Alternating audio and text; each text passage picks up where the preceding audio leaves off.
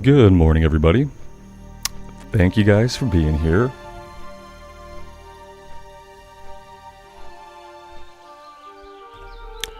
We are headed to Stormwind because we are going to get on the tram, we're going to go to Ironforge, and we're going to fly to the Arathi Highlands. I was made aware of a couple of quests there that we might be able to do today. Down here in Faldier's Cove. 2 level 40 quests. I don't know if they chain, I don't know if anything else becomes of them. But I've never done them before in 20 years of playing the game. And I don't have a lot of positive feelings right now for the game, so I want to do something new, and I think maybe that will help me maybe feel a little better about this character and about how things are going with the hardcore scene. So that is where we are going to start today. David, thanks for being here, man. Good morning.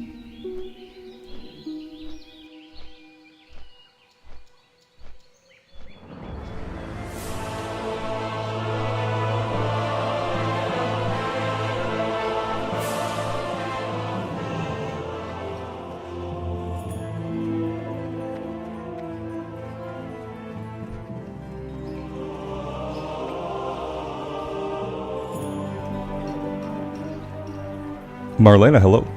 Thanks for being here today. David, you did them recently, and in retail some of them chained. Well, that's hopeful at least. Yeah, it gives us a little bit of hope.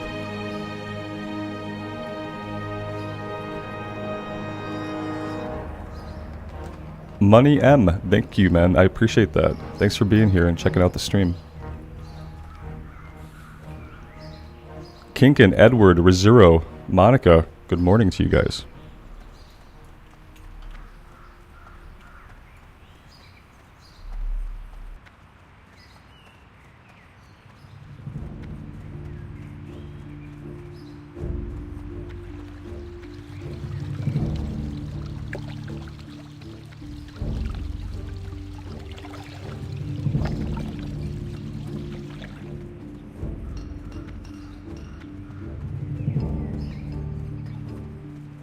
I could mount up, but it's not exactly like I'm in a hurry. We haven't really been in much of a hurry. We haven't gotten a lot accomplished recently.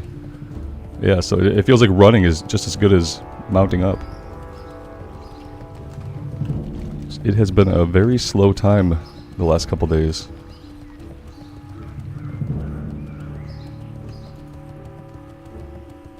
I'm at that point where I feel like a complete lack of progress from day to day. It's like on a week-to-week scale, that's where the progress is at. But like day to day, nothing happens. It's not a great feeling.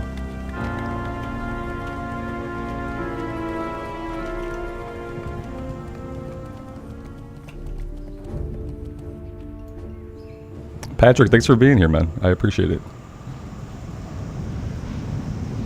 Yeah, and I tried to play the Warlock to kind of spice it up, because obviously, understandably, that you hit the mid-40s and the game does slow down quite a bit. So I thought, having the Warlock would help. What we kind of found out is that, well, there aren't as many people playing hardcore right now as there have been. We weren't able to get a RFC group together. Which, yeah, being the very first dungeon, doesn't really bode well for anything beyond that, especially being a DPS class and not being able to tank or heal, to kind of bring the group together a little faster. We spent 2 hours getting the group together, and then as soon as I landed in Orgrimmar to run to the entrance, the tank got himself killed.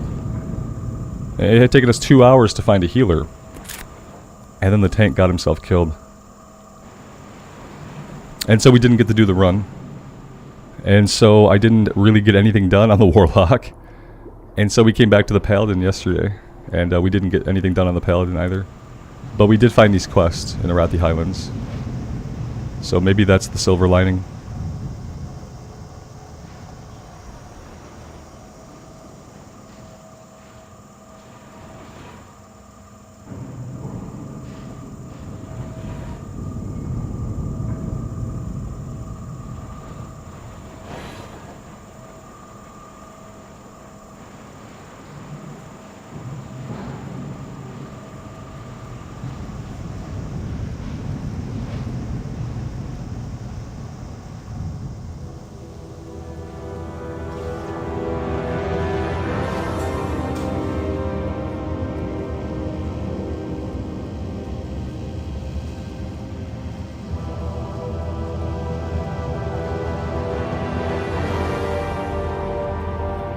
Rizzo, do I enjoy the Paladin as a hardcore character? Yeah, like, I have enjoyed the Paladin. I'm in a really big slump right now with the Paladin.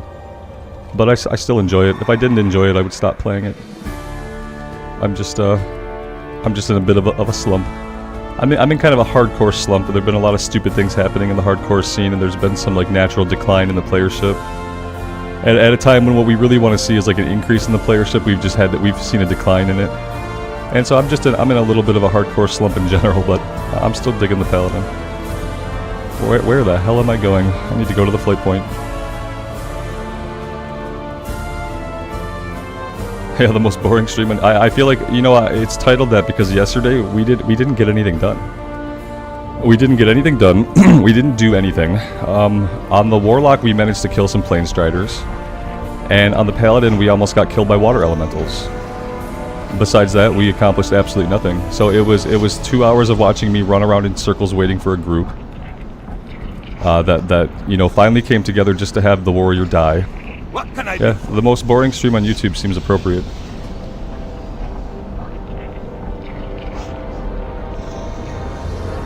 That's how YouTube treats it anyway. It's not semi-fictional bullshit drama, so YouTube algorithm just treats it like the most boring stream on YouTube. So, I mean, I might as well just put it out there for people. Will I do another class? Or no hardcore anymore? I think I'll always play hardcore while it still exists. I've been contemplating whether I wanted to drop the Warlock and, you know, try something new. Because I find the Warlock incredibly boring to play.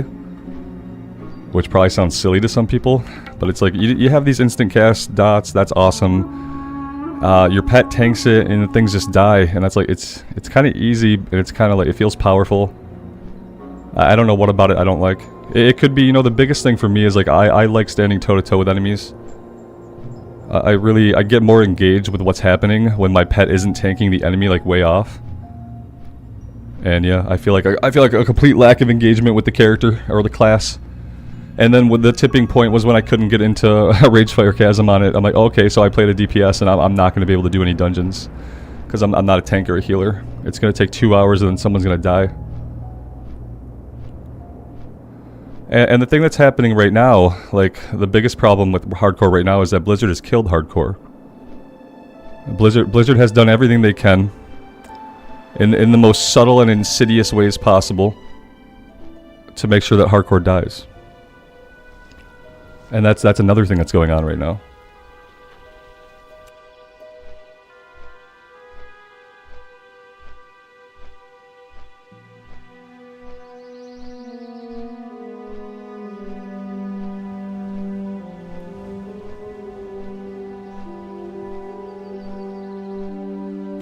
Yeah, Patrick, absolutely. I think if I do try another class here on Bloodsail, if I drop the Warlock and I feel like I want to do something else, it'll either be a warrior or a rogue. I can't really decide. You know, I tilt towards rogue a little bit, only because I haven't played it as much, and because with leatherworking I might actually be able to craft some of our own gear. Whereas like on a warrior, I'm gonna have to go herbalism alchemy, because I've proven to myself that I can't do blacksmithing. So yeah, if I did a reroll, it would be a melee, and that leaves rogue and warrior. Yeah, I played so much warrior. Like, I love the class. Part of me is kind of saving it for maybe playing a warrior on the official servers if we make it that far. Miles, thanks for being here, man. I appreciate it. It's named this way after what happened to us yesterday. How we thought we were gonna have a dungeon run, and instead we spent 2 hours putting together a group. We finally found a healer, and then when we landed in Orgrimmar to do the run, the tank got himself killed somewhere out in the world. He had been at 3% a couple times, and 1%. He was at 1% once. And a couple of us, in the party, we said stuff to him like, "Hey man, don't get yourself killed." Yeah, and he got himself to 1% one time. He was like, "That was close." Oh, it was close? Are you stupid? And so yeah, finally he got himself killed. So we didn't get to do the run. I ran around for 2 hours in circles in the Barrens killing Planestriders. And talking so much. God, I feel like I never shut up. I expected to be able to shut up in the dungeon and like focus up and be quiet for a little while, and then the dungeon never happened. And then we got on the warrior, and we didn't accomplish anything there either. So yeah, the most boring stream on YouTube, which is exactly how the algorithm treats my streams. So it's appropriate for many reasons.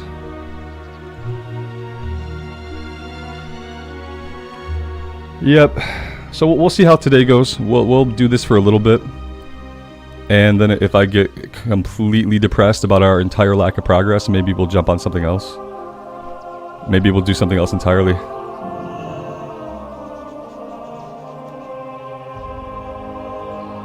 Rod, thanks for being here, man. Oh, David, it wasn't worth tuning into. Oh, man, it was bad. It was bad. It was just like, it was just me running in circles, waiting for the dungeon to come together. We were complaining a lot about how no one wants to play a tank or healer in this game, and they never have, and now less and less people are doing it. What else did I complain about? Lots of things. It was an honest negative stream. Yeah, the most honest negative stream.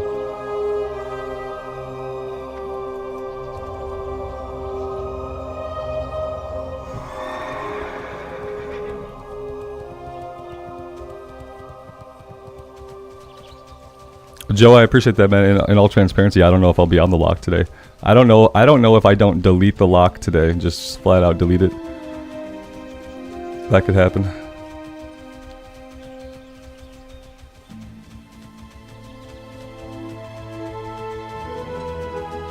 Rezero, man, that's a good day. You know, I way overslept today, partially out of like acute depression.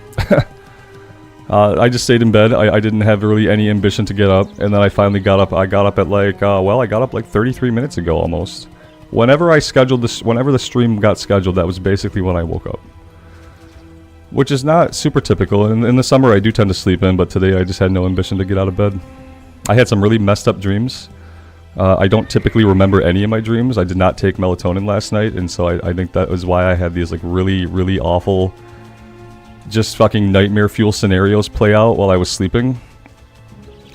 Yeah, really brutal stuff.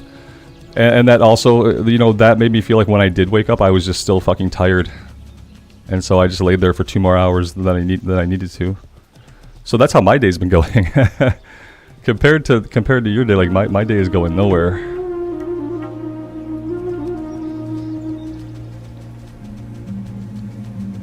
I do take melatonin most nights, Vic. Yeah. Yep. These days I do, yeah. And apparently now, like, maybe if I don't, I have all these really lucid, horrible dreams. Someone told me there's a cave entrance somewhere. I'm gonna look around for a little bit and see. I'm not familiar at all. I don't remember. They said to the left of Stromgard. Yeah, we'll look around for a little bit and see what we can find.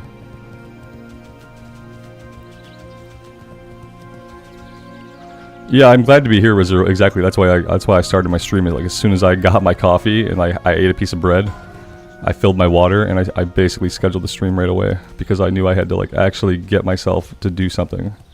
Otherwise, the entire day was going to be a loss. So yeah. William, thanks for being here, man. Good afternoon to you. Good morning still, even, potentially. We are looking for the entrance to get us back into Faldier's Cove, and I've never done these quests before. I didn't even know they existed until yesterday somebody showed them to me. So I don't really know how to get there. I was told that we don't have to be in the keep, although potentially we might need to be up here. I'm gonna just scour the mountainside here a little bit. I was on the path, Vince? Okay, I mean, yeah, I thought I was on a path, but then it didn't really seem like it was gonna go anywhere, but let's see. Usually I can see on the mini-map, like, where a trailhead is at, and I don't see a trailhead, but let me investigate a little more. Aaron, you can be assured, man, that no progress of any kind that's meaningful is going to be made during the course of this stream. And we won't discuss any topics that are impactful or meaningful either. So, yeah. There's a pirate flag on the path in retail. Yeah, that won't be there in classic. Something tells me that I don't want to keep going this way. I don't see that would loop around, right? I don't know how this isn't boring. Yeah, I don't know. It's also a reflection of how YouTube treats my streams as far as like the algorithm. Because YouTube would much rather push you some like clearly made up fictional drama than push you like one of my streams. Because that stuff is a lot more exciting to people apparently. So yeah, the most boring stream. Follow the wall. It's exactly as you said you wouldn't go. Damn it. Okay, Sosa, I will.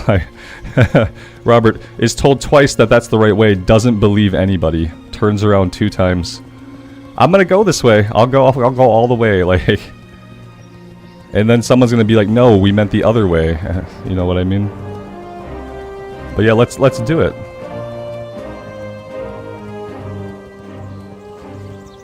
I should try putting a wacky face for my thumbnail, man. I don't even want my face out on the internet. Why do you think I hide behind my microphone? I don't know if I have any. I don't know if I have any wacky faces. But yeah, nah. I'm not gonna do that. And you're right. That's why the channel's gonna fail. Because of my unwillingness to do the things that people do to get the clicks. You know, that's why channels fail. That's why this one will. It's because there are things that I won't do. There are things. Oh damn! Look at this. You guys are awesome. I would never have come down here. Yeah, I would never have. I would have got so frustrated. Because I would never have imagined there would be this awesome pathway that can somehow get us like out to here. This is cool. Yeah, I've never seen this before in my life. I've been playing the game for 20 years. I've never been here, so this is actually amazing. I need to see if I can get a little thumbnail for next time without killing myself. Because people who know what this is will know what this is. It seems like not a place everybody goes.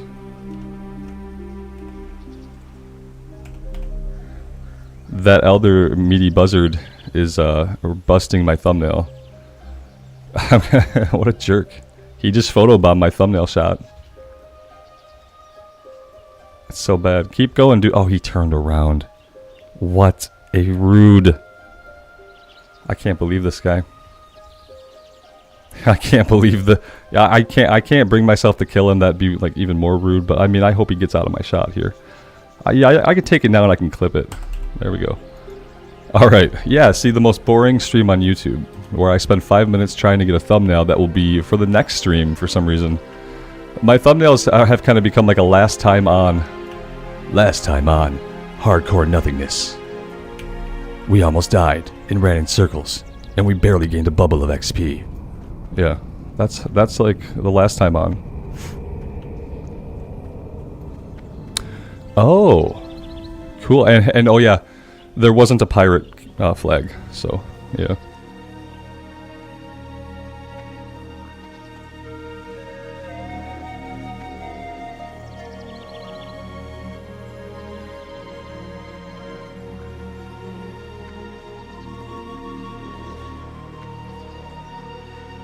Am I making the swim here? I didn't anticipate that. It looks like I am. What's down in the water that might kill me? Level 38 dagger spine. Not bad. Not bad. We can handle those.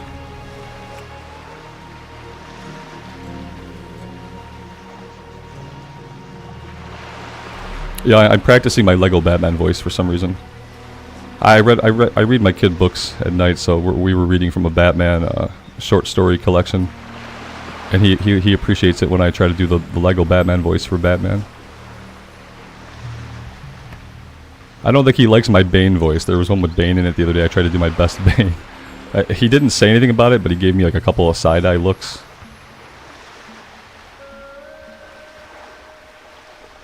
No one could find it in Classic. So yeah, they're like, oh, look, content no one can do because no one knows it's here. Better add a flag. What are you? Okay, you are friendly to me. You are all friendly to me. I guess that's why you're giving me quests. You don't often encounter pirates in this era and have them be friendly to you. Unless it's in Booty Bay.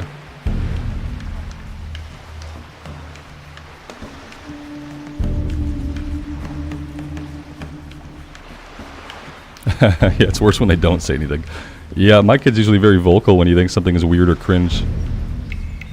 And he will tell me that it is cringe if it is. So yeah, the fact that he just kind of looked at me, I don't think he wanted me to. I think he was worried that if he said something, I would get embarrassed and I would stop doing all the voices. And so I think, like, you know, that's what prevailed. I feel like I have been here in retail. Yeah. Yes. Yes, yes. I think you came in through a different way. It isn't just that they marked it, I don't think. It's that you literally get here either by being flown here, dropped here, or something. Yeah, I feel like I've done this in retail. It would have been on the Undead Warlock run that we did like a year and a half ago. 2 years ago, maybe. Okay, ahoy, matey. 'Twas a horrible mess. Seahorn will have my ship if he finds out what went down. I think the quest text is still exactly the same in retail. One of the professor's contraptions indicated the lost treasure was near this cove. I brought the Harbinger into the dock and signaled for the spirit of Silverpine and the Maiden's Folly to follow suit. Then the sea rumbled, the tide lowered, and the two ships crashed into the reef. It's not just a reef, something's down there. Help my crew out, and you'll be rewarded handsomely. See you around. Oh, with 70 experience. Fucking great. Cool. Yeah, all these quests are gray now, aren't they? Hey, how you doing? Yeah, damn. Well, 2,500 XP is okay. This mace... Oh, God. I needed this mace right at level 40 when I had the blue shield. When I had the blue shield, and I really wanted to tank, and all I wanted to do was tank with my pretty blue shield. And I wanted to try prot spec so bad. I just wanted to have a different spec to kind of revitalize it, and I wanted to tank Scarlet Monastery, and I wanted to get the two-handed weapon from the end of that chain, and all I needed was a green main hand weapon at level 40. And all this time, this quest sat here and languished, and I didn't know about it. I didn't know about it. Fuck. Oh man. And we could have tanked, and we could have got gear, and we could have been badass, and we could have been like level 48 by now. Nerdstrong, the Warlock is alive and well. And then the second statement is, I'm pretty sure I'm deleting the Warlock today. Yeah. Have a good one. I've just been finding it incredibly boring to play. I think it's because I don't like pet classes, and I'm not even really a caster person. I find it really boring to play, unfortunately. And then when we couldn't do when we waited 2 hours to try to do an RFC run, and we couldn't even get into RFC, it kind of put the nail in the coffin after 2 hours of running in circles fighting Planestriders. Because what I realized looking back about yesterday is I don't remember a moment of combat on the Warlock. I remember the topics we were talking about, the discussions we had. I don't remember a moment of combat on the Warlock, because it's really boring. It's boring. It's so detached. I like when I'm getting hit. When my character's getting hit, I'm engaged. I can pay attention. I feel like I'm immersed. When my character's not getting hit and the pet's out there tanking 3 guys and I'm just pressing buttons, and like they're not even like flashy spells that like go off. It's just like click, click. Okay, you put some dots up. I just find it boring, I guess. I'm not a Warlock person, it turns out. This guy, wait, where's this guy going? Oh god, come back. Are we escorting him? I was not paying attention.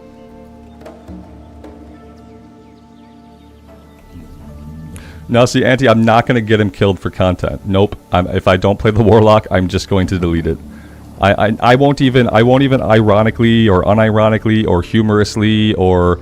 There is no word you can put before. I will not ever get a character killed intentionally for content of any kind. Nope, I'll just delete it. That's all. The lock playstyle is kind of boring. It fucking is boring. Like, God bless those who love the Warlock. It's a great class. It's a great class, like, thematically. I love it for its, like, place in the world, but... Oh, yeah, shit. Okay, I'm kind of fine, like, letting this guy die if stuff doesn't go right. We're gonna keep an eye on his health here, but I'm not tanking both these guys, I don't think. Not at full HP. Let's pull this one off now. Oh, I don't even think he pulled off of him. Let's do that. We can heal the guy if we need to, I think. We might need to heal us.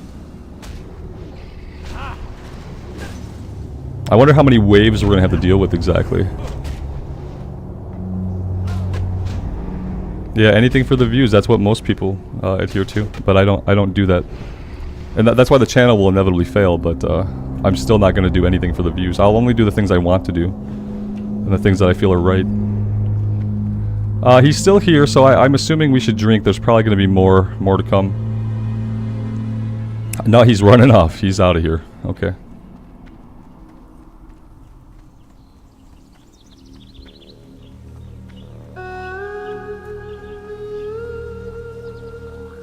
Well, Vic, you might like the Warlock then, because on the Warlock you don't actually have to be stationary. You're mainly, as an Affliction Warlock, you're mainly going to use like 3 abilities, and after your first 5 points in your talent tree, they're all going to be instant casts. Like, well, not immolate, I guess. But I don't think you have to be stationary. I think for like a caster, like, yeah, you can move during those global cooldowns when you're tapping your instant cast spells. You can move quite a bit. So it might be a caster you could play, you know. Granted, you do have a couple of hard casts that you could do now and then, but yeah. But I know what you mean. I prefer melee, and I might try a rogue. I might try a rogue because I'm not going to play a rogue on the official servers, but I might play a warrior on the official servers. And if I roll anything else right now, it's either going to be melee. So it's going to have to be rogue or warrior. Yeah, I like the Shadow Priest because you're getting hit. I like the Shadow Priest because like you're using Power Word Shield. Things are hitting you typically in a fight. You're not trying to keep it at range like a mage does. You're not trying to have a pet tank it like the Warlock does. On the Shadow Priest, you take hits. You're fighting the enemy. You're fighting the enemy, and so I get more engaged. I pay a little bit more attention when I'm getting hit, as opposed to when I'm not. Okay, we got stuff to do. We got dagger, spine, sorceresses, elven gems to find, and some charts to locate. All of which are going to be out. Did they give us like an underwater breathing item or something? No, but nearby jet. Oh, good. I lose 6 strength and 15 stamina to equip the stupid weapon that lets me do the quest. Hey, that's awesome. Yeah, that's great. And they did not give me an underwater breathing thing, which is really unfortunate. Do they have a vendor here? Because I do need a vendor. You're telling me none of these people are vendors? That can't be right. That can't be right. It's probably right. Are you a vendor? Are you a vendor? What about you? Time is money. You're not a vendor. Be good. You're not a vendor. Okay, maybe somebody on the ship is a vendor? It's gonna be really crappy if we can't. I'll drop all the pages first and we'll go from there. I have a feeling that nobody here is a vendor. Yeah, well, I'm not going to explore the bowels of the ship. Let's just drop the Stranglethorn pages and hope for the best.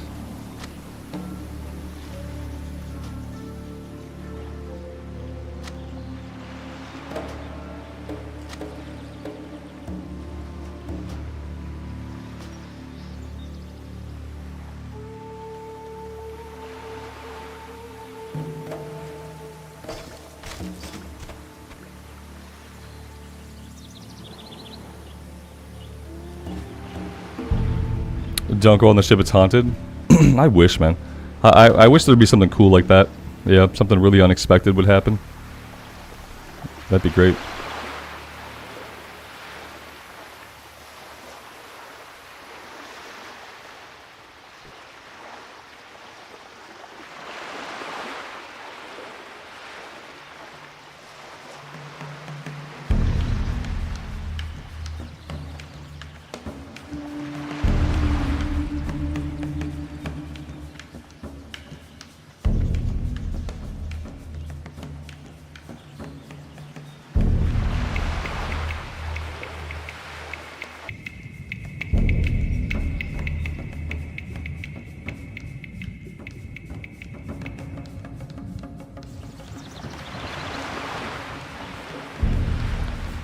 It's sketchy for 2 reasons. It's sketchy because we're in the water. We can get a combat water disconnect at any moment, and it's sketchy because these guys are super deep in the water, which is going to make it hard for me to actually like get them to the surface where I can breathe. Yeah, it's really sketchy.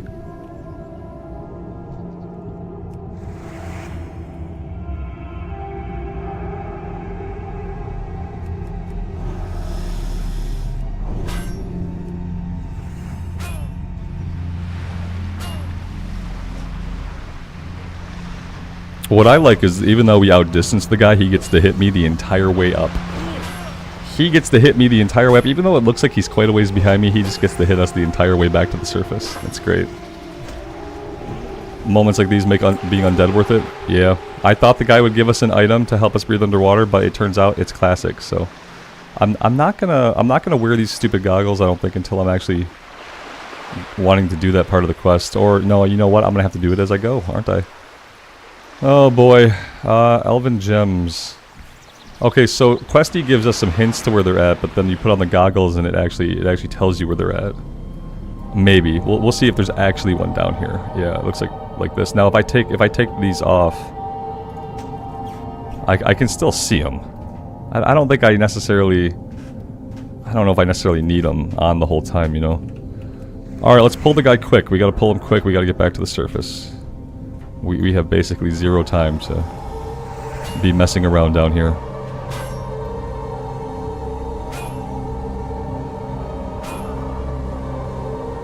God, we're gonna disconnect underwater, aren't we?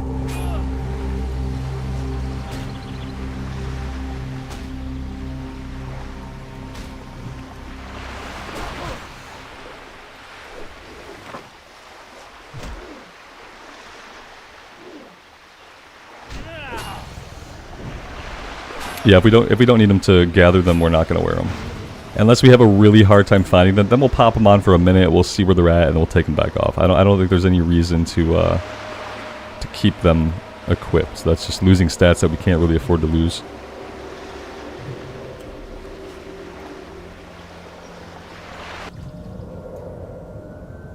And now I have to get down here and actually loot it. Then we have to get right back up before we suffocate. Drowned, I guess, would be the more appropriate term. Okay, yeah, nice big long cast bar to collect it. Perfect. Whitney, good afternoon. Thanks for being here.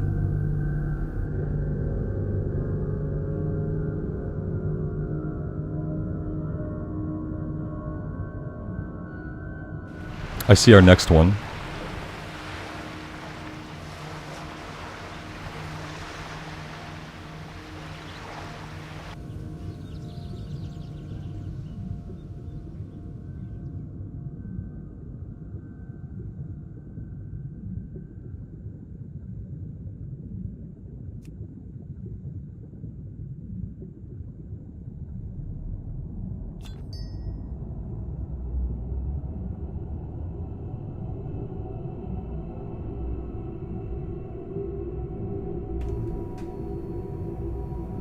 Score, good afternoon, man. Thanks for being here.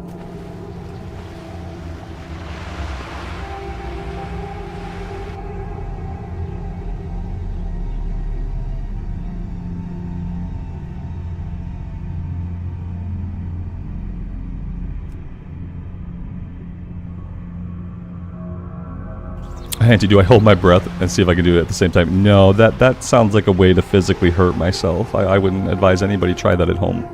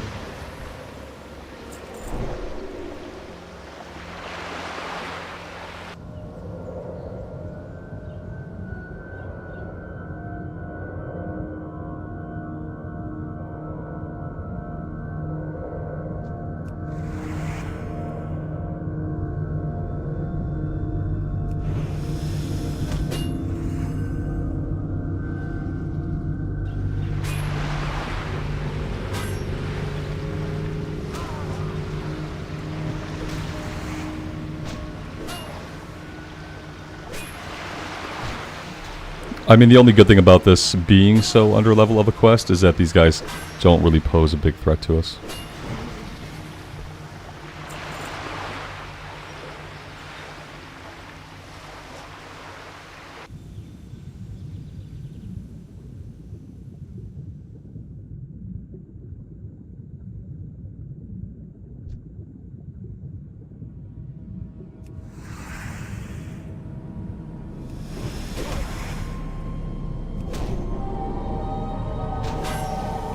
Max, if we run out of breath, we start taking lots and lots of damage, and then we die if we don't get back to the surface. Yeah, Ra, I've never seen these in Classic either, but what I realized is that I have done them in retail. You get here an entirely different way, I feel like. I feel like in retail I got like some kind of weird flight over to this place, but here we had to find like a secret entrance. So yeah, this is a first for me in Classic. I had never been here before. See, the only problem, like, we gotta go towards the ship because we need to find something we can kind of sit on so that we can drink, because yeah, we're gonna just be perpetually out of mana here. If we don't do... Did I grab that gem? I did not grab the gem. I need to go grab that gem.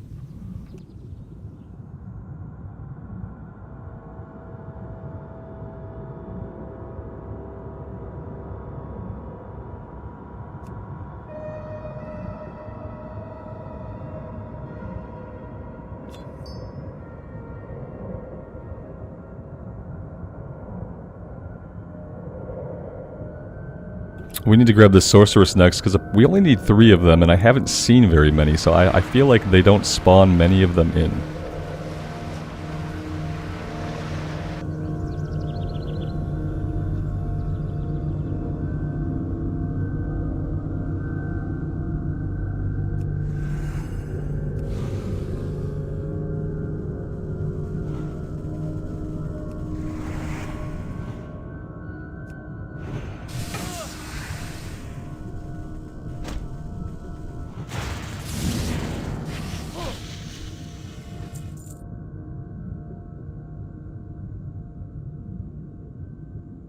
Sorry about that. I had to talk to my wife for a second. It's been a fun day here today. We got lots of problems. It's just kind of a messed up day. It started messed up and it continues to be messed up. All right. Yeah. Let's keep going.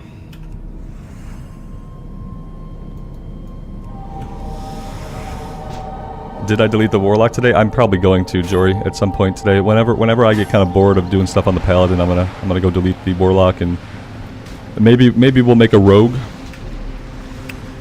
Just kind of thinking about it. The Warlock's super boring, and then after, you know, the nail in the coffin was not being able to do RFC. It's like, I don't know.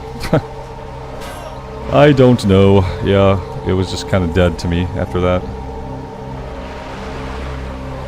It's only yeah, it is only noon here, Max, and I did not even wake up until like an hour ago. But it's been the day started yesterday, kind of, for me at least, and then it's just been like annoying shit stacked on more annoying shit today. So yeah, it's not anything that's a big deal. It's literally just like small annoying shit. But it still sucks. Like for instance, the big dog got into my office overnight, ripped the garbage apart, and spread that all over the place. That had to be dealt with. And then just now I found out that we replaced one of the couch cushions, and we hadn't slid a cover onto it yet. And little dog Goomba, he ripped a hole in brand new couch cushion. And yeah, it's just been one of those days where it's like, oh, okay, great. Well, what is the next stupid thing to happen that has not happened before and hasn't been a problem before? So yeah, Goomba is about to learn what it's like to have a little cage home. You know, he has a cage, and he goes in there sometimes, but we don't often put him in there during the workday. He's been able to self-govern. Maybe today he was super bored, but we can't risk any more couch cushions, so he's going to be spending some work hours in his little home, which sucks. But it's going to be what it is.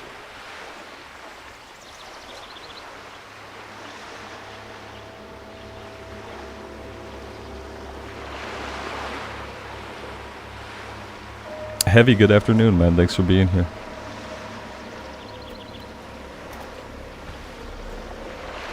Let's grab this other sorcerer.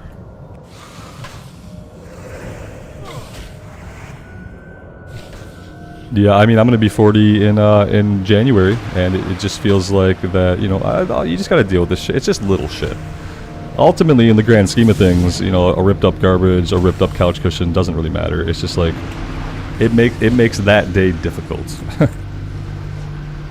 It makes that day difficult. Luckily, it's not something that has to make any more days difficult necessarily. Yeah, you just deal with shit. Yeah, it's endless, you know. When does the bullshit stop? Well, it stops when you're dead. So get used to it.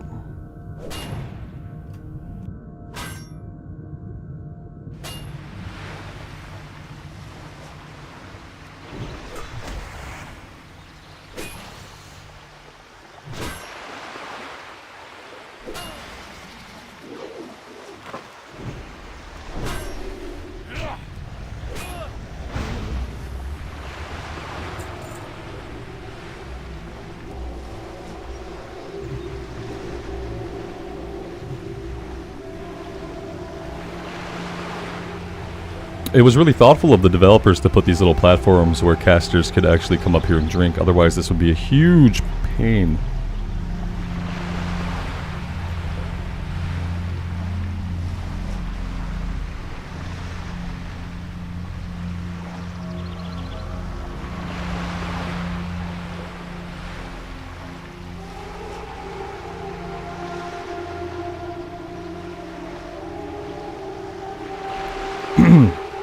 People are talking in the guild chat because yeah, now I have guild chat up because I can cover guild chat. I realize in the streams because you guys can't see it. So in guild chat they're talking about how bug filled the PTR is. I haven't played on the PTR, so I don't know. But they're joking that it's so bug filled that they'd be surprised if it managed to come out before October. Anatar, I don't think they gave me one in Classic Era. I looked for an item that would help me breathe underwater. But they gave me the goggles to see the gems, but I don't think they gave me something to breathe underwater with in Classic Era. Oh wait, what is this? Oh, it's nothing. Okay, nope, that's not it. Yeah, no, unless I'm just like completely missing it. They didn't give us anything in Classic Era to breathe underwater here. I know in the retail version of these quests they give you something to help.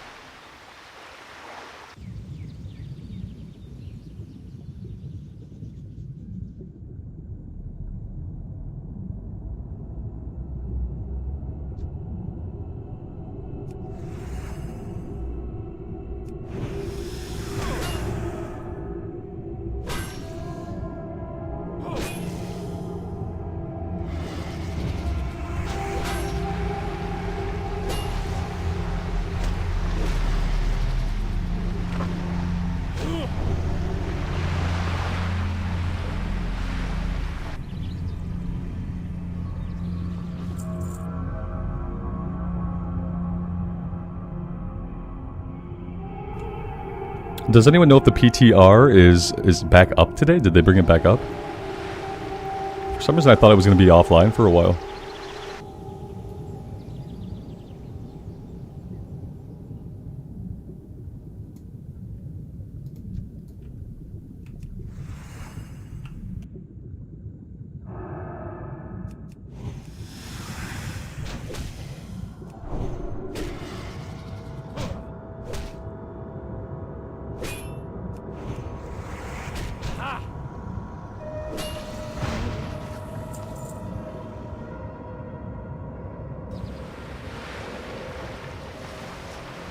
They put it back up, but it's for PvP testing? Oh, okay. So not like the hardcore server. I don't know what these people are talking about in guild chat then. This is why I don't look at guild chat.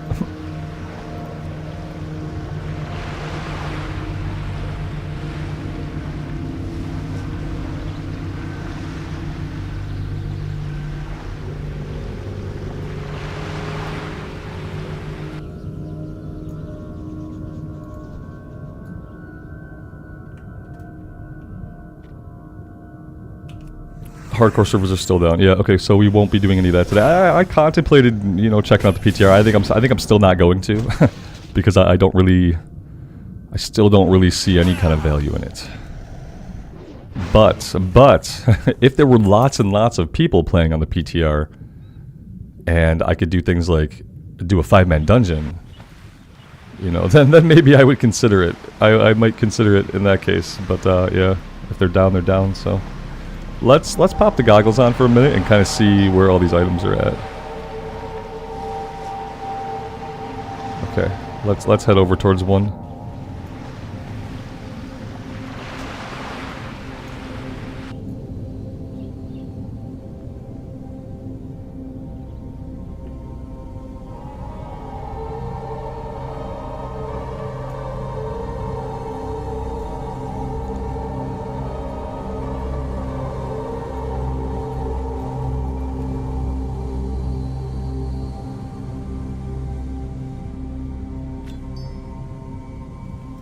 Oh god, I realized we need 10 of these. Oh, that's gross. That is absolutely gross. Okay, I do need to, maybe I need to keep the goggles on for a minute and we'll kind of focus on getting these because I didn't realize we needed so many. I wasn't paying attention at all.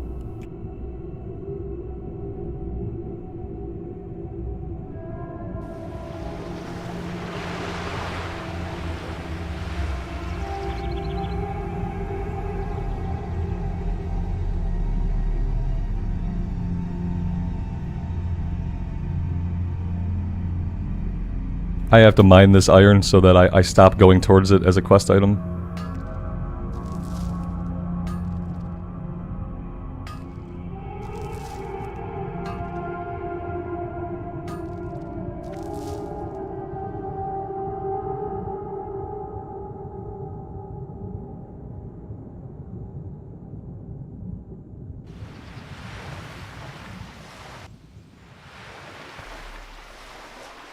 Yeah, Alex, these quests kind of suck.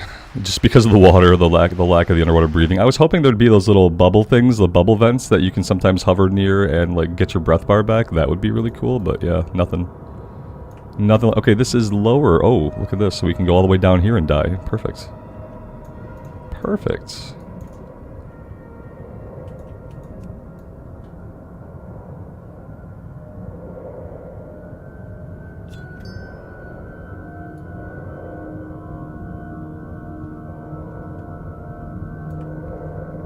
I'd really love to like explore these ancient elven ruins because they seem like they're probably pretty cool. But yeah, when you can't stay down here at all, that's not really an option. Okay, I'm noticing that even though I have the goggles on, I'm literally not seeing any nodes appear. Questy thinks there's a lot of opportunity over here, but the in-game tracking does not agree, so I guess I have to go with the in-game tracking. This is Mithril. Here, there's another gem back this way now.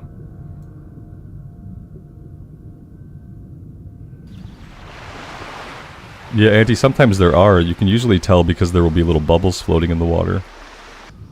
And then there's usually like a little fissure or crack in the ground that you can go hover by, but I haven't seen anything like that. I haven't seen anything like that in this area.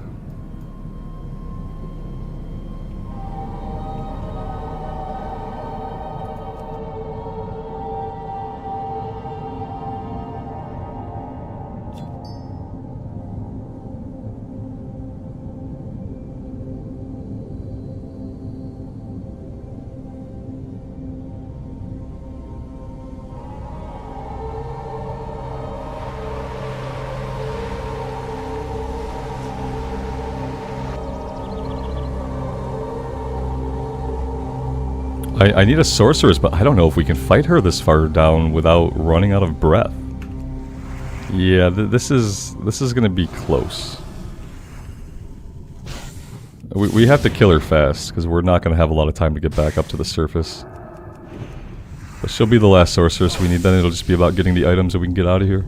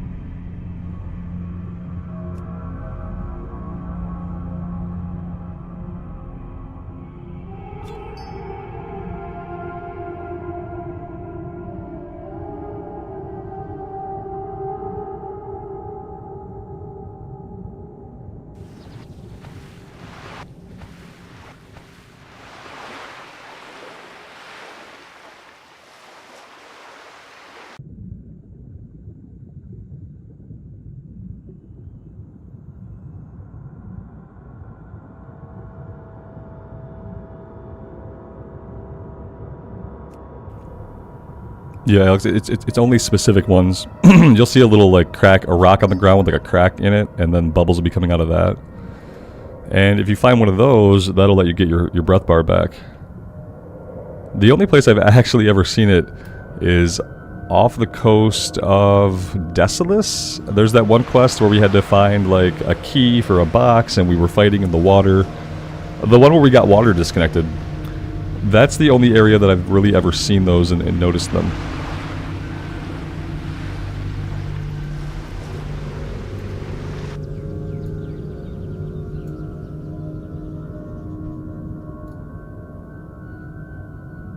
Oh, the Pally's bubble. No, I don't think so. No. I don't think so. I think it just we could pop one and find out. No. Nope. Nothing doing.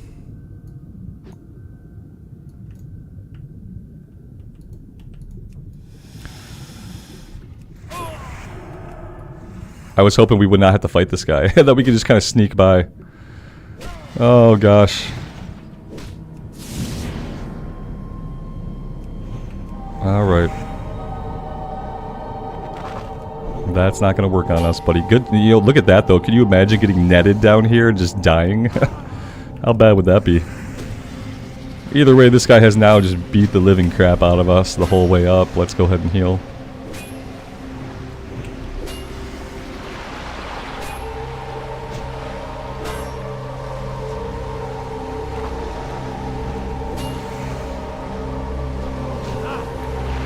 So, hell, that's awesome that you're having fun. You should just be able to click and drag it off.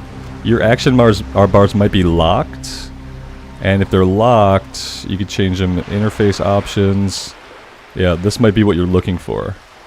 If they're locked, you can't drag it off. You know what I mean? But if you click this and you unlock it, then it's a simple matter of clicking it, holding it, and you can drag it wherever you want. Yeah, but this might be on. Maybe they put this on by default. I'm not sure.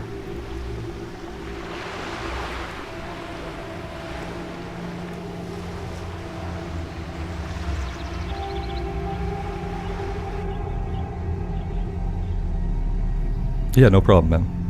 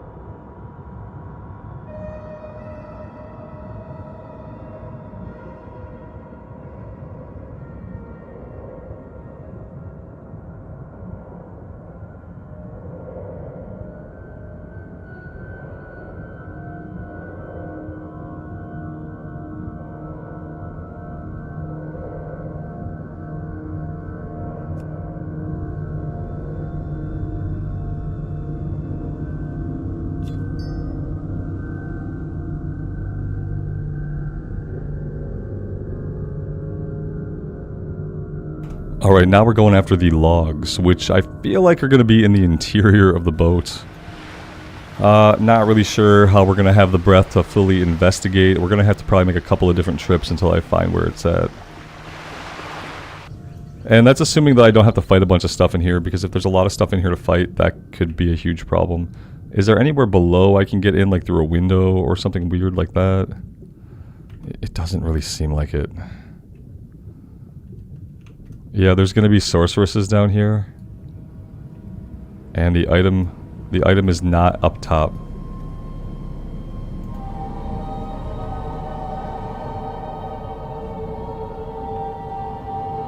Okay, we're gonna, when we do come inside of here, which is not gonna be right now, we need to come in through this window. And we need to search the bottom. Let's get our air back and then we'll try looking in that little compartment. Inbound for disconnect? Yeah, I mean we could disconnect here.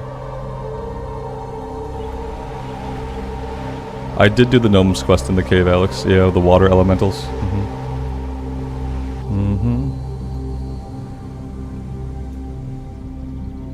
Obviously, I had no idea what was going to happen when I did it, but they were lower level, so it wasn't a big deal.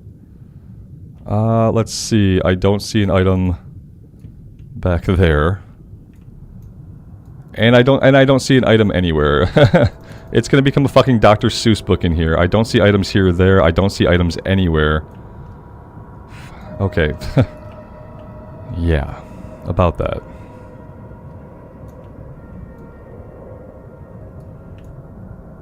What is this other marker indicating? It's indicating 2 different logs. Are there 2 logs or 2 different places where they can spawn?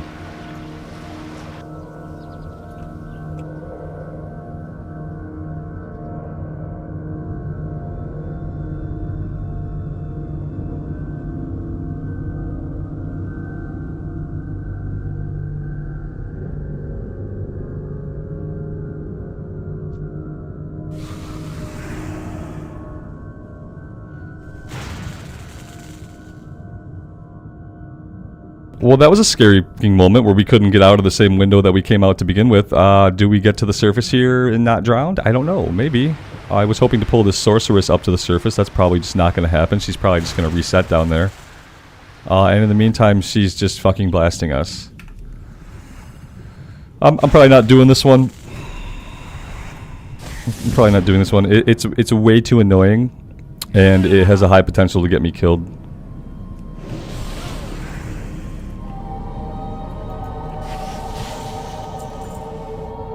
Yeah, yeah, we're done. Let's be done. Let's be. I hate underwater quests. Firstly, Gracie, good afternoon. Thanks for being here. Yeah, I'm not doing it, Alex. I don't care at this point.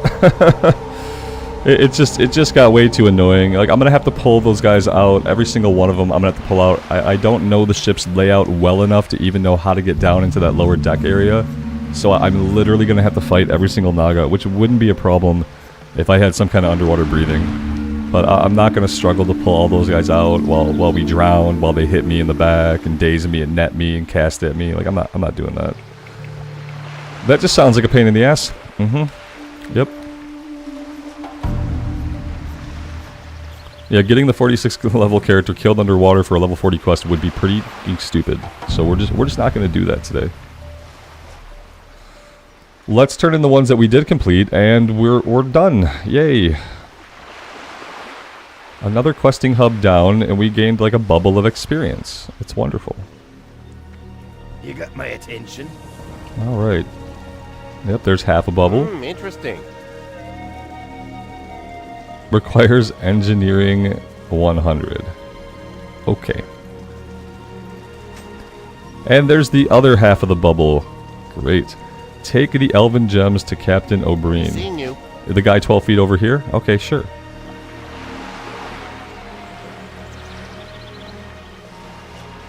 Yeah, and Alex, by the time I clear the mobs and I start searching for the item, because we have to like pull them out, kite them, etc., the mobs are going to start respawning. Like, we're never going to get a clear boat because of how long it takes me to pull them out. Fleetmaster Seahorn will want to hear about this at once. Is that the dude back in Booty Bay? How cool would that be? How cool would that be? Because I think we're hearthing out of here and going back to Booty Bay. We could do Wand Over Fist. Yeah, maybe we could do Wand Over Fist. Now, I can get out of here through this cave. No. That's the cave that we did the event. I have to go this way to get out. I have to do a little bit of swimming to get us out of here. But yeah, let's go do Wand Over Fist, and then we'll hearth back to Booty Bay. And we'll figure it out from there.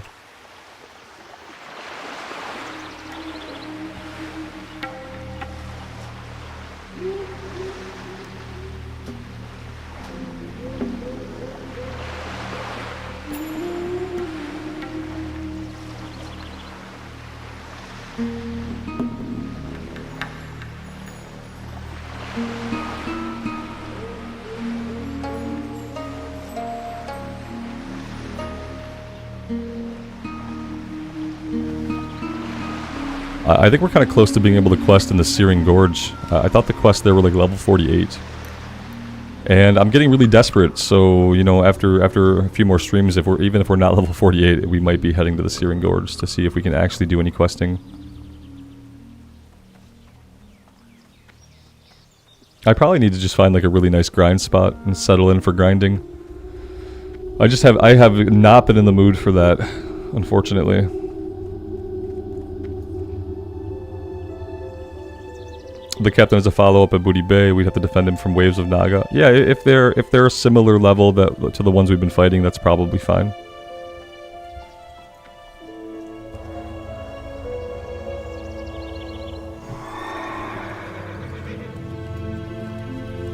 Mr. Jackpots, welcome to the stream.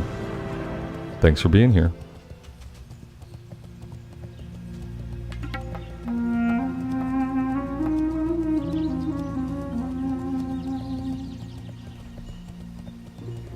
The Alice, good morning to you.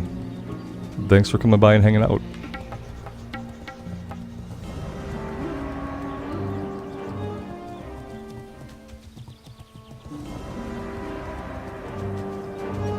Technically, you can just man the cannon. You weren't able to, and you almost died aggroing 10 Naga. I would probably have the same problem.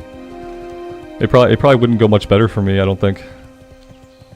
But we'll see. I guess worst case scenario, I bubble and run the F away, and then we fail the quest, but maybe I live. That could happen.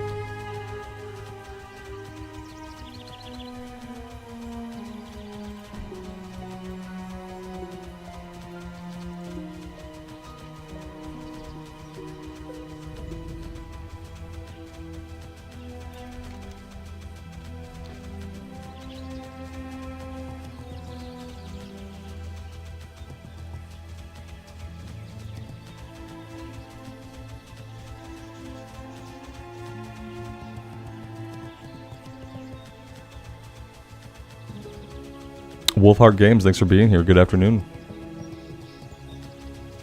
Dirty, you beg to differ with the stream title. The stream is referencing yesterday, because yesterday we didn't do anything.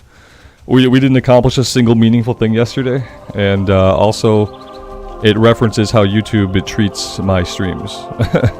It doesn't push them to anybody because they're the most boring stream on YouTube, so nobody sees them. People would much rather click on something about a made-up drama story, you know, people being stupid. Because that's what we like. That's what we tell the internet that we like, so hence the most boring stream on YouTube.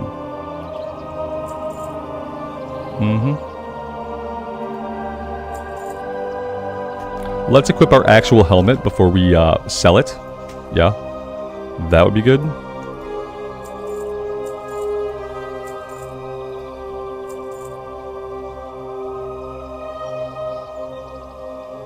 It's the swearing they punish you without you knowing. I would believe that if I hadn't listened to Taliesin drop a million F-bombs and have his videos still do great. Yeah, otherwise I might actually believe it. They do scam for stuff like that. But come on, man. Think about it.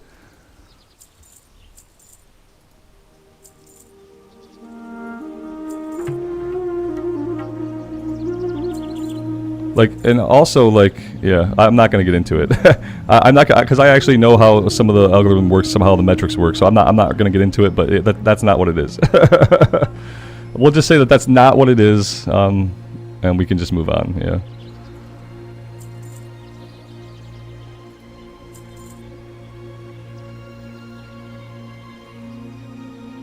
Mr. Jackpots, I appreciate that, man. I'm glad I can help out in any way I can.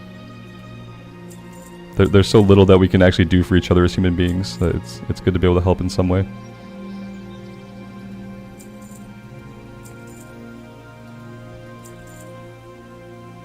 I don't feel like rambling about it. No, because it's one of those things where like I'm already right. I don't need to talk about it anymore. I already said the accurate thing. So. What is this? Oh, the burning key. Oh, yeah. We have the keys, and what I don't remember is if those elementals are elites. But we could check that out at some point. I need wand over fist. Who has wand over fist?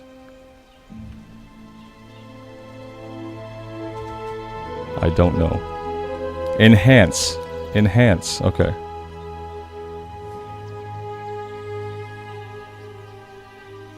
Okay, you have it. You got my attention. Alright.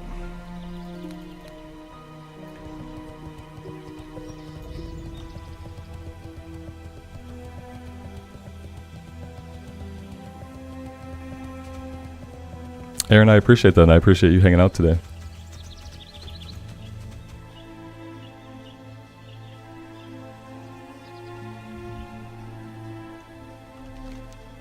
Alright, we are going to the south. We have to fight through a bunch of ogres.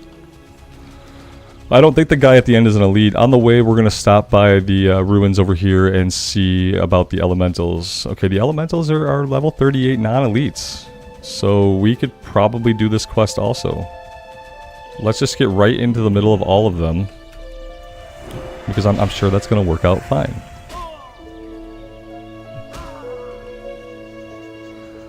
Justin, it seems like I've been stuck in a negative mode for a bit. Yeah.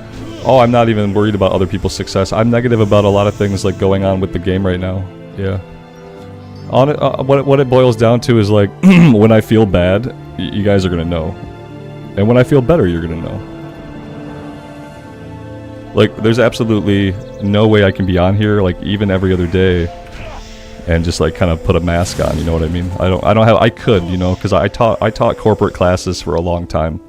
So I could definitely come on and put a mask on and just do a job, but that's not really why I'm here. Also, like, in the immersive stuff, like, in the recorded stuff, like, there's less of my personality, and that's the place where, like, yeah, if you don't like the negativity, the streams are not the place to be, my man.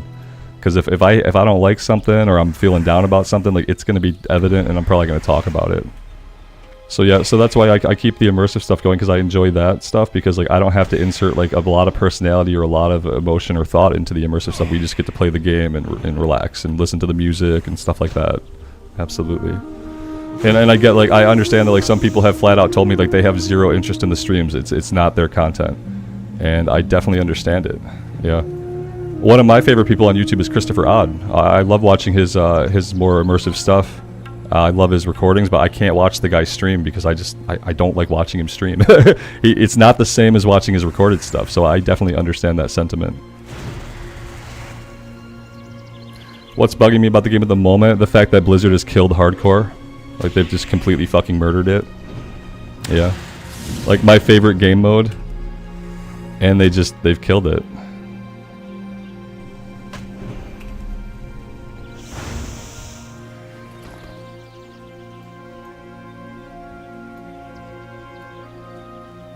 The lock isn't dead, but I'm gonna delete him today. I have found the Warlock incredibly boring. And then after not being able to even do an RFC run yesterday, that was kind of the nail in the coffin for me. It was a sign. Oh, Vic, do you want to know why? I don't need to talk about it if no one wants to hear about it. That's why. I talked about it a lot yesterday. Yeah, I do keep saying that because it's true. And I don't go into it because it's like another rant, you know what I mean? And if no one wants to hear it, I'm not going to go into it, because I talked about it a lot yesterday and the day before yesterday. They killed it. They killed it when they announced they were going to have official servers. And let me explain. They announced, what was it, guys, back in May or June? Back in May or June, they said, hey, you guys are really loving hardcore, and the scene's just getting bigger and more exciting. We're going to do hardcore too in the future. And then they didn't say anything else. And then everybody playing on Bloodsail, Buccaneers, and Hydraxian Waterlords, every time you kill a character now, you're faced with a choice. My slash played on this character at level 46. My slash played is 6 days, 12 hours. Now, I can't do that math because I'm a fucking idiot, but some of you guys can do that math. It's a lot of hours. So people now, when they get a hardcore character killed, they have to say to themselves, do I have time to go again?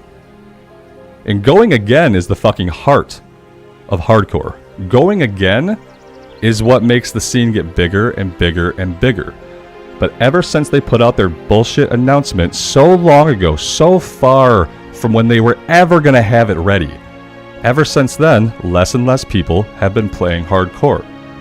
That's called a gap in engagement. Blizzard intentionally created a gap of engagement with a game type.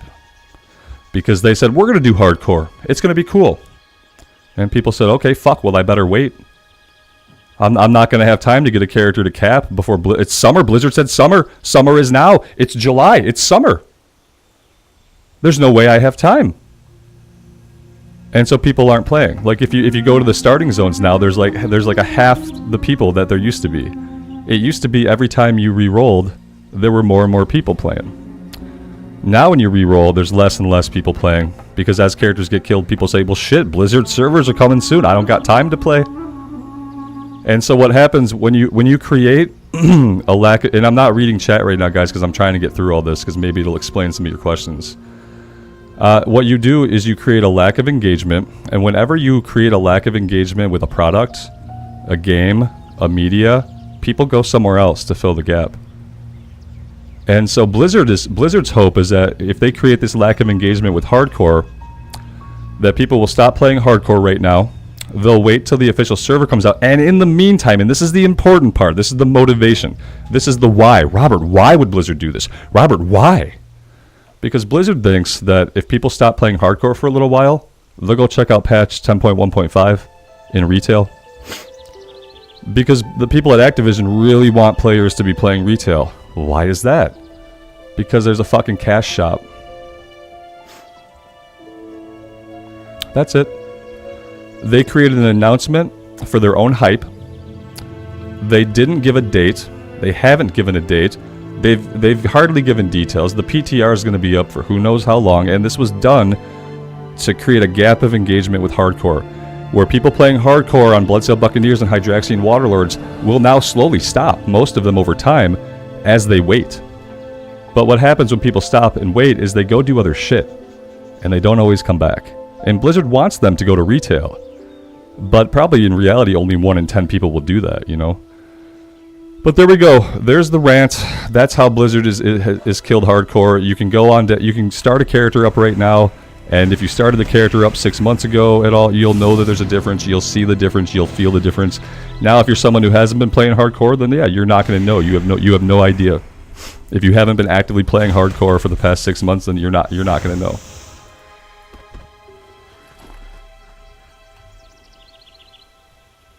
Alex, yeah, not even half, right, exactly. It used to be you'd be in a starting zone, it'd be 50, and 50 meant more than 50, because it can only show you 50.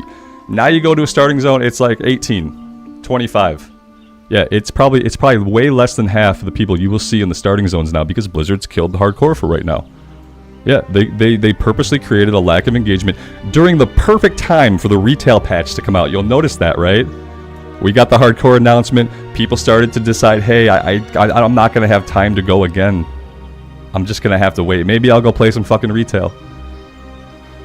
That's how they killed hardcore. So that's one of my problems that's been kind of weighing on me.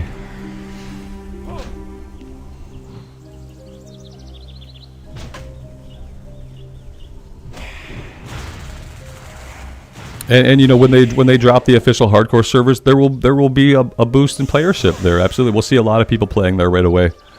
And then after that first wave of characters, the second wave of alts, you'll see people fall back out of it because they've already fallen out of it once. Not when someone already falls out of something, they develop a plan for what they're going to do with their time. Maybe they go to Final Fantasy XIV. Maybe they do go play retail. Maybe they go back into Wrath of the Lich King.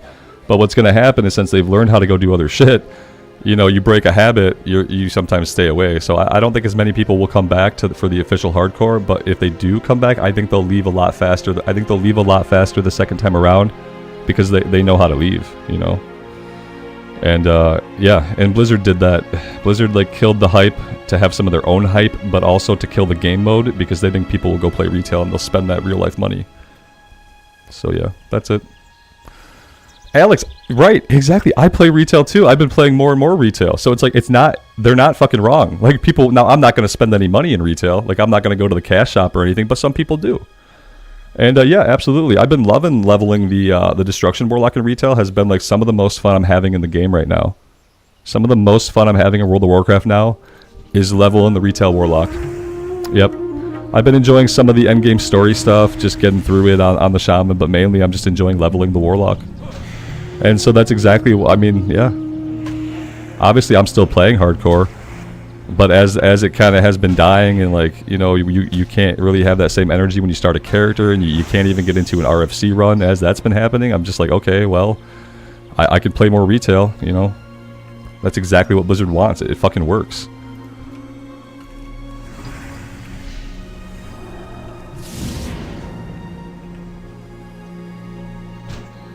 Yeah, Vic, you're either a buyer or you're not, you know.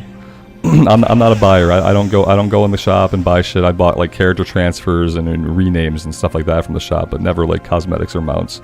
I don't have a big interest in collecting stuff. That's where they can't get to me, because I don't care about collecting transmog. I don't really care about collecting mounts. So yeah, it's there for whales. Like every whale they can get to go there is going to be a lot of money for them. So yeah, but it's like people like me, like I'm never gonna buy a cosmetic off the cash shop. I'll go to the trading post. I picked up a couple cool things on the trading post that were cool, but I'm never gonna spend real money on that stuff. That would be nuts for me. I don't understand it. So, but ultimately too, like Activision wants you playing retail, because that's the numbers. Those are the numbers they show shareholders. You know, Classic is just this quaint little thing that they don't have to pay for Classic, because Classic just kind of runs itself. They don't have to pay developers to work on Classic. They don't have to have a big team of people. They got a couple guys to pull some levers and push some buttons, but they probably shift them over from other projects when they need them on Classic. It's not their full-time job. So Activision wants you playing retail so they can tell the shareholders, like, look how many fucking people are playing retail. It's a great time for World of Warcraft. Because no one's looking at Classic for that stuff. They don't care.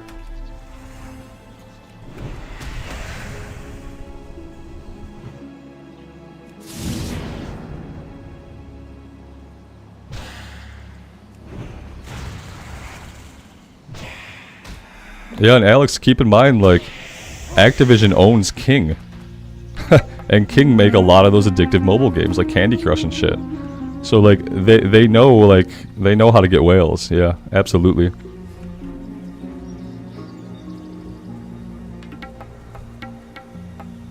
I actually don't know what I'm doing here. Oh, Robert, you're just clicking on the key. Oh, okay, good. Now that I've killed all the elementals, we can click the key.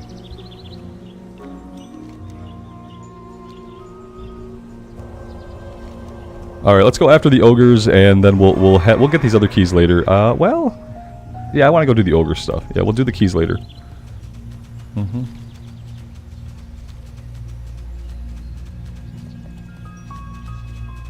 They're basically, Microsoft is buying like a big whale hunting company, like expert whale hunters for sale, right?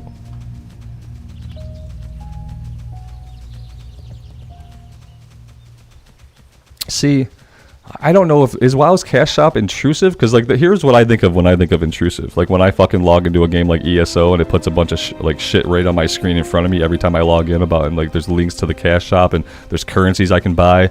Like that shit's fucking intrusive. I hate that shit in an MMO.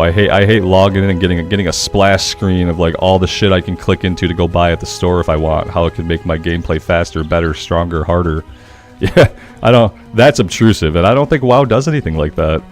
I think like, okay, so like the only way I know how to get to the shop is either by going to the website or by clicking on like the shop thing when I'm about to like log into my character. Can I get to the shop? In retail, can you get to the shop while you're in the game? Like if you're playing the game, can you just go right into the shop?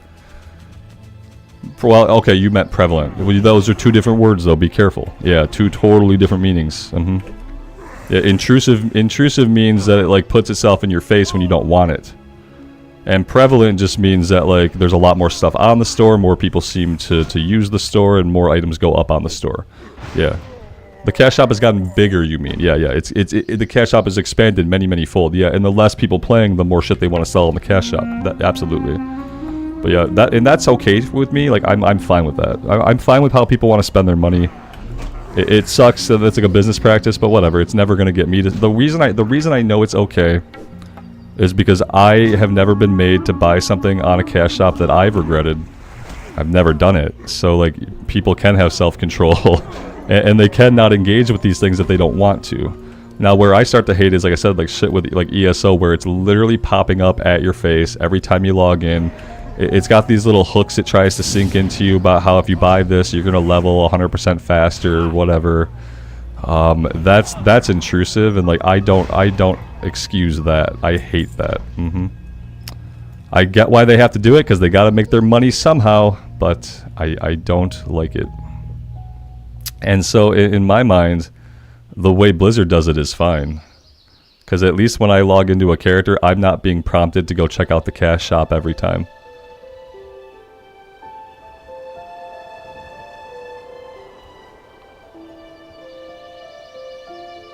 Yeah, but Vic, everything on the cash shop is optional, though. I get what you're saying, man, and I've heard the argument before. The cash shop's completely optional, just like it is in a free-to-play game. Also, free-to-play games often suck. Yeah, free-to-play games often don't have a lot, like all the polish you'd want. Free-to-play games are just kind of flavor of the month. Like a lot of free-to-play games are just bad. Like, bottom line. And those free-to-play games, those are the ones that use those intrusive methods that I was talking about, of pushing the store in your face, of making you feel like you need to do things on the store to play the game better. Though all those free-to-play games, they ruthlessly engage in those tactics, where WoW does not.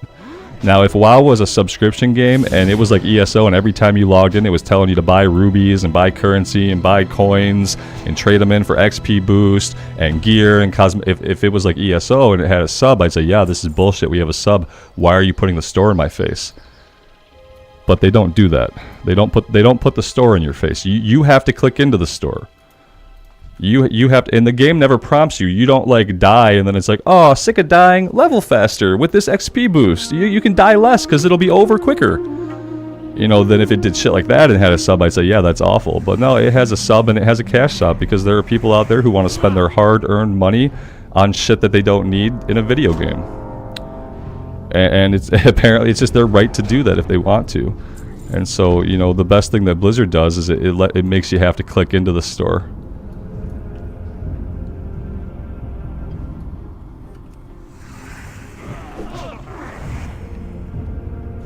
Overwatch 2 went free to play and fell apart? You realize it was making you pay to play? And you want... Yeah. Yeah. And it's almost like, why did you even make it free to play? Why not just charge me for the game and be done with it?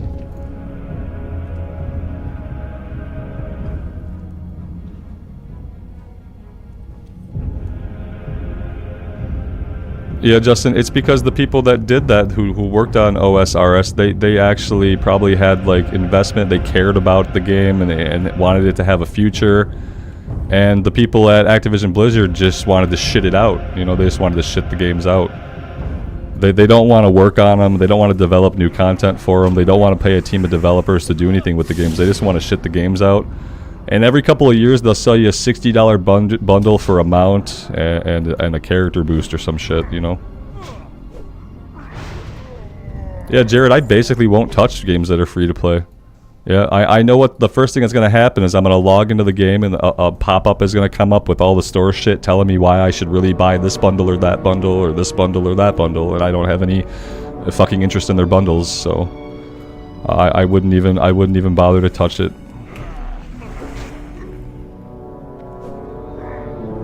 Like, if the game doesn't require upfront money and there's no subscription, I'm not gonna play it. Because I'm just gonna get harangued the entire time by pop-ups and ads and cash shop bullshit. And I'm probably gonna be I'm gonna be playing the game at a huge disadvantage to people who are willing to go to the store if it's that kind of game, you know. Yeah, that's the nature of mobile games, and like I'm not a mobile gamer. And so I feel bad because I feel like there are some people who enjoy video games, but the only time they really have to play is like maybe while they're on their cell phone, right? Maybe they're at their shit job, and maybe they're sitting on their morning commute on the train, whatever it is. That's like their only time to play games, and like it's basically a cesspool now. There really probably aren't a lot of like great games to play on mobile, because the pay to win model makes money. I'm not gonna die in this stupid cave.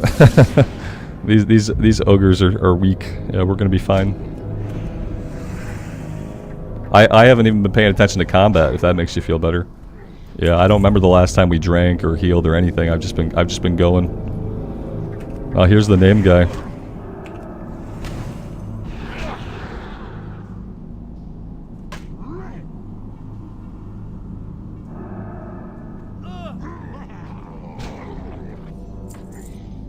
And there we go. There's the wand. Let's get out of here.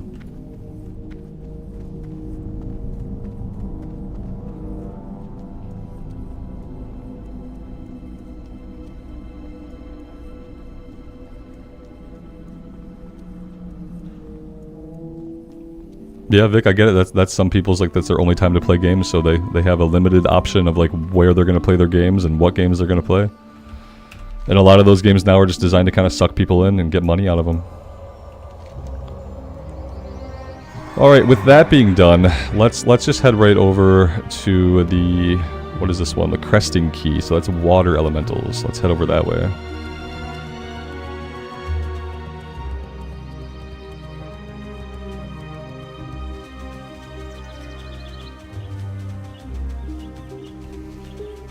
Justin says, as someone who's extremely new to WoW, you wish realms were not a thing. Yeah.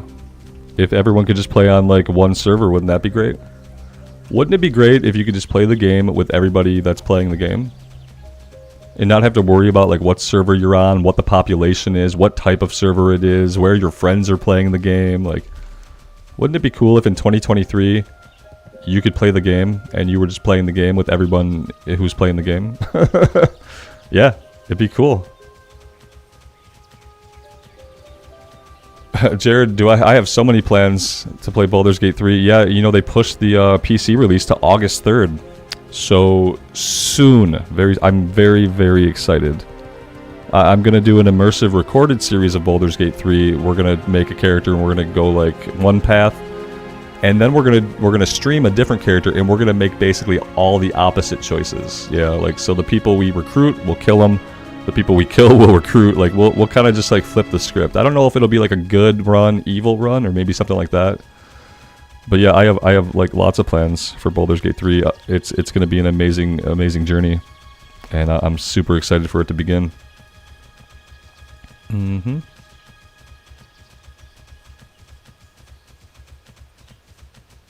It's funny that private servers are pushing new content before Blizz does. But you say before, but what you have to understand, Jared, is that Blizzard's never going to put out new content for Classic. Yeah, it's not even that private servers are doing it before Blizzard, it's that private servers are doing it because they love the game, they want to put work into the game to include new things that they want. They're passionate, you know, they're talented. They're basically all the things that Blizzard isn't when it comes to Classic. So yeah, Blizzard is not going to make new content for Classic. There is not going to be a Classic Plus ever where, like, in the sense that we'll get, like, a new zone or some new 5-mans and a new raid, you know, or, like, new features, class changes. There's never going to be a Classic Plus where that happens. What you're going to get instead are seasons of Classic WoW. They've already said this, that we have a new season coming at the end of the year sometime, supposedly. And that's the only new content you're ever going to see for Classic, and that's because it's not going to cost them any money to do that. And in order to make new content, like new zones, new quests, new dungeons, new raids, new bosses, new class changes, they'd have to pay a team of developers to do what's called work on the game. And that shit costs money. And they don't want to put any money into it because when they talk to the shareholders, Classic is not something they give a shit about. It's all about retail. So yeah, it sucks, but there is not going to be a Classic Plus, and I really hope that people know this by now. I really hope there's not, like, a huge group of humans out there who are just, like, so excited for the day that we hear about what's going to come in Classic Plus, because Classic Plus is a fucking myth. They've already told you what you're getting. You know, you're getting a hardcore server that's gonna die after a couple months, leaving the scene completely dead. And then you're gonna get a new season of WoW, which, if you're really lucky, maybe it'll have more than a stupid experience buff. If you're really lucky. But it will probably just be a rehash of Season of Mastery. You know, the bosses will drop a little bit more gear because everyone loves gear. They'll have a little bit more HP, so you feel like it's harder content, and they'll make you level 100% faster because don't people hate leveling? And that'll be your seasonal WoW content until that dies, you know.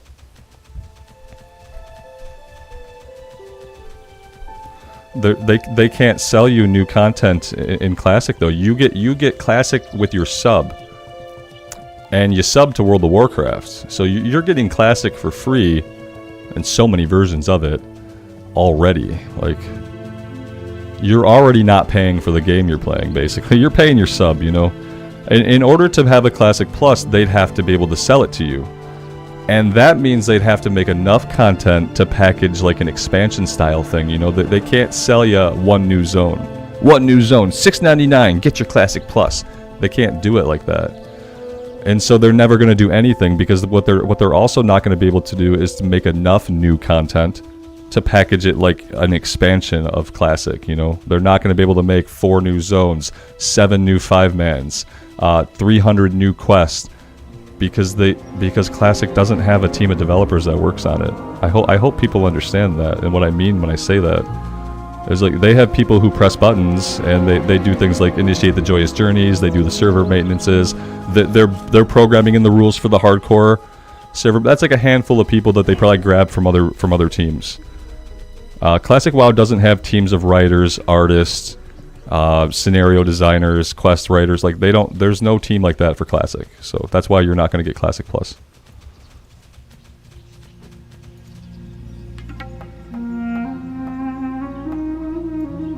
I'm sorry, Jared, I just wanted you to know, man. Yeah, when I was sad too when I came to these realizations, but it's reality, unfortunately. Yeah, they'd have to sell it to you.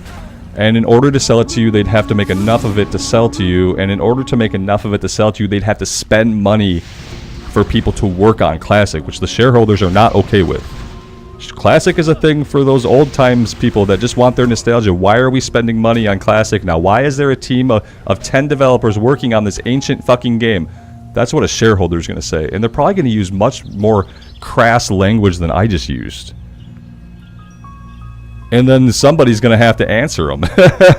Well, we think it'll be good for the players because people really want Classic Plus and it's really nostalgic for people. And we think that if we can give them new experiences in Classic Plus, they'll just love the game so much. The shareholders are not going to listen to that shit. The shareholders would eat them alive if they tried to justify spending money to pay a team of developers to make new content for a 20-year-old game that people get for free with their sub. Shit, look how long it's taken them to convince them to spend money to put content into retail. Do you guys remember Shadowlands? When there was no content coming out?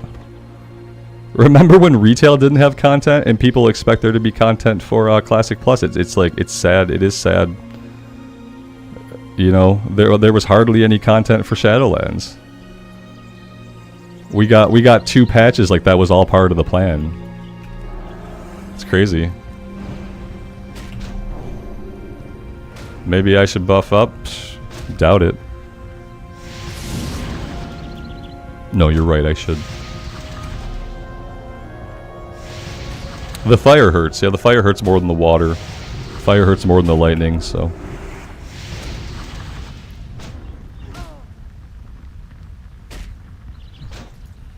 Yeah, sorry to burst anybody's bubble about the Classic Plus thing, but it's just the reality. It's better to face reality than to live in a place where you're going to constantly be disappointed as time goes by and the things you want don't happen.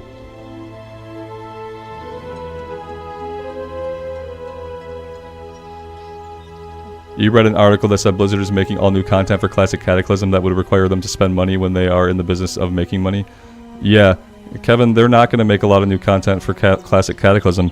But one reason why I might say, like, if Cataclysm comes out, you might see some changes in it, but you're not going to see new content for it. It's going to be... It wouldn't be Classic Cataclysm if they just made a bunch of new content for it.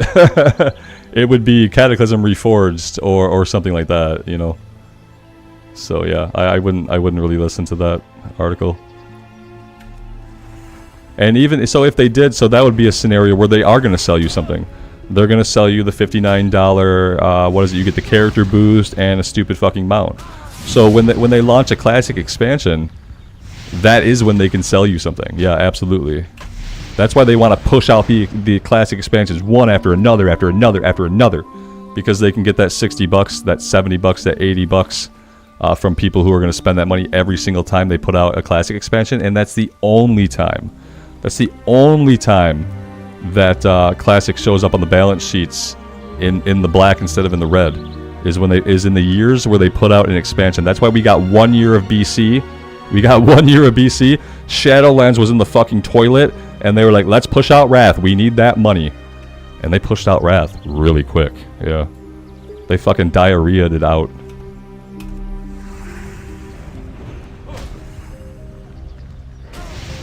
Yeah, Vic, no one does. Yeah, no one sees any interest in it. They're still gonna do it because the whales are still gonna buy the thing they put out when they do it, you know? So they're gonna crap it out anyway. They've sent out surveys, and the surveys have been like, what parts of Cataclysm did you like? How about the 5-mans? The heroics? Like, they put out surveys, like, trying to figure out if there's any fucking part of Cataclysm that people like at all, or want to see in any way. So that they could figure out how to just sell you that, you know? The raids in Cataclysm were great. The initial heroics, when the heroics first dropped that first week, the heroics were so challenging and fun to do. It's not that Cataclysm didn't have any good content. It's that Cataclysm isn't classic. That's all. It's just not. You could do like a Cataclysm Reforged, and that would be more honest. It would be more honest than doing a Cataclysm Classic, because it's not.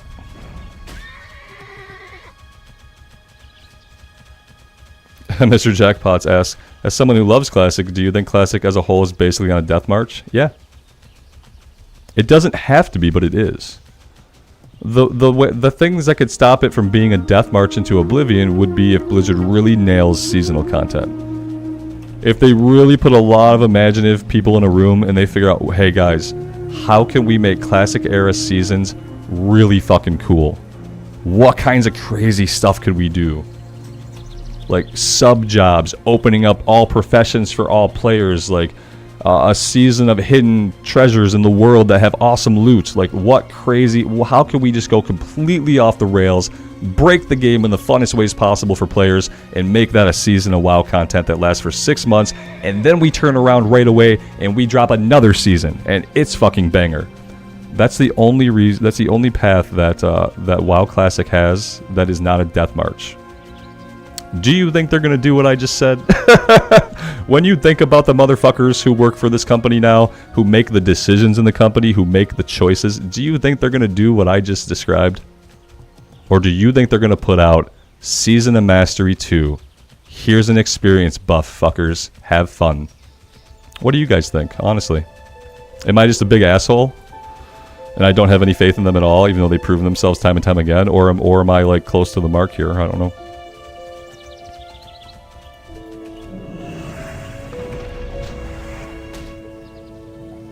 Yeah, absolutely not. They want easy money. Yeah. Yeah, I don't know. I don't see them caring enough to put in the work. I don't think they have imaginations big enough. I don't think they allow the people with imaginations to make any choices. And yeah, I don't think anything cool or exciting will ever get greenlit for a season of Classic era. Instead of looking at what the private servers do and working some of that cool shit into seasons, like when it comes to like talents and classes and stuff like that, they're not going to do any of that. That's my fear. And that's part of what like kind of weighs on me these days when I play Classic. People are like, oh Rob, you seem kind of depressed when you play Classic. Yeah. Yeah, because I look into the future, and it's not a long future that I'm looking into. I look into the near future, and I basically see the death of the game that I've been loving for the past 4 years. So yeah, it's been a time, and like every day I fucking look at Wowhead and I go to like Bellular's videos and I say, maybe today there's gonna be something fucking awesome, some new piece of exciting news for Classic, something to give me hope. And every day there's nothing. Every day there's more stupid videos about dumbass drama. Did this thing just die? Did this guy just die? Who died? Who is this? Which one of you is this? Level 2 Night Elf. Did that just happen? I need the playback.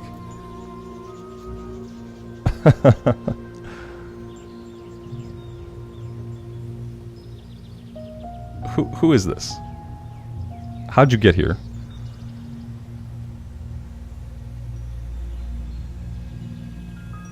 The Cataclysm 5-mens, Edward? Yeah, the Cataclysm 5-mens when they first come out were, the heroics were really hard. I don't want to read, he didn't seem to say anything bad. and he might have misspelled the word. I'm not sure. No, he didn't misspell it because he typed it again in a whisper. And I don't know what the word is, and I'm not going to look it up right now, so I'm not going to read it out. It's one of those times when I'm like super happy that I have my my chat covered up with my face right now. Yeah. He's clearly not playing hardcore, you know.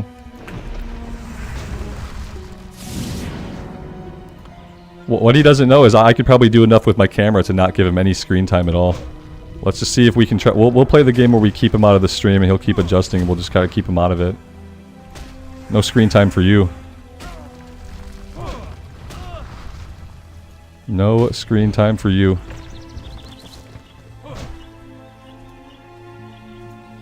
They won't be doing LFR? Oh, you mean they're taking more accessibility shit out of the game to make it harder for people to do content they want? Yeah, that's horrible. They're taking LFR out of Cata. It's like, do they not? I fucking hate this company sometimes. If they release Cata and they don't leave LFR in the fucking game, I'm not gonna play. I don't even want to do LFR. I don't give a shit about the raids. But if they release that fucking game and they don't put that tool into the game, I'm not playing it. They already did this to people with looking for dungeon tool. How can looking for raid be such a good part of the game for retail, but supposedly it's shit for classic and it ruins the community? No, Mythic 5-mans ruin the fucking community. And just people being people ruin people's experiences sometimes. A tool that lets people easily jump into content that they love is only good for a game.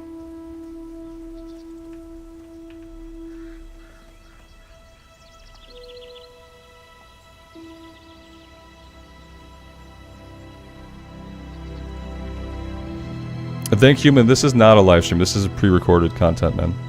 Thanks for being here, though.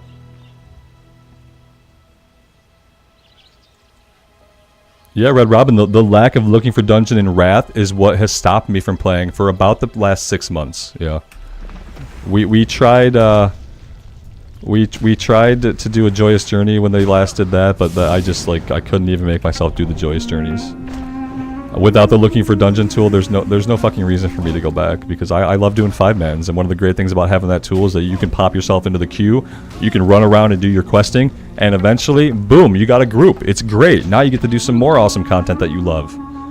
Like, and that's not in the game. We can't do that. So, yeah, the last time I got into a 5-man in Cataclysm, we all got into the group, that we got pulled together by somebody made the group, and then the guy who made the group was like, so what do you guys want to do? And everyone's like, well, we can do whatever. And then the other guy was like, yeah, I don't mind what we do. And then I said, yeah, I don't care. Let's just please do something. And then about 10 minutes later, we decided to do like, it was like Violet Hold or something stupid, Azul Nurub or something. I don't know. And then it's like, even when you get to that point, you finally decide what the hell the group wants to do, because nobody really wants to do anything. They just want to be ported into a random dungeon to do a run and like get some gear and have a good time. After we finally decided what to do, it's like getting all the people to decide if you're going to click the Titan rune or not is a pain in the ass. Like, are we clicking the Titan rune? Are we not clicking the Titan rune? Oh, I thought this was a normal run. Oh, I thought this was a Titan rune run. It's like, just let people queue. Let people queue for the content they want to do. And let people do the content they want to do. And that's it. That's all you got to do. I love this. Okay. Let's keep going. Breaking the keystone, find and kill. Well, we're not doing that. That's the end of that quest chain. We're not finding and killing Fosric. And so yeah, let's go back to Refuge Point and we'll get this one turned in.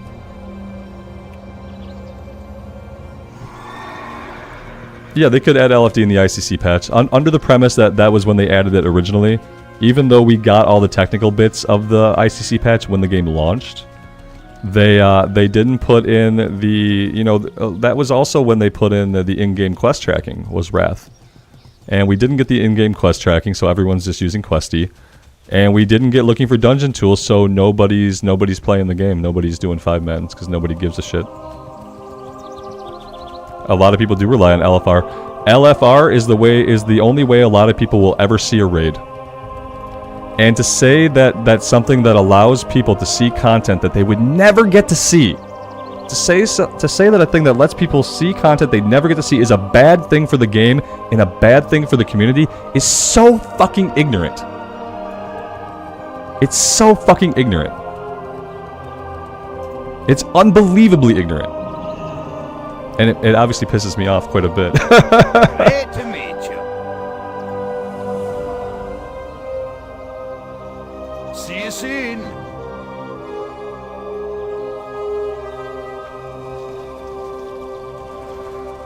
Oh, I took a elite quest. Let's go ahead and drop it. I'm obviously not gonna duel you, man. I'm obviously gonna not duel you. Don't make me take technical action to not get annoyed by duel requests, because I will if I have to. I'll do what I have to do. What do I want to do now? I don't want to be here anymore, I don't think. Most in my angry state, really just in that I've been depressed today. That moment we're talking about LFR, that was anger. Yeah, absolutely. The thing that pisses me off the most is when people are just absolutely ignorant and they don't think at all, and they just say stuff and proclaim things that are wholesale untrue. Yeah, without any thought. That'll always make me pretty mad.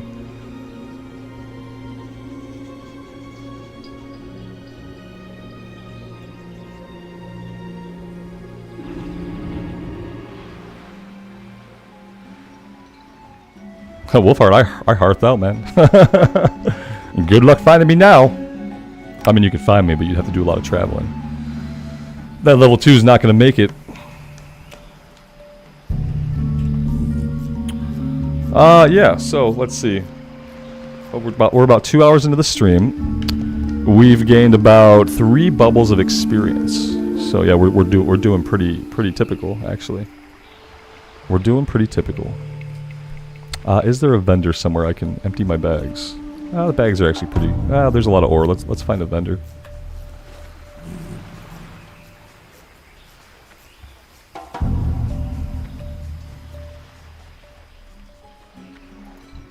Interesting. So what else? What else should we do? I don't have any ideas of any other things we can do with this level. We're a little bit too early to try Searing Gorge, and I don't have any other thoughts.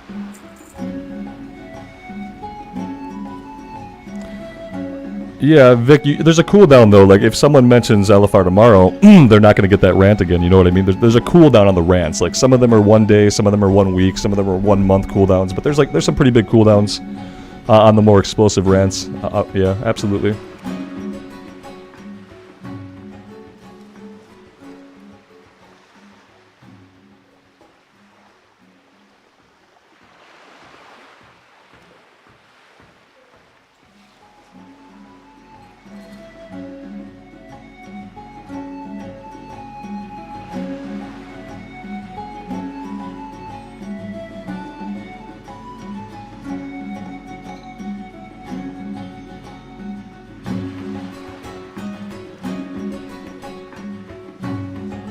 Real.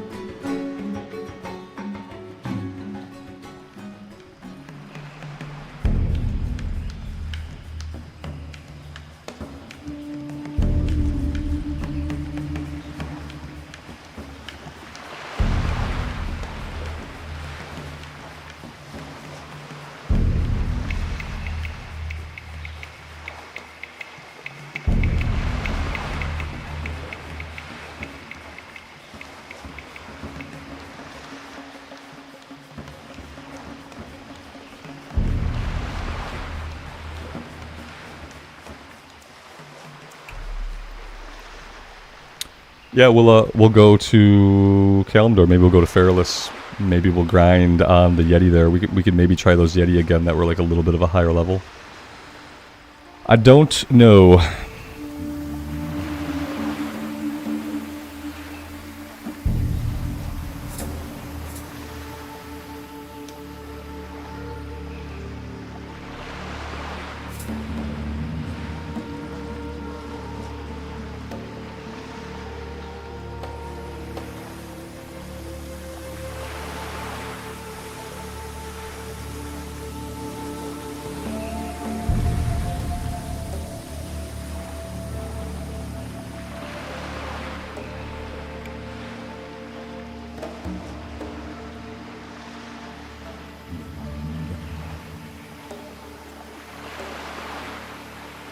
What's up?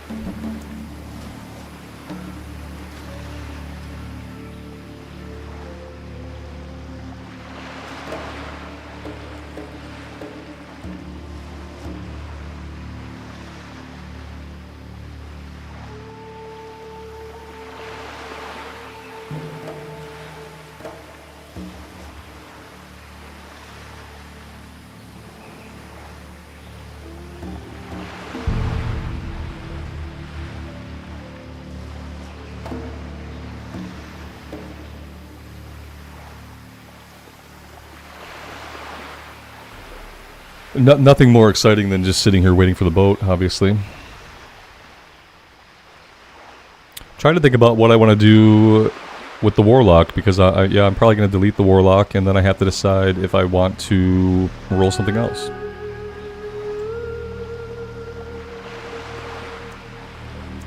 I thought about, you know, rolling a Rogue, and then I realized, well, I'm going to have the same problem getting into dungeons. We will have the same exact problem. We won't be able to heal. We won't be able to tank. So kind of leaves us in the same exact position. Alternately, like we could do a warrior and we could tank a little bit.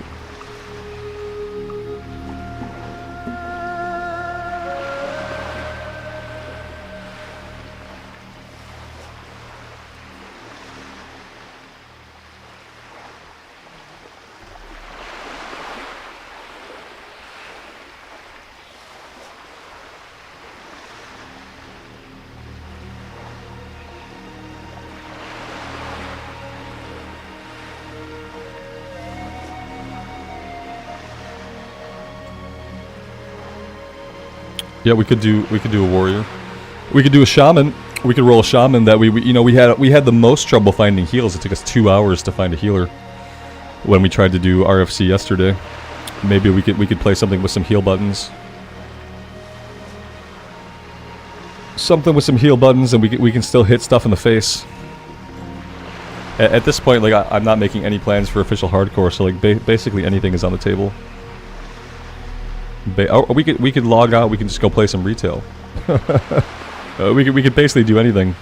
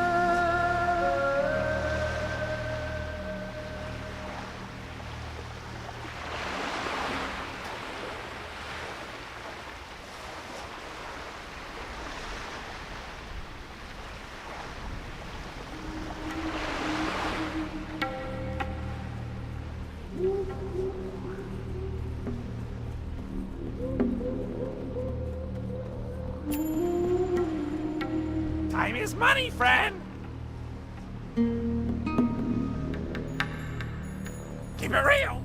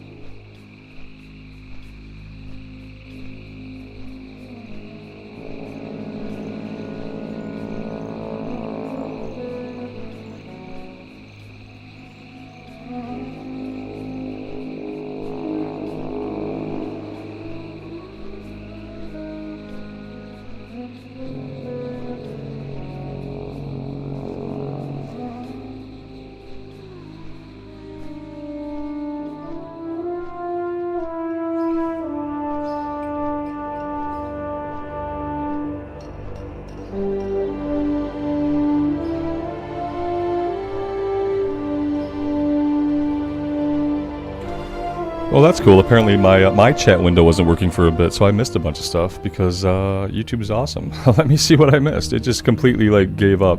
And I looked at chat for a while, and like there was no chats. And then I thought, you know, this is weird. It says the chat rate is this, and I don't see any chats coming in. And then I had to reload my chat window. Yeah, Aaron, I went very zen. Yeah, because yeah, I didn't see any chats coming in. My chat window had taken a big old dump, and it stopped working entirely. Let's see, tactical. The Warlock is alive, but is going to be deleted today. Let's see, what else did I miss? Robert, send me all of your gold. I can't. I'll get banned. Yeah. Hey, Miles, you might not be wrong. A break from hardcore might do me some good, but I don't want to stop. What I want instead is to be having fun with it. But you know. What else did I miss? What happened to the human paladin that was on Maladeath? Did you do a server transfer? Yeah, Kevin, I transferred them to Peg a long time ago. Did a couple raids, and then had no interest in continuing to play Wrath of the Lich King.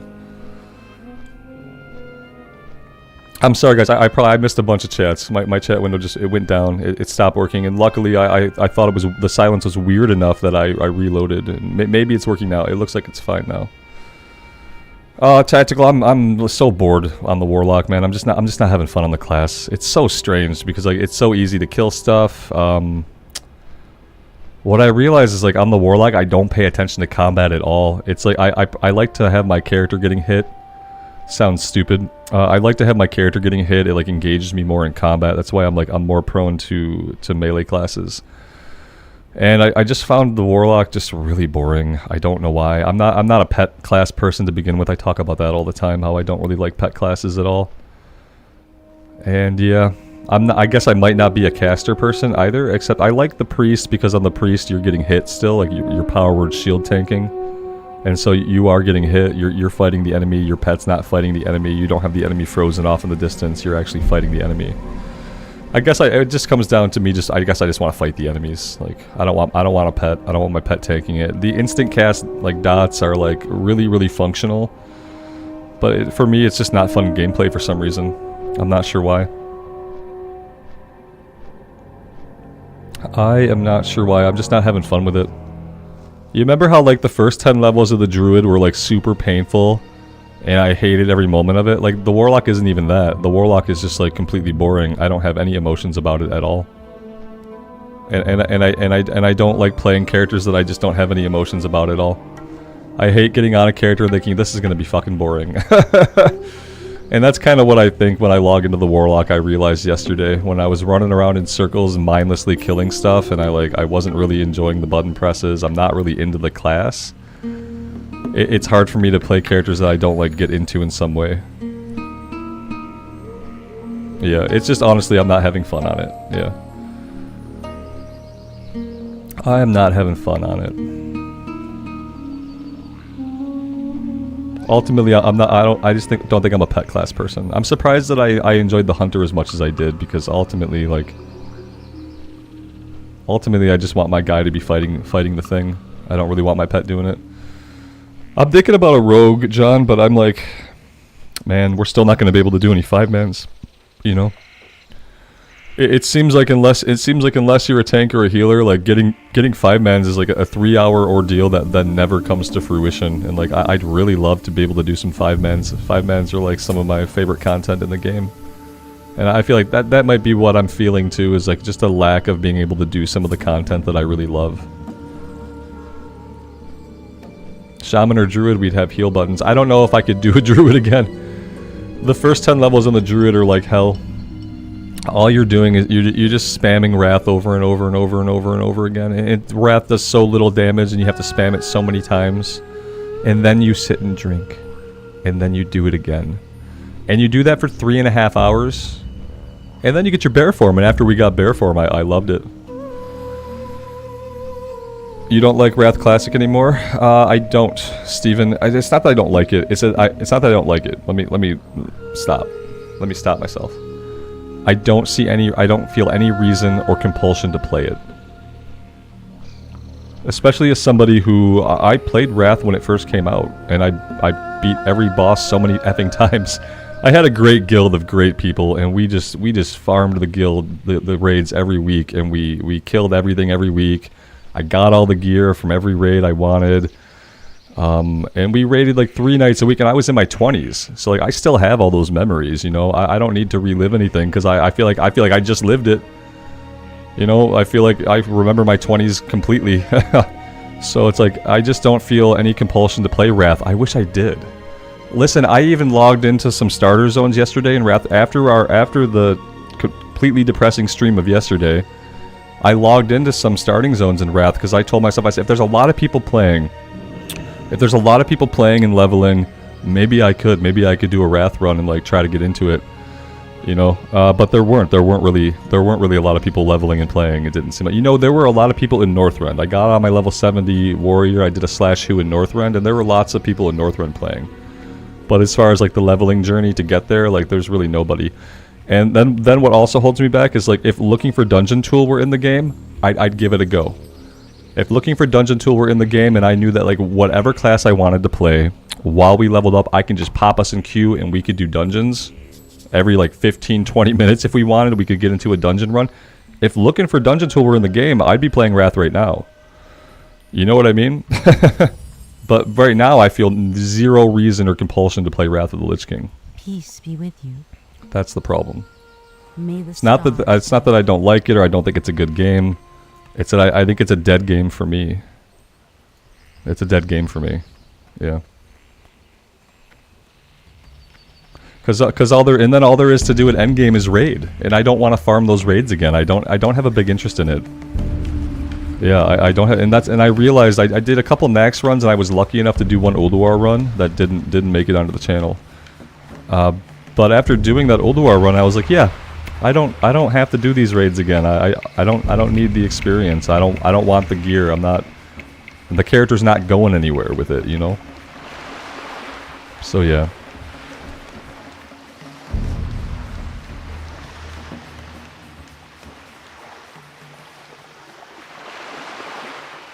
I mean, Mr. Jackpots, I play on like the busiest servers I have access to, really, and like when I was in the starting zone, there were 17. I did a /who, there were 17 people. To me, 17 people in a starting zone is not a lot. If I logged in and there were like 40 people in the starting zones, then I would believe that lots of people are leveling characters in Wrath right now, but they don't. The only time people will level characters in Wrath anymore is when Blizzard does the Joyous Journeys buff. That's the only time a lot of people will, and I say a lot because it's still not a lot. You're still not going to do a /who and see 50 people level up in Wrath anymore. So, but the only time people do level is during the Joyous Journeys. So, yeah.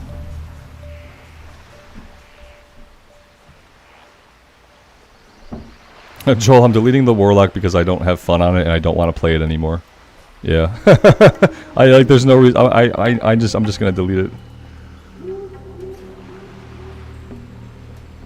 If they merged all the Wrath servers, yeah, and they were just like everybody was on one server, it would be great. Imagine a world in 2023 where you play an online game and everybody's in the same world together. Imagine it. Yeah, then there'd be tons of people play. I'd be like, man, Wrath is popping off. Let's go. But it doesn't feel like that. It feels like Wrath has popped and died, like, of a hemorrhage or something, you know? It's not popping off. It popped one time and it fell over. Greetings.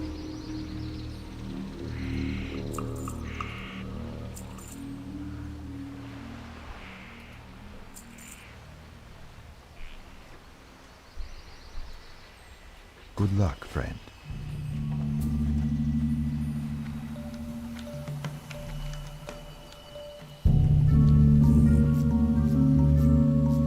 I'm so discombobulated and like distracted that we didn't get on the boat. I don't even know what happened. We took the boat, maybe back and forth. I'm not sure. Wasn't paying attention. I'm pretty out of it. I'm gonna make the swim. I'm gonna try to go fight some Yetis, guys. I'd love to actually go fight some Yetis. And it probably doesn't seem like that's what I want to do. It probably doesn't seem like it, but I do want to, I think.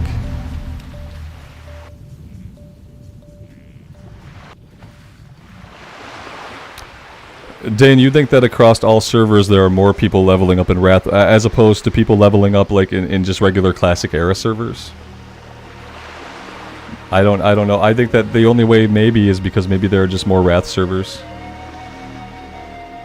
Yeah, the same thing. Like if they did that, if they merged all the servers, and if the game world didn't feel dead or something, like if it felt like people were having fun leveling up and playing the game, I would do it.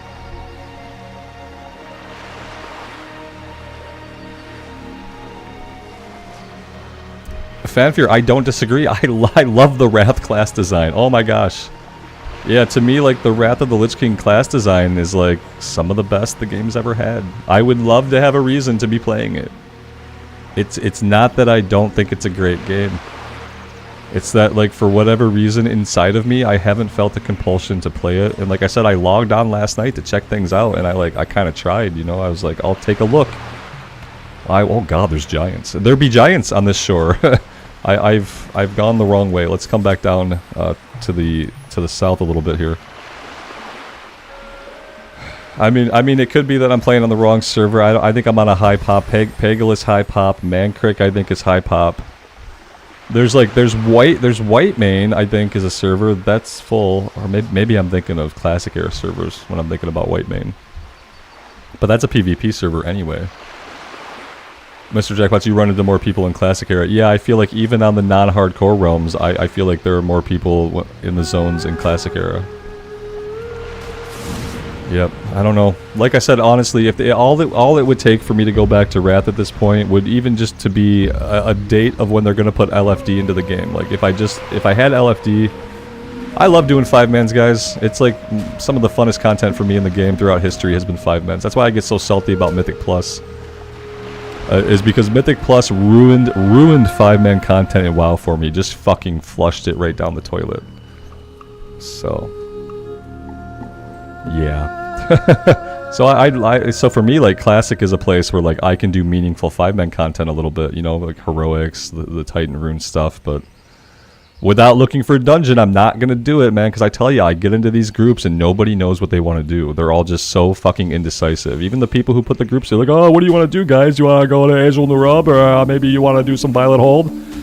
And people are like, we don't care. And like, so if nobody cares, then why are we trying to group up manually? If nobody cares, just give us the fucking looking for dungeon tool. We can pop in and we can play. The other thing that happens without the looking for dungeon tool is, like, my arms warrior at level 70 will never get a group for the fucking Nexus because no one wants to invite an arms warrior because the tank wants to get gear. And the arms warrior, me, is gonna take that gear because I am going to. An awesome weapon drops, I'm grabbing it. It's done. And so without LFD, there are just, like, specs in classes that, like, will get invited to groups a lot less. When a human has to make the choice to invite the person, you're going to get a lot less invites.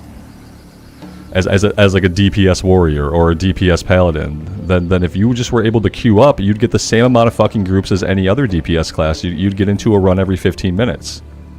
And maybe people don't like that there's a DPS pally in the group, but guess what? Too bad. But yeah, so yeah, until LFD, I don't know if I can play Wrath. Vic, you can do heroic dungeons in retail, yeah, but the problem is, man, everybody runs. We did a normal 5-man, not heroic, and people run them like they're Mythic 20 keys. People run them like they're Mythic 20 keys because that's how they have to train themselves to play 5-mans. So you'll have tanks. And they will literally skip a pull. They'll skip a pull of 3 because the guide says to. And then they'll pull 40 guys because the guide says to pull 40 guys. And, like, I don't enjoy that. The groups are going to play the dungeon the same way, whether it's a normal mode or a heroic mode or a Mythic 20. Because the players have been taught that they have to learn how to play the content that way in order to do the content that matters. So, like, of course you're going to practice in heroic. You're going to pretend like it's a mythic because you got to build those reactions. You got to build those routes in your head. You have to know how much you can pull, so you're going to pull everything you can. And I hate that kind of gameplay. I hate the go through a dungeon type of gameplay. I don't remember where these fucking Yetis are at, but we have serious problems. we have problems. Yeah, I should have just fought one of these guys, but I didn't.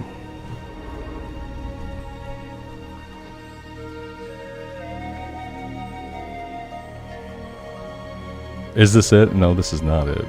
Oh wait, I see a Yeti. I see Yeti up here. Maybe this is it.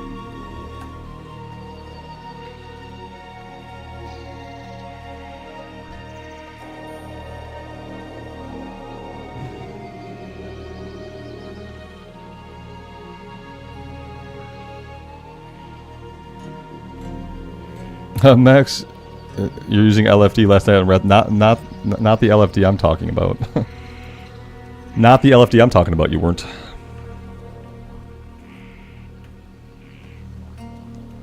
I can't get to these guys from here. This is not the way. Vic, originally Wrath didn't get the looking for dungeon tool, like the automatic queuing one, until ICC patch. But when Wrath came out in Classic, Wrath launched with all of the system changes that we got in 3.3 in the last version of Wrath. So like technically it should come out with ICC, but also technically it should have just came out when they released the game. There's two ways to look at it.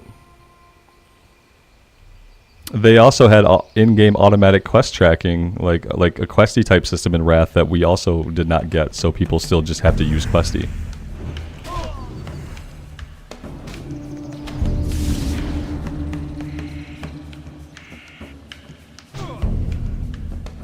Ian, thanks for being here, man. I appreciate you stopping by the stream. Am I on part 1 or part 2 of this quest? I believe we're still on part 1. I have 2 of the items already from the last time we were here. And that's it.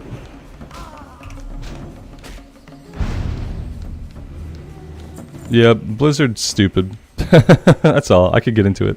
They listen to a part of the community. They listen to a small part of the community who are full of ignorant people who believe that looking for dungeon tool eroded the community of the game over time.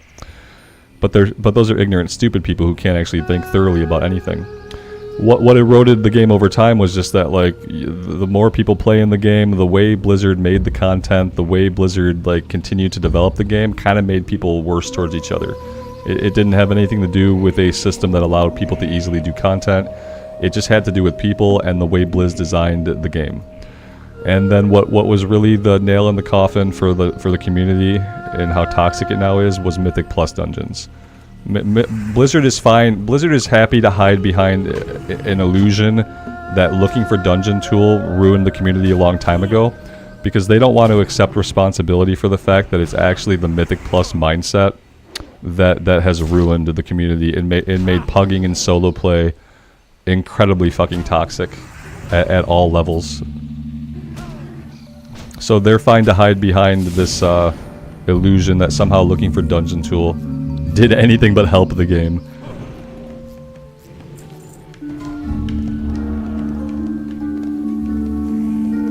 People don't want to get into a game and have to make a bunch of choices about who they should invite to a group, where they should go do the dungeon, how they should get to the... People don't want that. People want to get into a game that they love, and they want to do the content that they love, and they want to do it efficiently. That's only good for a game, to let people do the content that they love and let them do it efficiently, and don't put a lot of barriers in their way. That's never gonna turn a community toxic. And they're like, oh, well, they're not on your server, so people will be an asshole because they're not on the same server. Who gives a shit? What do you mean? It's still an internet person on the internet. You don't know them, they don't know you, regardless of whether you're on the same server. The idea of server reputation and knowing people on your server harkens back to a day when like server sizes were really small and the amount of endgame players was really tiny. And none of that is true. None of that is true by Wrath of the Lich King.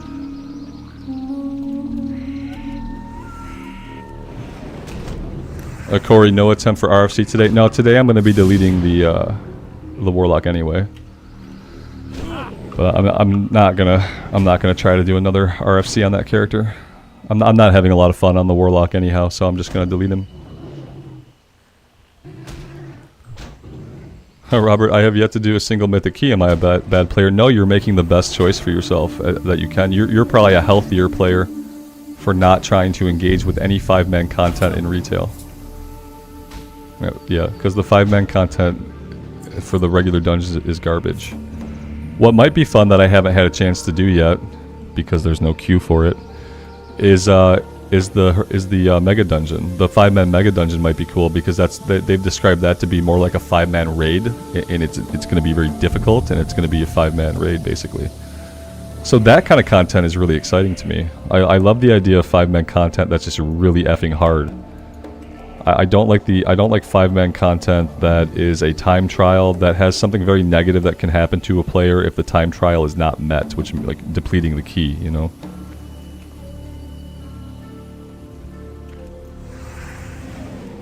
Dragonflight is lots of fun to play and level up in, and there's like some cool stuff to do as a solo player, but I would definitely advise like never doing a 5-man.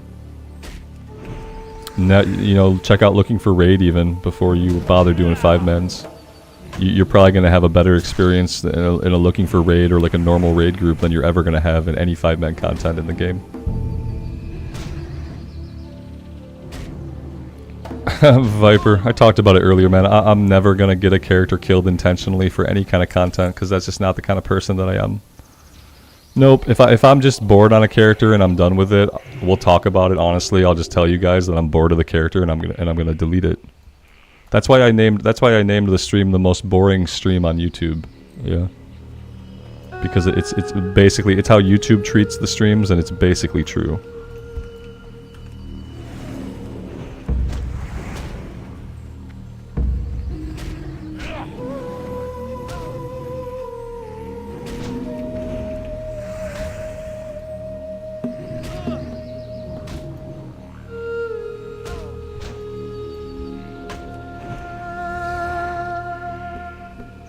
Yeah, there's good content in retail. It's just that there's a lot of content that's not good. And sometimes it's like if you don't know what you're getting into, you can end up in the not good content, yeah. I've been having a great time just leveling up my Warlock, doing a little bit of like endgame story questing on the Shaman. We're slowly working through the Embers, Neltharion story stuff. And yeah, that's been an okay time.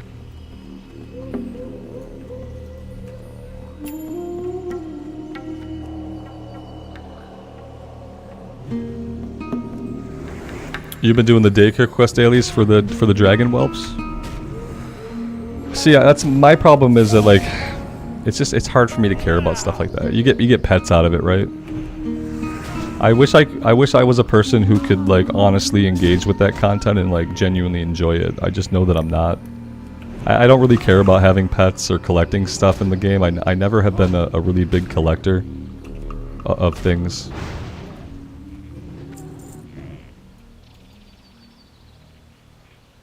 Oh, Vic, yeah, the long distance shots that we get now in the old world zones look really good. I think so too, man. I'm glad that like people can see it. For a while I was like, am I imagining things? I'm like, no, the patch notes say that they increased the view distance and changed how the lighting works, and it's like it makes the old world zones in retail look really freaking good. Yeah, it makes me like I'm gonna level more characters in retail because I want to go see as many old world zones as I can, and I want to see them with like the unlimited skybox and the changed lighting. The changed lighting, like it takes zones that I would often comment when playing through retail in old world zones. I'd often comment that the lighting looked washed out, that the lighting looked faded in some strange way. That in classic era the colors were more vibrant in true, but for some reason in the Kata zones in retail, they look like kind of garbage. But now they look great, so it's good. Can I take two of these guys? Probably not. Could I kill one of them and run away? Yeah. Could I kite them both until one leashes? I could probably do that. I could probably kite both of them till one leashes. We gotta get some swings in here though. Yeah, this is not. Maybe not. Oh, there we go. Yeah, here we go. We're good. We're fine. Let's get a big heal in here. Maybe, potentially get a heal in. Potentially, maybe. There we go. Let's get another heal in, and then we'll be fine. I really need them to make that draw distance change right here. Right here in classic era. I really need them to do it. And I know they're not going to. Because there are probably reasons why they can't or shouldn't. But I really need to be able to see more than 100 yards away. So, yeah.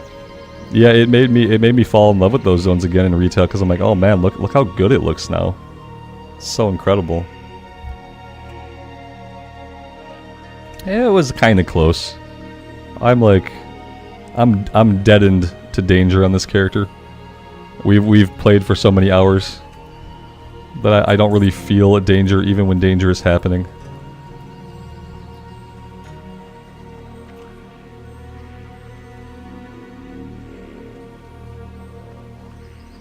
Yeah, I think in areas where there's supposed to be like volumetric fog effects for like the ambience of the zone, I think you'll still see that. I just think when that's not true, like you won't have your vision like cut off like unnecessarily.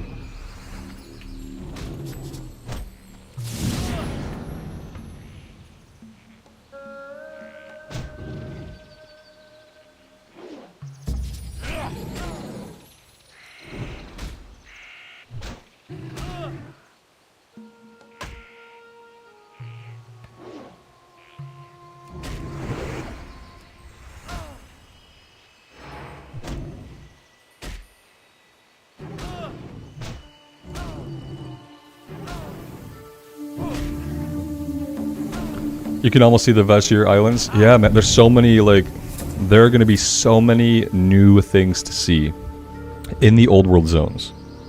You're just going to see so much more, like, being on the Warlock and looking off into the distance. In Stranglethorn, it was noticeable because the lighting was so much better, but then, like, in the Hinterlands, it was noticeable, too, because you could see so far off into other zones. It's really incredible. It brings the graphics, everything looks so much better.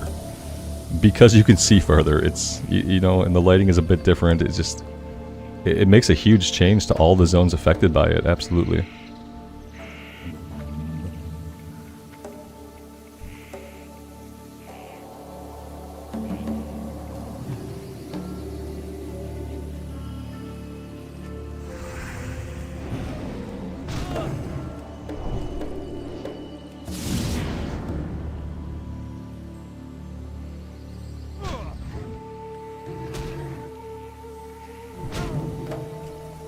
Well, Vic, I think they put the technology in Dragonflight, right? Like I feel like Dragonflight is where they said, okay, we have to open up the draw distance. We have to find a way to open up the draw distance.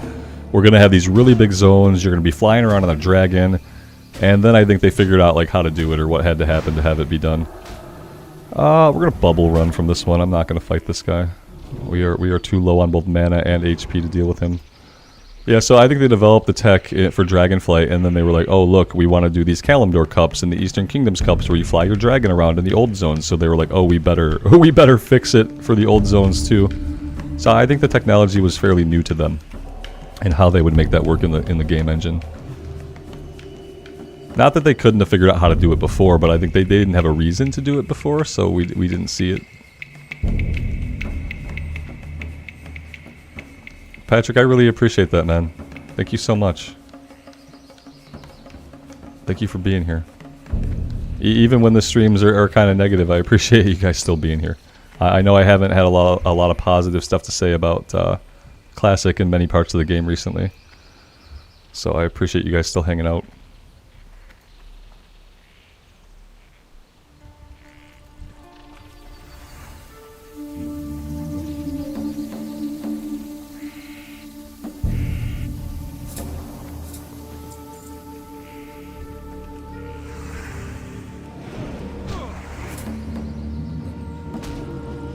The negativity here breeds positivity elsewhere. Okay, yeah, fair point.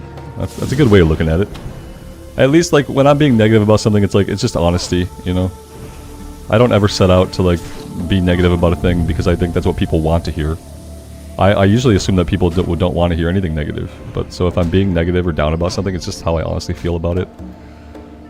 And it's like, I could hide a lot of that stuff if I wanted to. I mean, I taught corporate classes for years and years and years, and like, you know, didn't really let any of my personality show through, so like, I know how to do it. It's just that if I'm gonna be hanging out with you guys, like, this often especially, like, I don't want to do that. I just want to be my genuine self. Even if sometimes my genuine self is having a shitty day, or has, like, a bunch of negative thoughts about the game. We're having to run a lot. Bubble number 2. Are these guys respawning really fast? I'm probably just not being careful enough, that's all.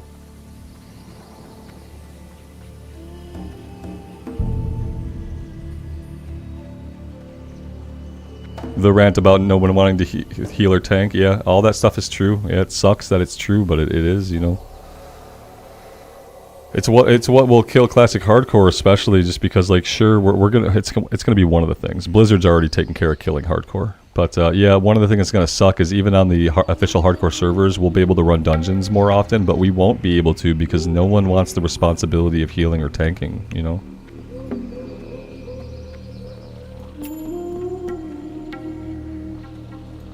Seba, how don't I get bored doing the same content every time? No journey in WoW is the same as any other journey. Yeah, I mean, you could do the same exact journey every time, but I don't. We level up in different zones. There's multiple factions to play, you know, different starting zones. It's never really the same journey. I get what you're saying, but I just love the game.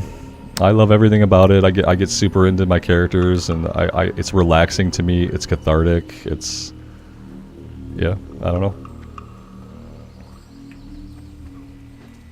Let's just aggro the entire zone.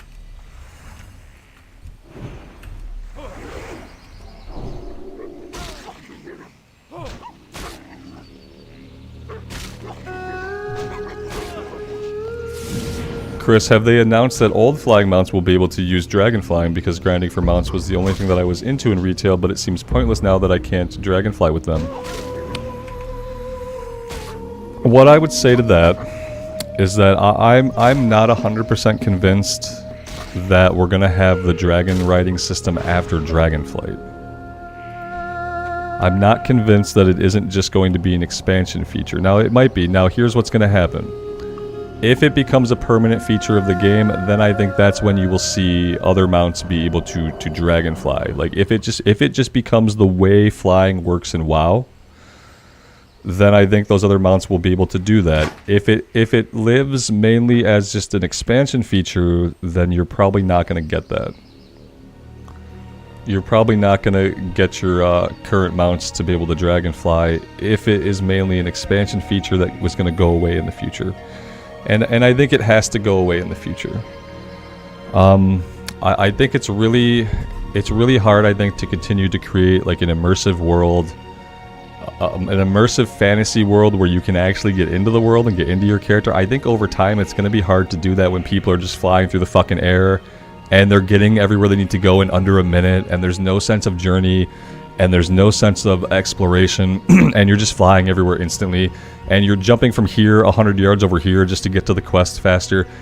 I don't think that is good for like the long-term health of a big MMO world, and I don't know if they'll keep it in the game. I kind of hope that they don't. I'm kind of hoping that Dragonriding is an expansion thing, and that they'll still have the cups, so that if you love Dragonriding, there should always be like a Kalimdor Cup going on, an Eastern Kingdoms Cup, a Northrend Cup. Like they should keep it in the game, but it shouldn't become the way people get around. Yeah, mobility creep. Yes. Because eventually, man, we need to have a big old world revamp where we get our boots back on the ground and we see things on the ground and we get to see the actual world that the artists made, and we get to feel like we journey through it. And if it stops having a journey, then I think that would kill WoW for a lot of people. If we just kept dragon riding, if the dragon riding got faster and faster and faster, and just stayed in the game, and you could dragon ride everywhere, and in every new expansion from now on you're obviously always going to dragonfly, I think that would be shit for the game. And so I hope that they don't do it like that. I hope that's not how it happens. I hope dragon riding as a means of conveyance in the world is a feature of the expansion, and that for people who really love it and want to keep doing it, they'll keep the races around. Because the races would be a really great way to still keep those systems and keep those mounts and keep people engaged with it.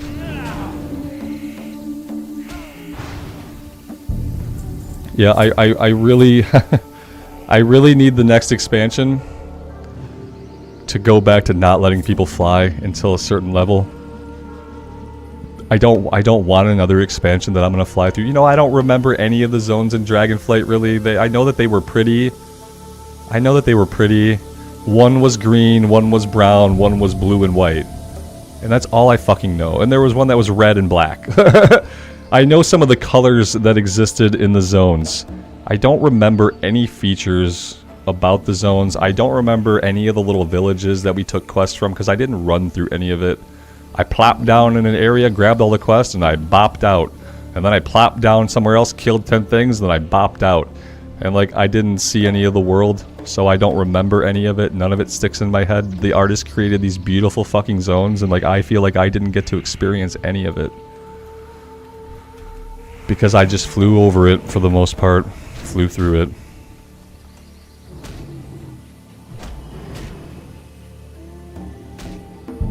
Yep, that's all you see, Rannoch, exactly. You just see people zipping down, zipping away, zipping down, zipping away, zipping down, zipping away. And the quest hubs are so tightly integrated, like, you don't have to travel far to do a quest, you know? The quest is like 12 feet from the quest giver at all times in retail, so... But you're still jumping on that dragon to go those 12 meters, you know, every time, basically.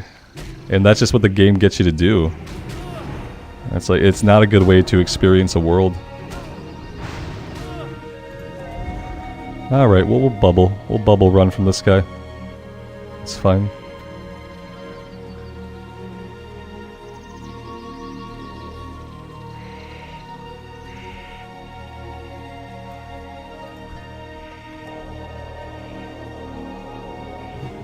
Yes, Alex. Absolutely right. Yep, a lot of the zones, if you're not just plopping down in like a field to kill stuff, you can't just run through them. I mean, you can, but you can't, you know? There's going to be a cliff, or there's going to be a mountain, or there's going to be a cave. It's like, they designed them to fly through, so it's like you don't even get to choose. You can't even say, I'm going to use a ground mount, and that's all I'm going to do for now, because it's going to make your life a fucking hell.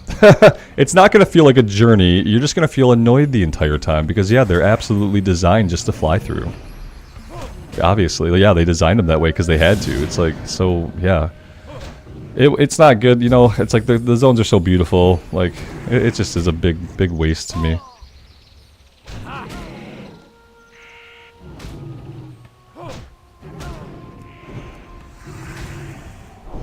So I have to hope for the next expansion that, like, A, we don't have Dragonriding as the main means of conveyance. And B, I can't have another expansion where I get flying right away. I don't want that experience again. Just give me my ground mount for 5 levels at least. Give me 5 levels. I really want to do... I want to get through the campaign without the flying mount. Ideally, you'd get through the initial campaign.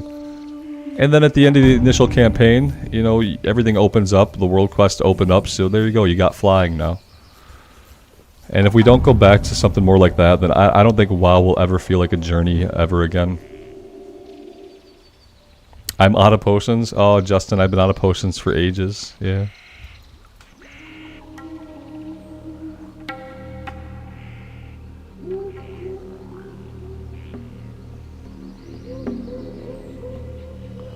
Yeah, the thing is that Blizzard needs to learn that to design a game and to provide like a good gameplay experience, sometimes you have to make a choice to lock some shit and people aren't. The vocal people are going to be vocal about it. But you should just do what's right for the game. Like, oh, people can't have flying. It's locked behind an achievement. So what? Good. It should be locked behind an achievement. Blizzard needs to stop listening to that kind of loud shit. Because when they listen to stuff like that, it's like it's been progressively making the game worse. It's been progressively making the game less enjoyable.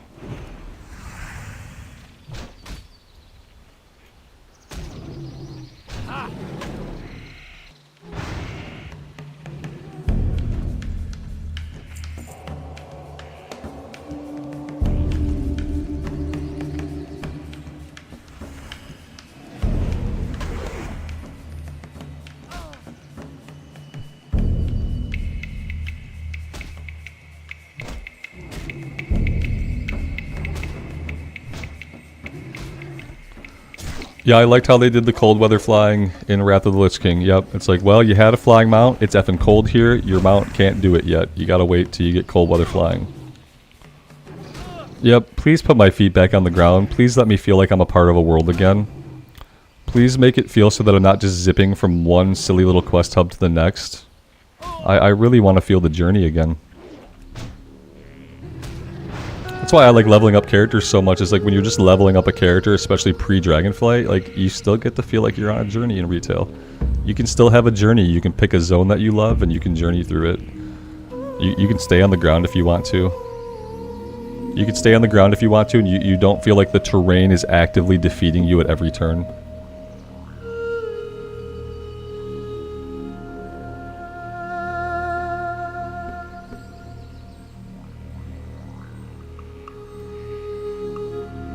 Justin, I appreciate that, man. I'm glad it's had that effect.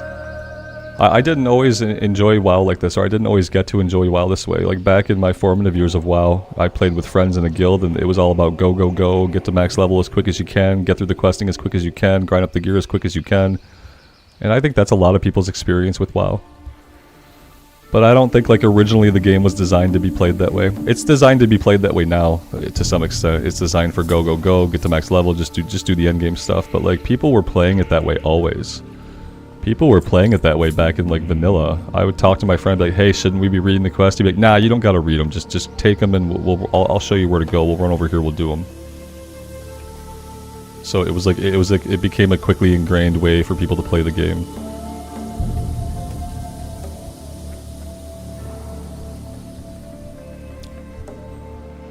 Are we done? Did we get the items? Oh, we did.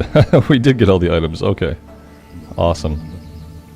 Alright, yeah, I think that we could probably go back. We might be able to work on the water elementals, but I feel like, didn't we almost get killed by some water elementals the other day? I feel like they almost killed us at one point. And then we had to hearth out because I used my lay on hands. Yeah, Ra, doesn't it look great, man? Like, yeah, you're talking about retail and the old world zones and stuff, how great it is. It's a really great time just to go level up a character in the old world content in retail.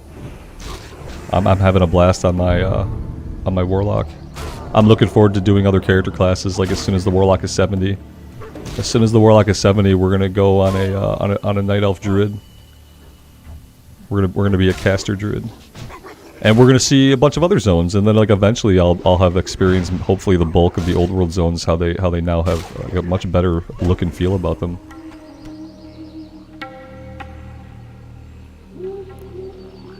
Justin, you had to stealth walk through this zone to get your herbalism training? Yeah. That would be quite a bit of time to be able to do that.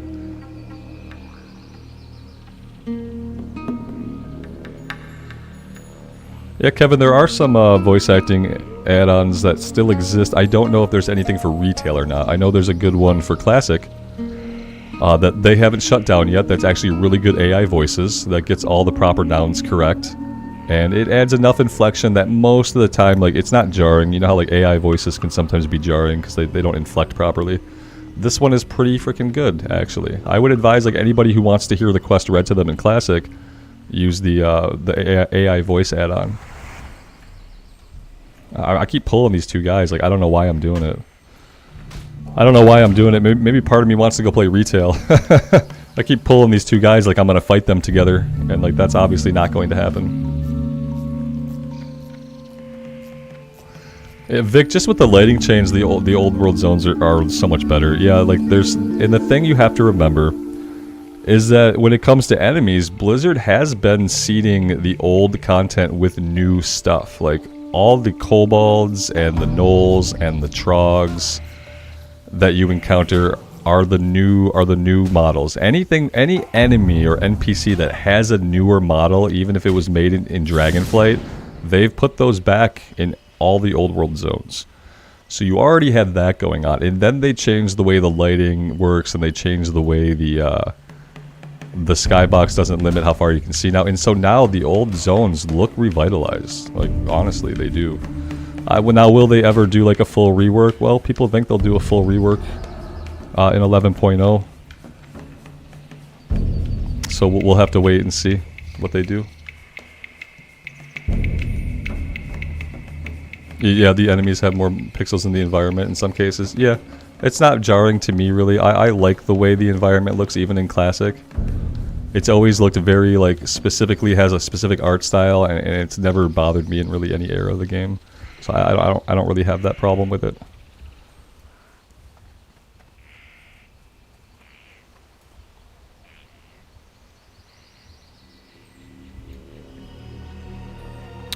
All right, let's get on out of here. Let's go turn this one in. See, there's probably at least one more of these. I guess there's probably another one, although I don't know if we'll be able to do it right now.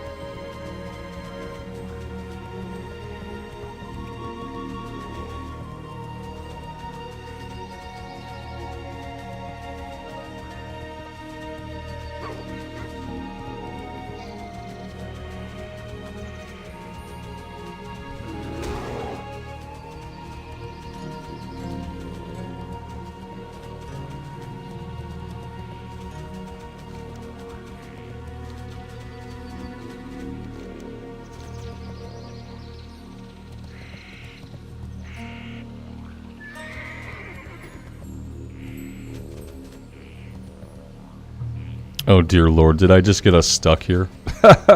Let's dismount and see if we... Oh, okay, we can squeak through here.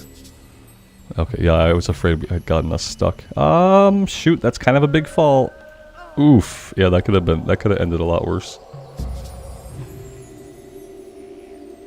Yeah, Kevin, I haven't been reading Quest in a while. I was reading them in the classic immersive run because I'm trying to like get all the zones in their own playlist in classic. Although it's been a project that's been going really slowly because I haven't had a lot of ambition to do it. But in those runs, I'm still reading the Quest. In the retail runs, like I've been reading some of the objectives on the retail Warlock, but I haven't been reading through all the quests.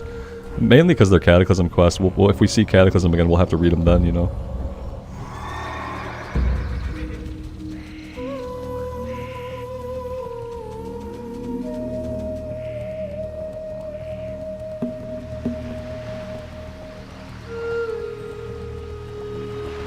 Sorry guys, my wife just brought me some amazing looking food. She's amazing. Tuna sandwich, some hard-boiled eggs, and a pickle. I am about to get into this here in a second. So I am going to go camera dark for a minute, and I'm going to eat. We'll turn this in, and then we'll see what's next.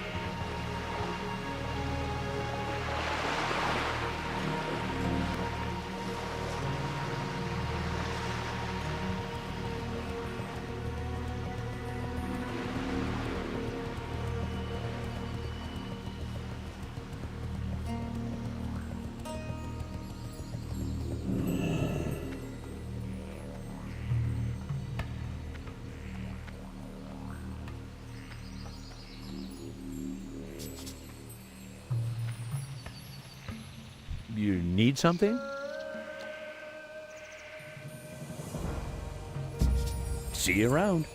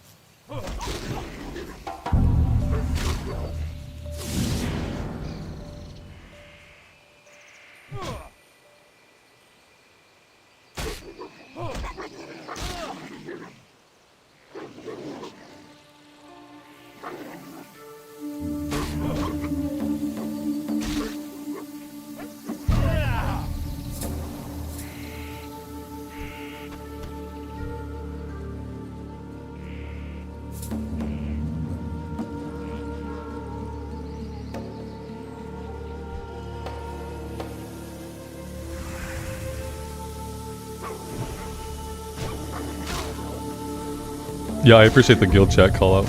It's mainly that I want to protect people from being judged for any of the stupid shit that they happen to say in guild chat. I'm just in a random hardcore guild, obviously. I don't know any of these people, but I still try to protect their privacy. Because, you know, people say whatever they want in guild chat. So yeah. Okay, let's not die to level 40 wolves. That would be awesome.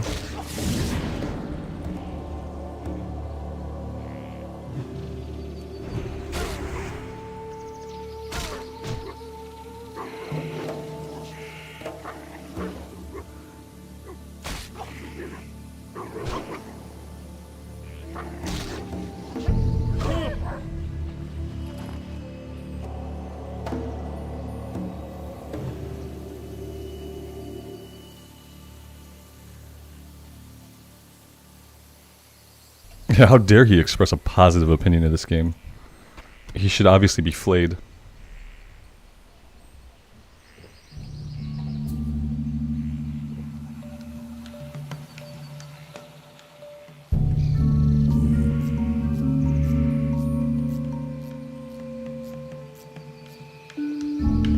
Oh yeah, Winnie, it was so good. It was delicious. I crushed it. It's so much protein too. It's like tuna sandwich and boiled eggs. Absolutely. I was sitting here thinking, yeah.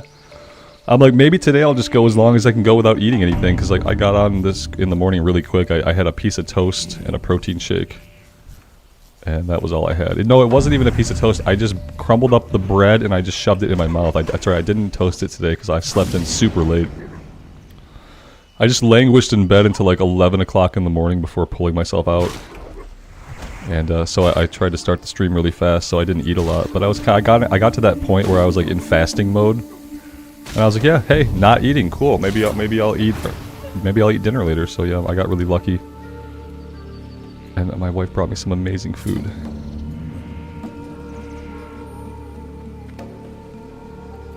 "11 a.m. isn't that late?" Yeah, Vic, it's late, man. Hey, I'm on summer vacation. The rest of the year I wake up at like 6:30 so I can get my kid to school on time. So I drive him to school every day. But on summer vacation, yeah, I typically sleep in a bit. My wife still has to wake up early, bless her. But I sleep in because I'm inherently like a lazy person when it comes to waking up. I often wish that I could have like better habits when it comes to making myself get up super early. I can get up super early when there's a reason. But if I'm laying in bed and it's like 8 o'clock or 8:30 or 9 o'clock and I'm not like super excited to jump right into anything, like I'll lay there for a while. Yesterday was kind of like emotionally a tough day, and then I had some really messed up dreams, so I just like laid in bed till 11 o'clock. Yep, it's absolutely slovenly.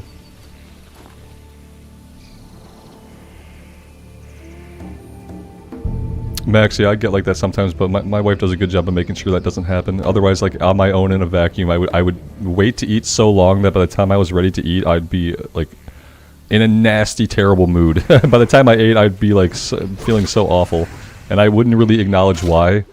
And then I would eat and feel better and be like, oh, okay, maybe that's why I was feeling awful.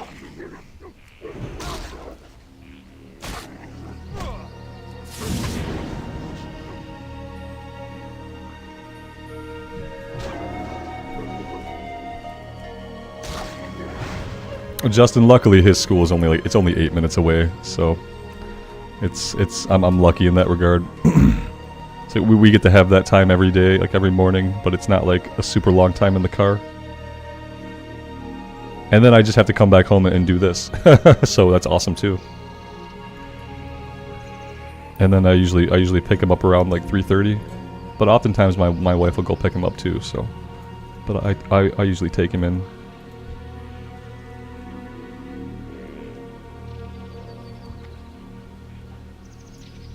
I don't really know what we're doing here. I was just killing some wolves while I ate, but we don't have to keep doing this. Vic says 8 minutes, he can bike that for sure. Yeah, my kid's not much of a bike rider. He just turned 8 yesterday. I've been saying he's 8. My wife tells me that I always say people are older than they are. Like, we get to the halfway point of the year and I'm already calling him the next age number. But yeah, he had his 8th birthday yesterday. He's not like a big bike rider, unfortunately. Yeah. And also, like, it's a main road, so, like, unless he was, like, a teenager, I probably wouldn't let him. It'd be like a 20-minute bike ride, 25-minute bike ride along a busy main road.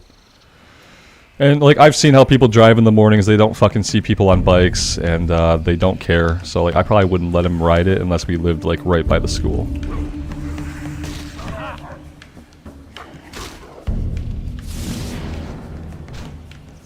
Thanks, Patrick. Yeah, he wanted me to stream yesterday because he wanted to come say hi to chat because, you know, I don't know why kids love YouTube and they kind of think like, oh, that's awesome. And so he wanted to come say hi to chat on his birthday, but I didn't end up wanting to stream. I had to explain, like, I wanted to spend the day with him, and my mom was here and we were just hanging out, and we had dinner and cake and stuff, and I had to explain to him that, like, I don't really want to stream because I'd rather hang out with him, and we were building Legos instead that he had gotten for his birthday. And I felt like me building Legos with him was probably a better memory maybe than just coming and saying hi to chat for a minute or two. And then me streaming for 3 hours on his birthday and like spending no time with him, so I had to kind of explain that to him. So he was kind of disappointed when I didn't do a stream. He couldn't come say hi to everybody. I'm also like never sure how I feel about like having kids on the internet. You know, I don't really know how I feel about it, and I've explained that to him as well. But you know, I watch Carnage on YouTube a lot, and he sees Cove's kids pop onto the stream, so like he thinks it's completely normal for like a kid just to come hang out with their dad while they stream, and like you know, that's probably not wrong. It's probably not wrong, but I worry about it. I worry about lots of things that I probably don't have to, but I haven't decided on that one.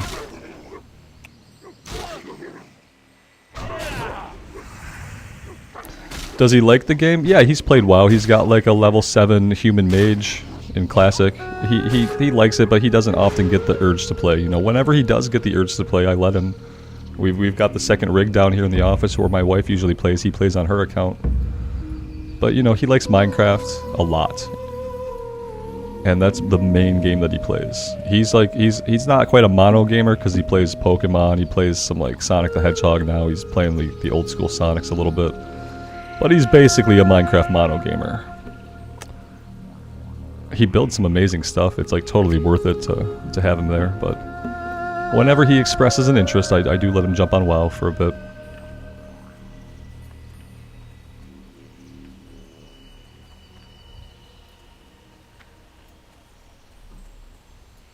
Yeah, it's like I understand that he's excited about it, but like I don't know if he really understands things enough to like to know. You know what I mean?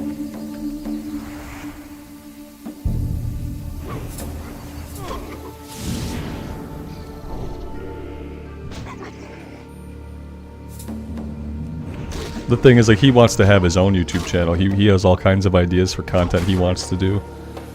He wants to make like bug hunting content, he wants to play video games, he wants to do like stories with toys and stuff that he makes up these like elaborate stories with his toys and his stuffies.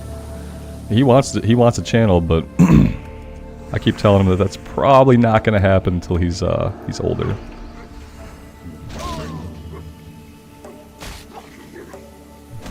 Raw, you just fished up a trunk that dropped a green mace and a shield? Damn. That's really cool. Yeah, Justin, he loves bugs. Like, well, he hates bees. He's terrified of bees for some reason, but he loves finding other bugs and stuff out in the yard and like digging holes for finding worms and stuff.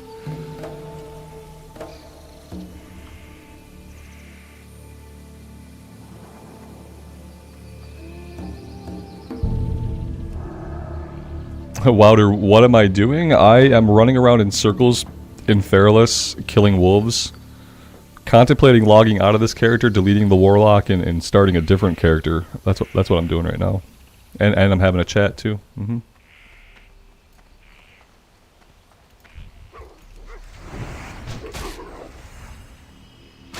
Yeah, Kevin says, if my parents knew what I got into on the internet when I was a kid, I wouldn't be allowed near the computer ever.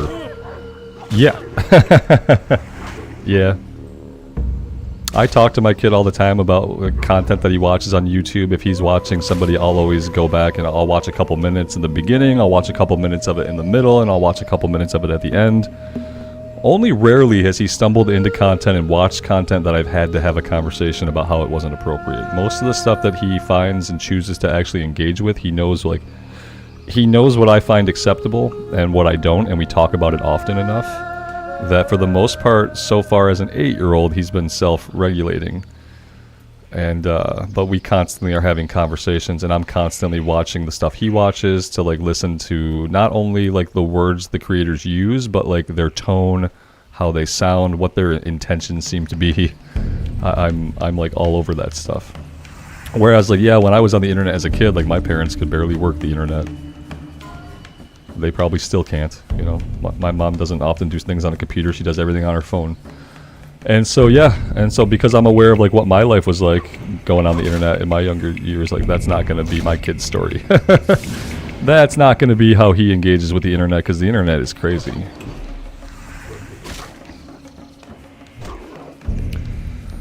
Alex, if I delete the Warlock, well, I'm going to delete the Warlock. I'm just not having fun on it, so I am going to delete it. I'm thinking about a rogue, but I'm thinking about a shaman.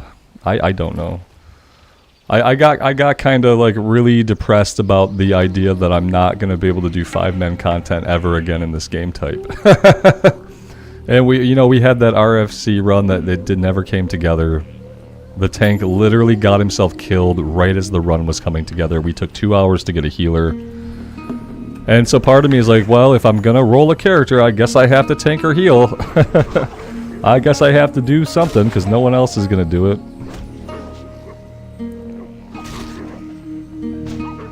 No, Vic, I'm gonna go the whole stream just talking about how I'm gonna delete it. And then it's not ever gonna happen.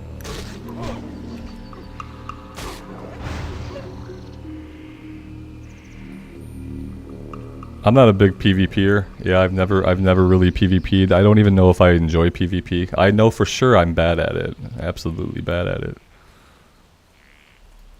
Red Robin, I think it's because we're just fighting level 40 stuff. Yeah, I'm just fighting these weak level 40s, level 41. So we're probably making them go splat. Absolutely. This is the first time I felt powerful on this character for the past like 25 hours. I don't want another pet class, Chris. The thing, part of the Warlock is that, like, I just don't like pet classes. That's a part of it, and so I'm not gonna. I did a hunter once. We got to level 19. It was a good time, but I'm probably not gonna do that again. So yeah, I don't really know. I feel like I'd love to do a rogue, but then I'm gonna be in the same position when it comes to getting 5-man groups. I'm gonna be the DPS guy. I'm gonna be waiting on a tank and healer. As soon as the group comes together, the tank or healer are gonna get themselves killed somewhere out in the world, and we're not gonna be able to do the run. And I really need to be able to do some 5-man content.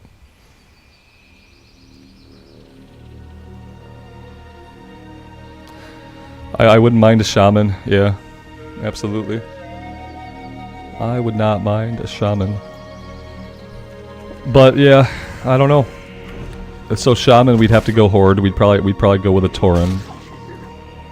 That'd put us in Mulgore.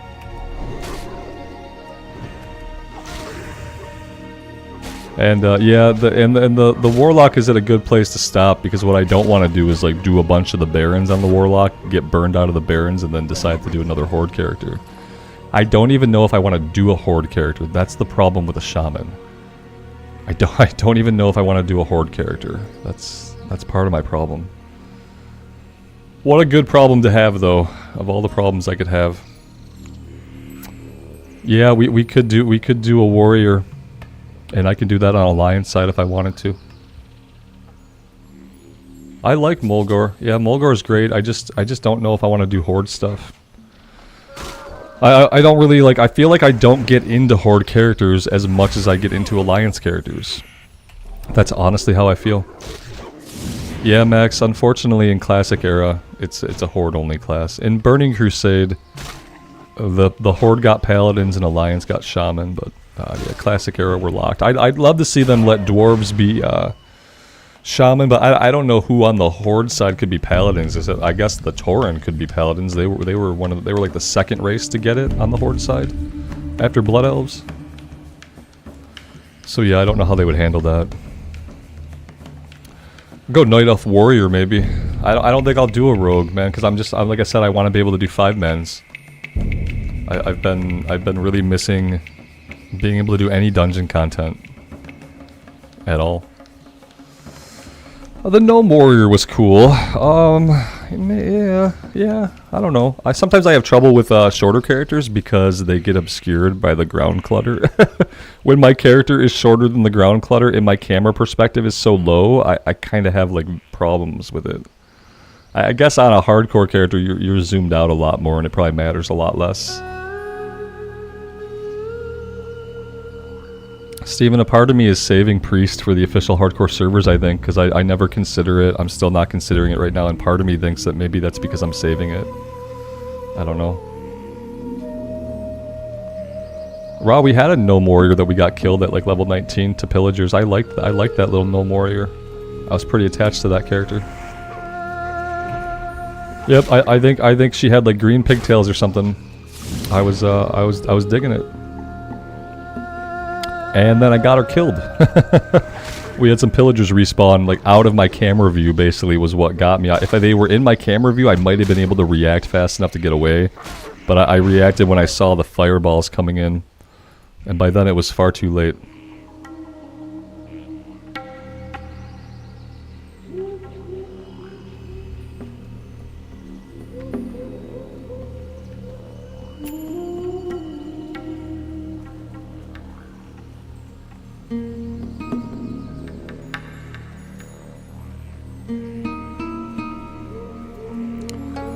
Yeah, I don't know. And since I don't know, I probably shouldn't do anything yet. That's probably until I'm actually like feeling which way I want to go with it. There's lots of options. Part of me does want to do a shaman because I'm not sure that I'm going to do a shaman on the official hardcore. So part of me does say, oh yeah, you can do a shaman. Part of me says that I really don't want to play on the Horde side right now. I don't know why. Don't know why.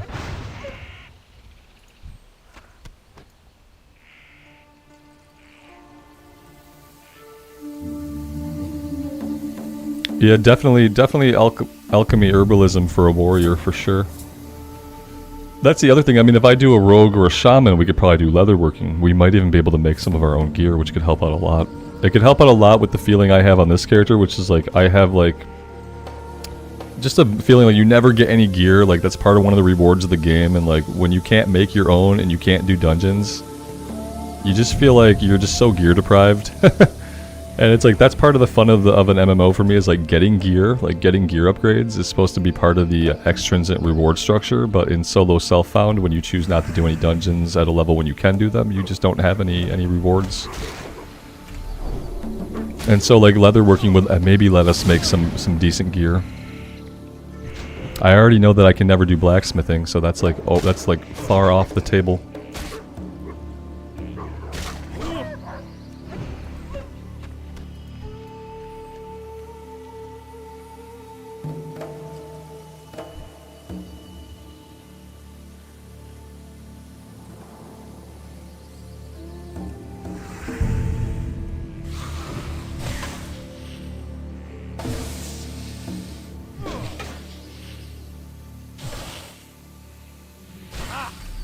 But yeah, we're going to have to figure out something, because we are getting to the end of our rested XP. And I kind of said many times before that I don't plan to get on this character at this level unless he has rested experience. So that's kind of like the impetus upon having another character to play is to have fun with that character, but also to let this guy get rested XP.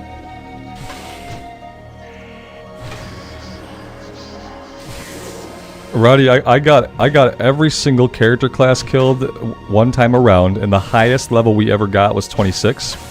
And then this character was the first one to live past that, so I totally get like the feeling that you can't get out of the 20s. Is that happened to me? As I played every single class and got them all killed before level 27. I think 26. The troll mage, before I got her unceremoniously murdered, got to like level 26, and we were close to getting 27. And before the pally, that was as high as I'd gotten. Script, the Warlock's getting deleted, man. I'm not having fun on it. It was just super boring to play. And then when we couldn't even do a dungeon, that was kind of the nail in the coffin for me. Yeah, I took it as kind of a sign that I spent like 2.5 hours trying to get a group for a dungeon run on that character, and then it didn't happen. I was already feeling bored of the combat, and yeah, that's what we were doing while the pally was resting. It became super boring for me.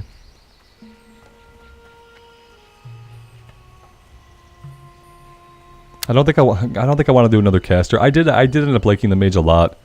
I just don't think I want to do a caster. I want to hit things in the face, and I want them to hit me in the face. Because firstly I pay more attention when that's happening. I pay more attention to combat, and I just get into the character a bit more when like the enemy isn't being tanked by a pet, or the enemy isn't frozen off in the distance. I just get into it a little bit more. Marcus, we spent 2 hours in a group looking for a healer. So we had a group, we had a tank, we had us, we had DPS, we're full, we were looking for a healer. It took 2 hours. We finally found a healer. We had a full group. We were going to Orgrimmar to get in the dungeon, and the tank got himself killed somewhere out in the world. The tank got himself killed. He had got himself down to 3% a couple of times. He got himself down to 1% once, like while we were trying to find a healer, and we were telling him like, hey man, be careful, don't die before the run. He's like, LOL, that was close. It's like, no shit, it was 1% of your HP. And then eventually, like right as we were ready, he got himself killed. And then the healer left, and then I left. Well, we were there for 2.5 hours though, trying to make it work. The realization that we had, that was like the super depressing realization, especially for hardcore, is that nobody wants to play a tank and healer. Nobody wants to, and this is true in all versions of the game to some extent, is that most people don't want to tank and most people don't want to heal.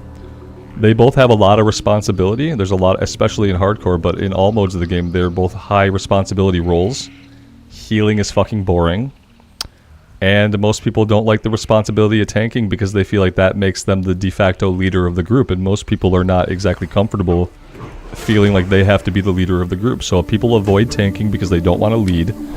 And people avoid healing because they don't want the responsibility, and or because it's super boring to be a healer.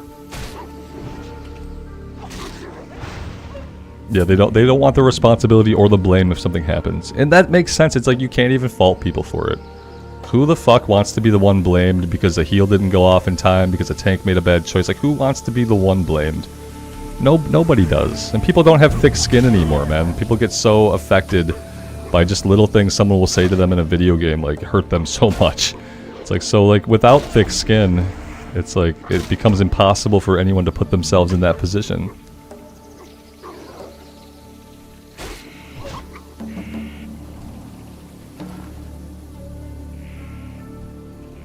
And, like, I don't mind healing. I don't mind taking on the responsibility.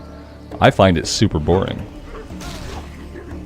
And, like, tanking, yeah, I like to tank, you know? I don't feel stressed tanking. But, you know, there's only so many classes that can do that. Just like there's only so many classes that can heal. So, yeah. And we kind of just got to a point where we realized, like, gee, it's going to be really hard to ever do a dungeon. Because nobody wants to fill the key roles.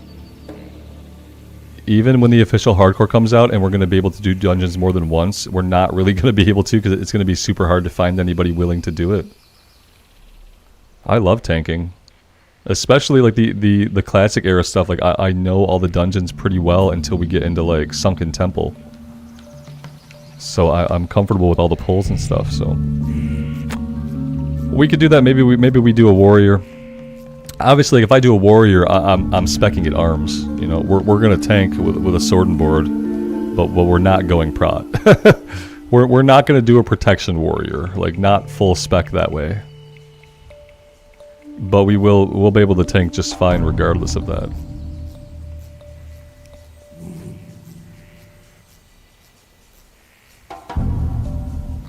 Yeah, the current state of the game is always like there's someone that has to be blamed when something happens. Like that doesn't always happen in Classic, I don't feel like, but then again, I've never experienced a wipe in Hardcore, so I'm sure like you're gonna get at least somebody who is super salty. Out of 5 people who die in a Hardcore run, like someone's gonna get super bent out of shape. It seems like it's impossible for everyone to be like, that sucks, it was no one's fault, let's just go our separate ways. Like, that's probably not gonna be the interaction that you have. If you wipe in a hardcore run, because it's like it's already not the interaction you have when you're doing like a mythic and you F up and there's a chance the key might get depleted. Just the key getting depleted, people are ready just to tear into you if they think it's your fault. They'll blame anybody. So in hardcore it's probably going to be like exacerbated.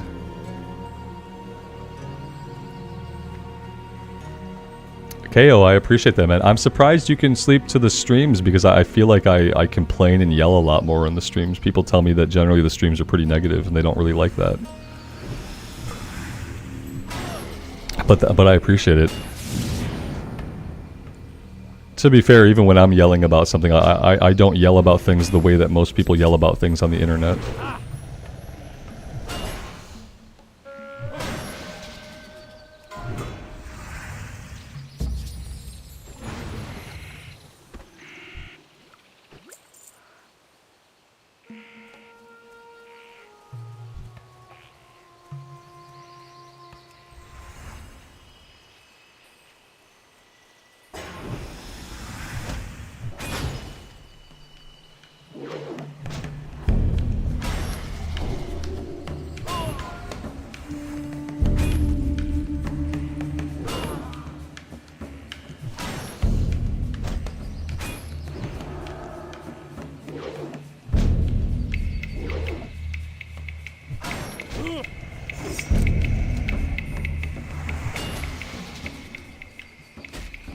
It's more immersive when I'm yelling.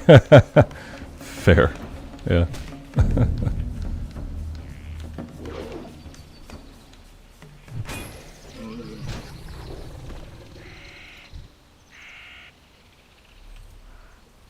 Alex, that's a horrible experience.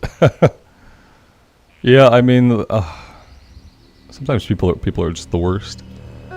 It's like you wiped in a video game. Who cares? Who cares? Especially like when it's not hardcore. Now if you wipe over and over and over again, like if a tank gets in there and they mess up the same pull over and over and over and they're not listening to feedback, and then like yeah, I can see getting a little bit annoyed. But yeah, I've never understood people who like get super upset because of a wipe. Sometimes mistakes happen. Sometimes stuff just goes wrong. It's not necessarily anybody's fault. But yeah, it does seem like a lot of people need someone to blame.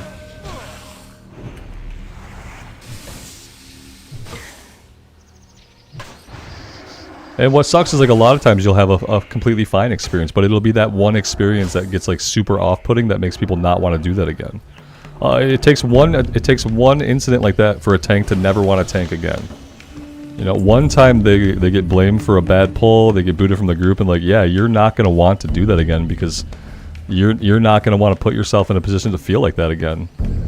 And so like you don't tank anymore, and now look, the game has lost a tank.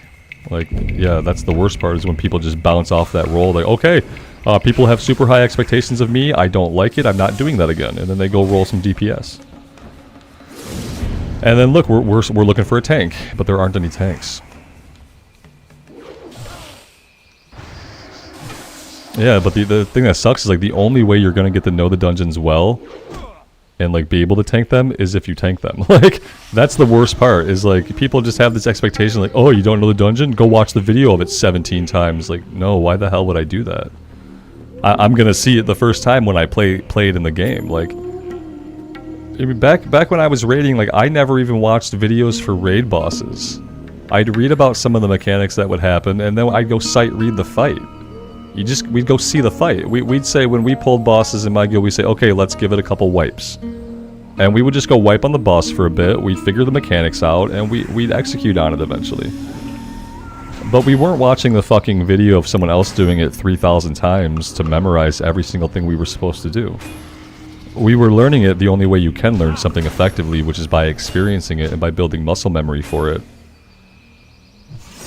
And the problem is, like, a lot of times, even if you have DPS'd a dungeon a lot, it doesn't always, like, teach you the routes or the pulls. You have to put yourself in the tank position to, like, learn the pulls, learn the route, like...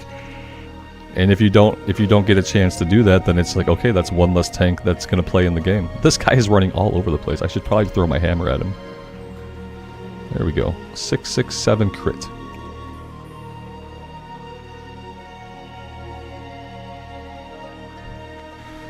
Yeah, Rod, and there were videos, like my friend would sometimes tell me, he'd be like, oh, go, I forget who was doing the videos at the time, like, there was a couple people that were doing the boss videos for raids. He'd be like, go watch the video, and I'd be like, nah, you know I'm not gonna do that. He's like, okay, well, at least read about the abilities that the boss has. I'm like, okay, I'll read about some of the abilities the boss has. I'm still not gonna understand what the hell it means until I'm in the fight. And so yeah, like, my brain never retained information like that anyway. My brain learned the fight when I saw the fight. And it's like, you know, it's not super hard. You can figure the fights out, but you have to experience them.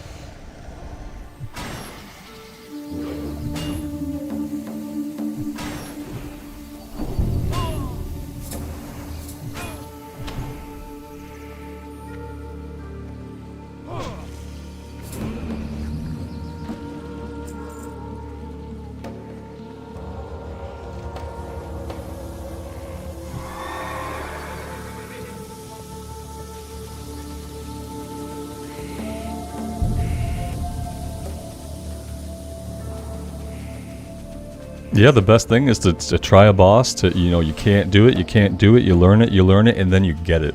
And then you have the pull where, like, everything comes together, everybody does the dance, everybody moves out of the thing, you know, bloodlust goes off at the right time, like, yeah, you have the pull where finally it comes together and you know it's going to be a good pull.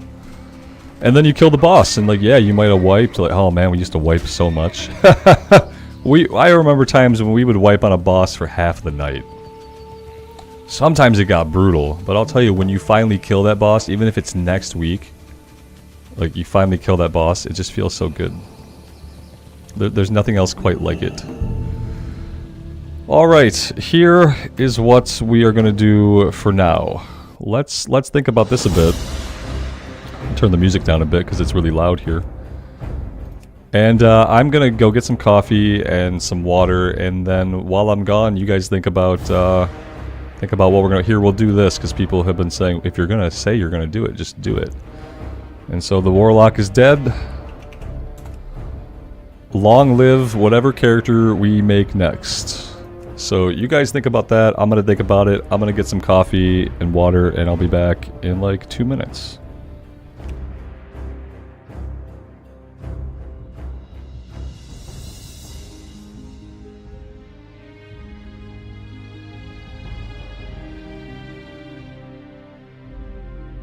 Can you make a poll? Yeah, do I know how to make a poll? That's what we really need. Engage with. I'll hit the plus button. Engage with your audience. Start a poll. Okay, a poll. Perfect. Here we go. It seems like maybe I can do this. What next? What class next? Let's see. I have a yes or a no. How about options? Where are my options for the poll type? Can I remove options? No, not really. Yeah, the poll here is weird. You create a poll and it gives you yes, no, and then you can add more options, but like how do I get rid of the yes, no? Oh, maybe I just type over it. Okay, perfect. Let's see. What's on the table? Warrior is on the table. Shaman is on the table. Is it? Do I want to play Horde? If it blew everything else away, maybe. Warrior, Shaman, Rogue are on the table. And let's go ahead and do that. See what happens with that. Okay. There we go. And I'll let that work out. And now I can't promise that I'll follow it, but I will let it work itself out. I'll be right back in a couple minutes here.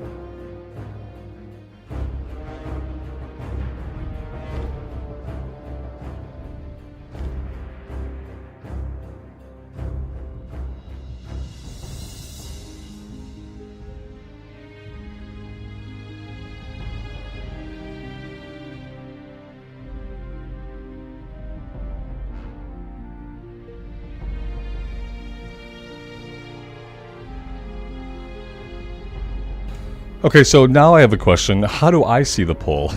All I see is Rogue at 37%. Is that because Rogue is winning? Yeah, I can't see the other two options. Oh, here we go. I click it, Robert. Robert, click it. Oh, Rogue and Warrior are close. 34% Warrior, 37% Rogue. Okay. Okay. It's all close, right? They're all close, right? I could do any of them. It's all pretty close. Let's see. Yeah, the Night Elf area is kind of tough. Night Elf area is like challenge run material to me because you can't zone hop easily. So we kind of got to go human or dwarf or gnome. Yeah, so warrior. I'm gonna exclude shaman. It's the lowest. So we'll go warrior or rogue. What do we want to do?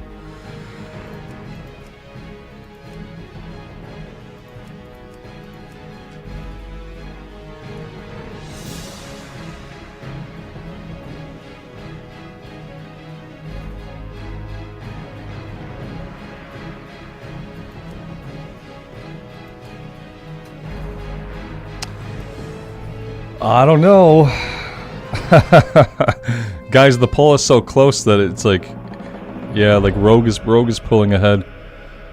If we do Rogue, I mean, I don't know how many dungeons we're gonna get to do. That's the problem. Like, how many dungeons do we do if we do Rogue? You know.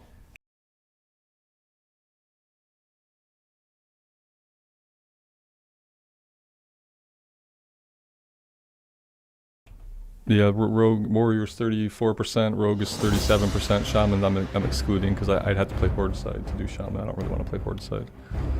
And it looks like maybe Rogue, which means I think I'm going to do a Warrior because I want to tank. Guys, I think I'm going to do a Warrior because I want to tank.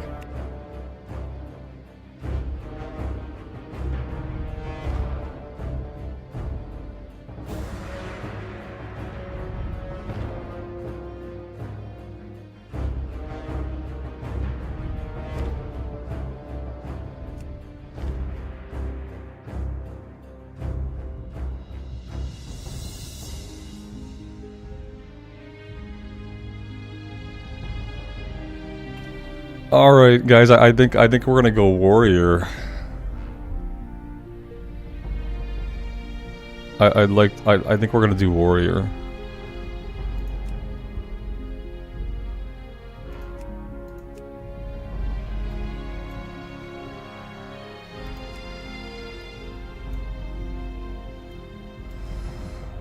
Yeah, we could do a dwarf or a gnome. I don't really care. We could do a human and be super boring about it. I don't know how do the dwarfs look for body type B? Let's see.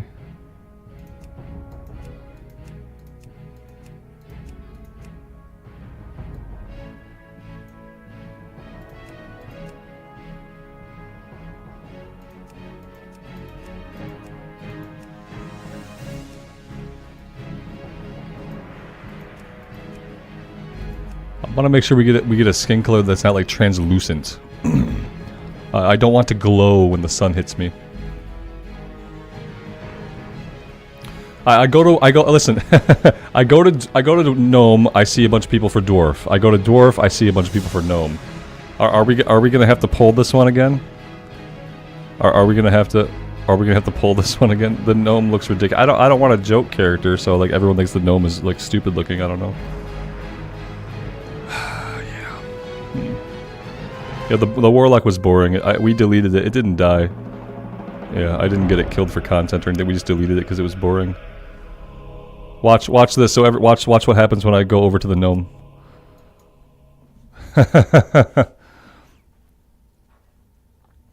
Oh god, the race poll is going to be the same. It's going to be like 52%, 55%, or something like that. Raphael, man, I just was playing a war. Where were you? All day I've been playing the Paladin. He's a body type A. What do you want from me? I got 200 hours on him. What do you mean I don't play body type A? Who gives a shit? Yeah, I like to play body type B a lot. I've been a fucking guy my whole life. I've been a white dude my whole life. So sometimes I play women in video games. I think the female perspective is more interesting in video games because I'm not a woman. I don't know why people ask me shit like that. Like I was just playing the Paladin. Yeah. God. Yeah, I'm gonna play body type B on this character. Because I have a paladin who's body type A. I like to change it up. I like both body types. God. I knew it. Asmongold's take on men playing women is funny. Yeah, Asmongold's like 10 years younger than me too.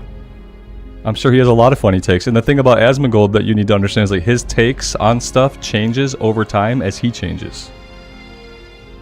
Yeah, like, you know, there's a lot of reasons a person would play body type B. You can think of some. Why is it that in video games female characters have better animations and generally look better than their male counterparts? It's because video games are often made majorly by middle-aged or young men. And majorly, they appreciate the female form, so sometimes more work goes into those character models. You can understand why. Like, there's lots of reasons, you know?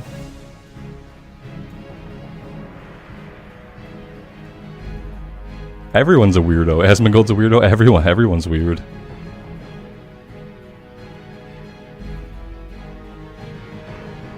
What do I want? I want this conversation to drag out. Yeah. Because I think it's hilarious. I think it's hilarious. Yeah, the female animations are almost all better. Exactly. I wonder why that would be. Why would a bunch of 20-something dudes work longer and harder to make the female ones better? I don't know. I can't figure it out. It's weird.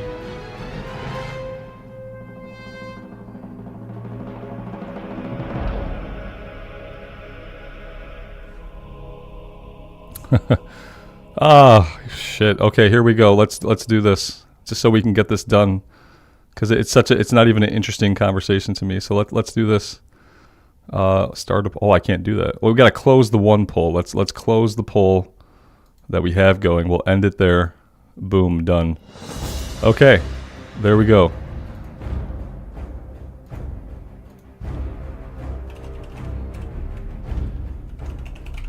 Let's see. Here, we'll add more options. There we go. We can always be super boring about it if that's what people want. Boom. There we go. It's the day of polls, most boring stream ever, and the day where we do a billion polls to micromanage every single choice I make. Stop the count. I heard like a lot of mail-in accounts didn't get counted, you know. So yeah, but we're stopping the count here. Yeah, warrior. We're doing a warrior. Yeah, absolutely. It did win in the end too, so that's good. Yeah, I'm seeing a lot of gnome right now. It looks like we might be going gnome, which I am absolutely okay with.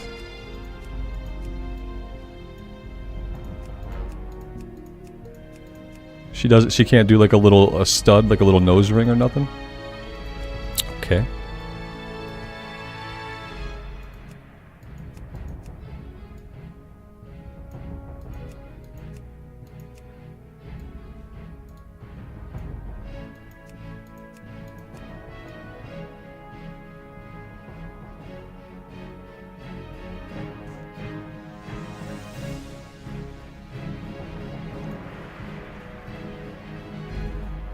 Dane Evans, I get the Hanging Chad reference, but only because of the show How I Met Your Mother.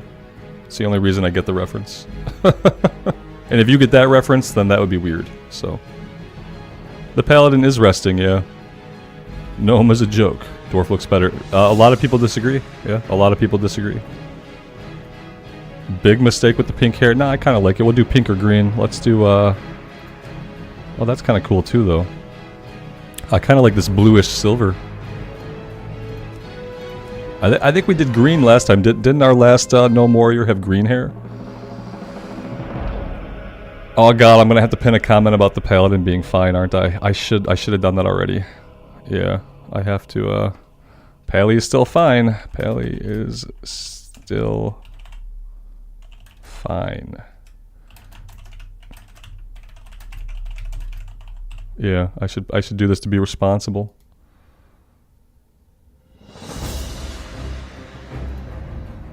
There we go. All right, yeah, it looks like Gnome is gonna take the poll. Let's do. There's so many different like silverish colors I didn't notice. There's like that's like a white.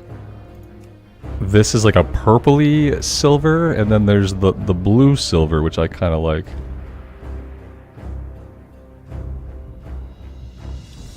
Were we pink-haired, Otukin, when we died in Westfall? For some reason I thought we had green hair, but maybe we did have pink.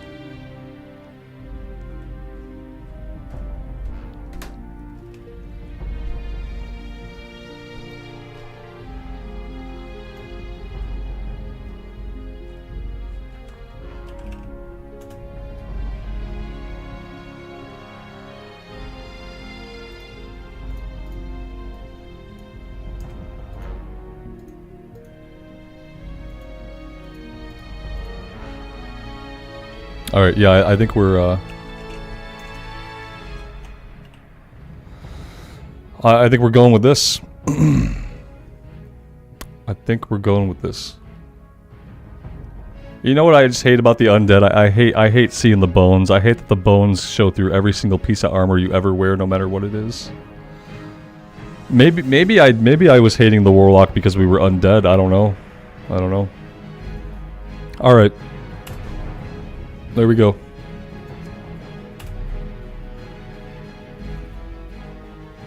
The eccentric, often brilliant gnomes are held as one of the most peculiar races of the world. With their obsession for developing radical new technologies and constructing marvels of mind-bending engineering, it's a wonder that any gnomes have survived to proliferate. Over the years, the gnomes have contributed ingenious weapons to aid the Grand Alliance in its fierce battles against the Horde. So the name of the add-on for the quest text is Immersion. Yep. The gnomes shared the resources of the forested Dumora peaks. HM Tech says you don't make it past 14. HM Tech, you don't make it past 14. Where's your hardcore character YouTube playlist at, man? Aided by their Link it to me. The gnomes fought a valiant battle to save their beloved city. We got the 19 on the warrior last time, so we'll get the 14. But yeah, you won't get the 14. Gnomes fled to the safety of the dwarven stronghold of Ironforge. There they remain, devising strategies to retake their city. As a gnome of proud standing, it falls to you to answer the challenge and lead. I gotta do some clerical work. I gotta change the title of the stream really quick. Let me get that adjusted. Do that here. Alright, classic or hardcore. Level 1. We are a gnome warrior.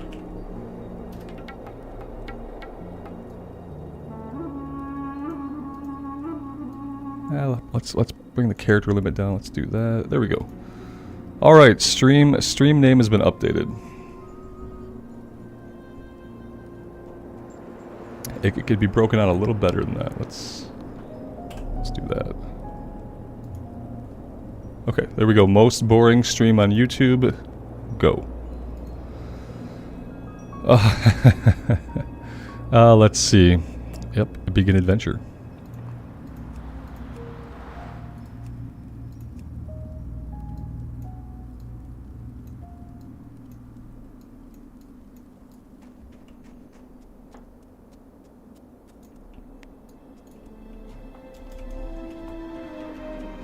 Joel, yeah, this is hardcore. Yep. What can I... Ah! Well, Oh, aren't you no. a sturdy looking one? My add-ons. Perhaps you can assist me My with add-ons are on fire. Not much help around here except for green apprentices, and they've other things. Don't get too excited, guys. We're not keeping this turned on. But this is the story time add-on that I don't use. I don't know why it's enabled. And that was also the voiceover, the voice AI, the AI voices that you just heard. So, Amy Rambles is my wife. Yeah, that's why she's a moderator. Uh-huh. Yep. Okay, so I gotta turn some add-ons off because for some reason they all got enabled and like Immersion's not enabled, which is weird. Alex, that's the story time add-on. I think you asked me about that the other day. That was story time. Mm-hmm. We're gonna be using Immersion, Leatrix Plus, Leatrix Maps, Bagnon, and Questie. So I have to disable AI voices add-on, and I have to disable storytime add-on.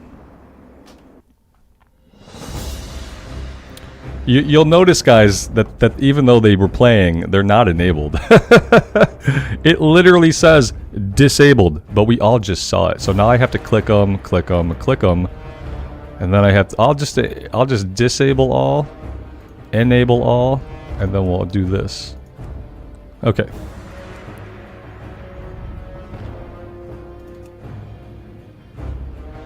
Daniel, I appreciate that. I appreciate you being here and hanging out. Alright, let's see. Alright, now we're back to normal. Now we need to do some adjusting here. Let's get our character frames locked in place. There we go.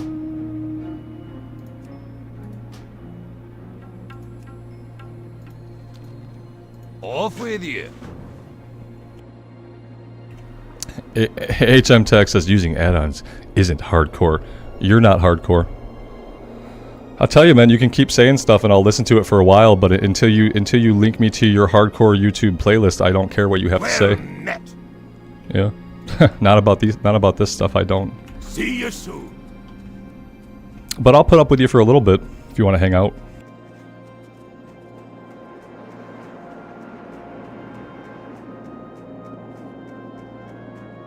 You beat the game without add-ons. Or you're not valid.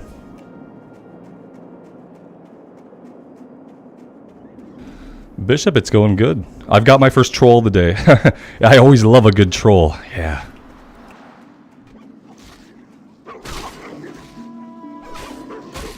Oh, Gracie, I know he is. I love a good troll. Because I'm going to keep doing the same thing and eventually he'll get sick of it. And if I get sick of him first, I'll just boot him, you know? It's fine.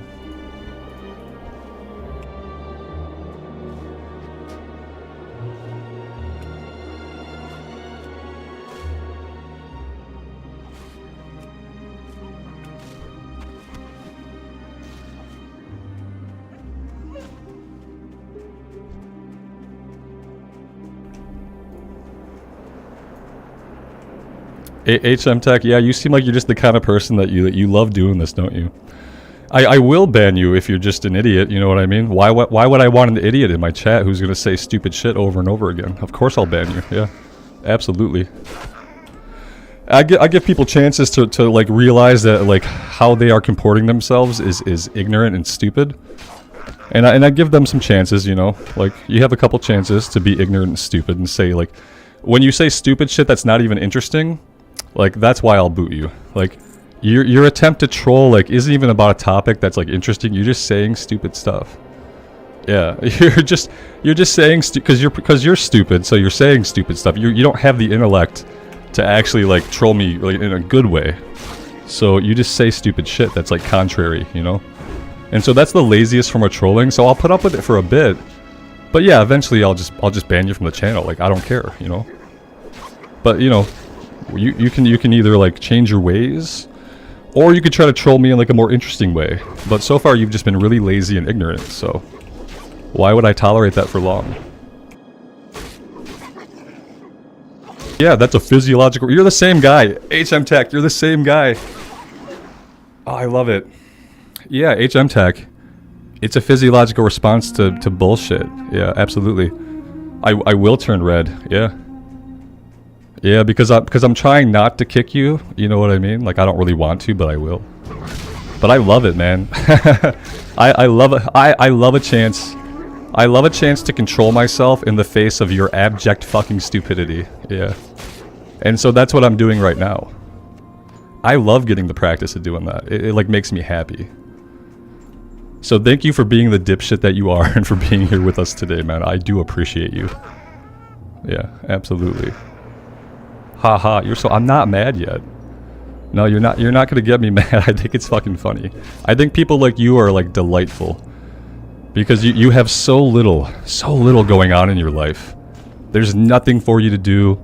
There's nothing for you. And so like you get pleasure out of it. You like it. You know what I mean? And I think that's fucked up. So, yeah. What would WoW be without a troll?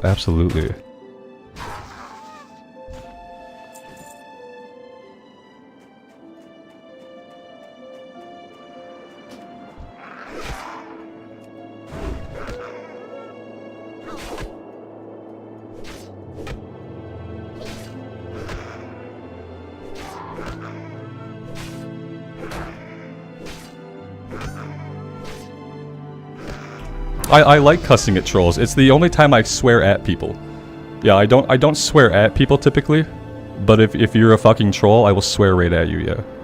Usually when I curse, I curse about like things like inanimate objects. I swear about like the game and how shit it is sometimes. But a troll? Oh yeah, I will. I'll take the excuse too, absolutely. Imagine not liking a stream or the creator but continuing to watch it anyway. That's what these people do. Yeah, they don't have anything in life they like. You're dealing with someone who's like, they've lost the capacity to actually enjoy anything like for the honest sake of it. And so when you get to that point, this is the only kind of enjoyment you can eke out of your miserable life.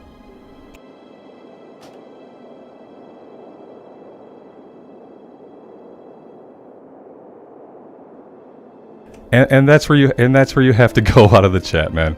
Have a nice day. Take care of yourself out there. I'll see you never.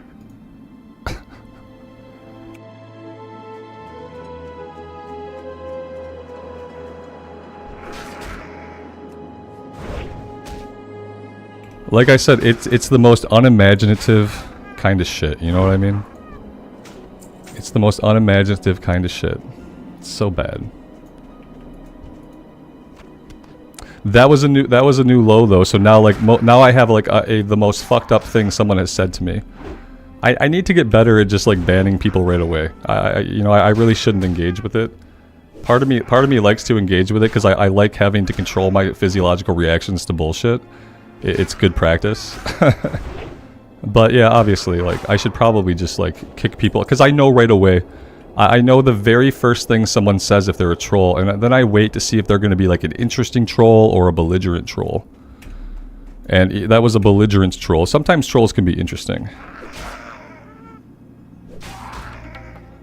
Auntie, we had a troll and he got too belligerent. I had to ban him from the channel. I was willing to like try to like control myself and let him like agitate me for a while, but then he just kind of like went too far, so. But look, now he gave me shit to talk about. So like inadvertently, like he provided me with content. That's what he doesn't realize. Like he gets to go off and lead his miserable life somewhere. And for a little bit, he provided me with some content, and he provided me with some practice at controlling myself. Spanish Fly, my second channel is deader than a doorknob that's deader than a dead thing. Yeah, it's dead. I don't know what I'm doing with the second channel. The second channel is kind of like if I ever get a wild itch to play some random game that doesn't fit on my main channel at all, like if it's just in like a random genre or something, that's kind of what I keep the other channel around for. But recently there hasn't been anything super interesting that I wanted to play. Daniel, he'll come back, but I'll just keep banning him. Like I'm not gonna re-engage because I think it's the things that he said are like this, especially when he pointed out like because it's just when he pointed out that I was getting red. I've had the same guy. It's the same guy because he always gets to that point. Like as soon as he triggers the flush response, wherein your body, you realize that you're dealing with an asshole, so your body feeds you some adrenaline and some other shit to help you deal with the asshole. It's the same guy because he always waits for that to happen and then he comments about it. So I know it's the same person. You know, he will be back, but he probably won't be back today. What he's gonna do is he's gonna come back and he's gonna lurk in the chat under a different name. You know, he'll be here. But now he realizes that like I'm just gonna kick him immediately if he says anything, and I'll know who it is right away.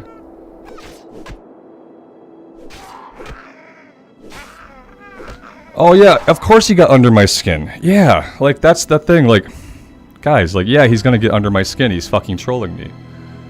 Part of me likes it, even though it makes me feel physically uncomfortable. Like, yeah, he did get under my skin. Like, absolutely.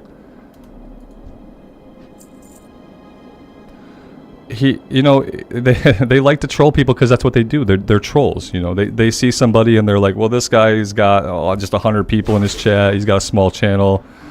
I'm gonna troll this guy today. And like, yeah, and like over time, I'll probably come up with more imaginative ways to deal with them. But in the meantime, I feel like it's important to express how fucking miserable I feel like they are and how I feel like they're a grotesque human being. I feel like that's important to like address with them right off. Yeah. And so I'll always take the opportunity to explain that I think they're an ignorant, worthless piece of shit before I have to ban them. Because it gets under my skin that, yeah, that a human being derives pleasure from doing that kind of thing. So, yeah, absolutely. It's frustrating.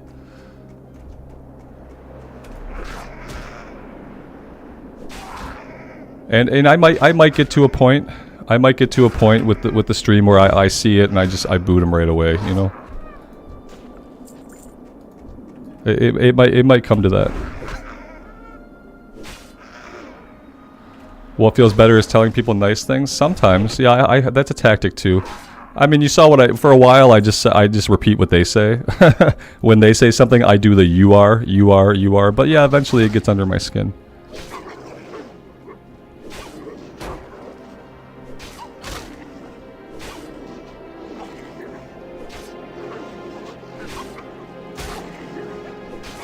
Jason the Pally is still alive. Yeah, absolutely.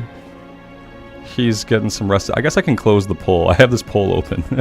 Let's end the poll. The gnome won 60% to 30% against the dwarf and 10% human. There we go. Poll is over. We are actively playing the character now.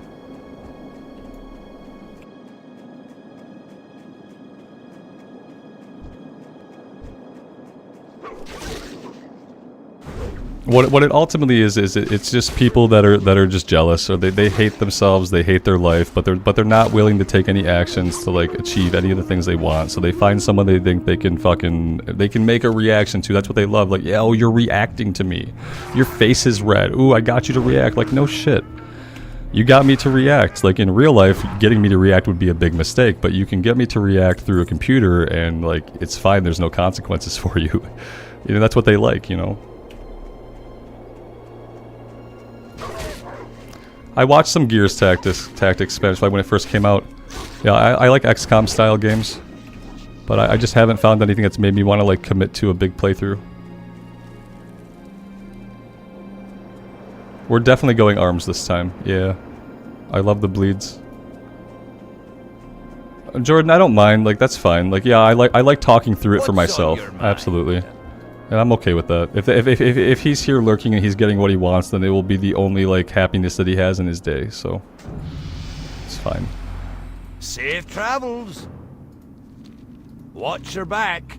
Like for me, especially like talking through stuff after it happens and like kind of analyzing it and reflecting on it, it helps me, you know, react maybe a little bit differently next time.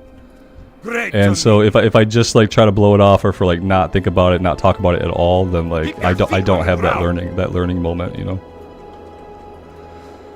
It's noon and 100 degrees. Oh Jesus, Johnny, I know. It's so hot everywhere. I'm so lucky to be in Michigan where I'm at because we're not suffering that same like oppressive heat that everyone else is. Yeah, it's like 80 here. It's 80 degrees. Like I hate it still, but I do acknowledge every day how lucky I am to be in a part of the country that's not absolutely melting. Hey, be seeing you.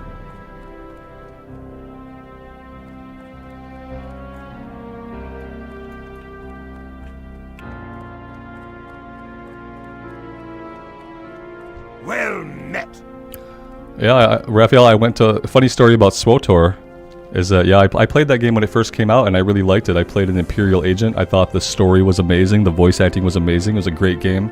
Safe My guild, we rated a little bit the first tier rating, but then we went back to WoW, you know, so I fell out of the game. Funny enough, though, like a year and a half ago, I went to do a playthrough on the channel, but the music is Star Wars music, which is owned by Disney, and it's so copyrighted that I could never do it on my channel. I'd have to turn the music off, and like to me, especially in a Star Wars game, and the way the music is so good, like the music is part of the immersive experience. So like if I have to play a game with the music muted, I can't do it. But I did go to play SWTOR on the channel. It just didn't make it because of copyright stuff on YouTube.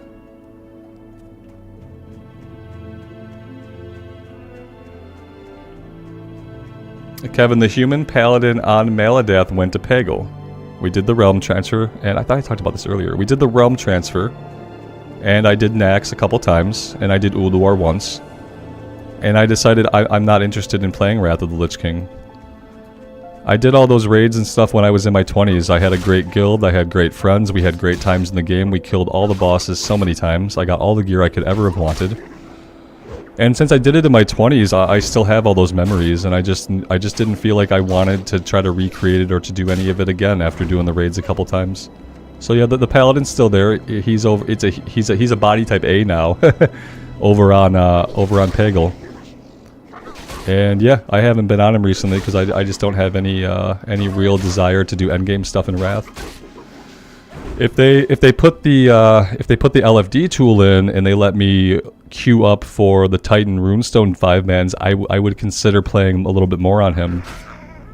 But yeah, right now I'm just I've fallen out of Wrath because I don't have any goals in Wrath that I really want, and it's just kind of like a dead game to me almost.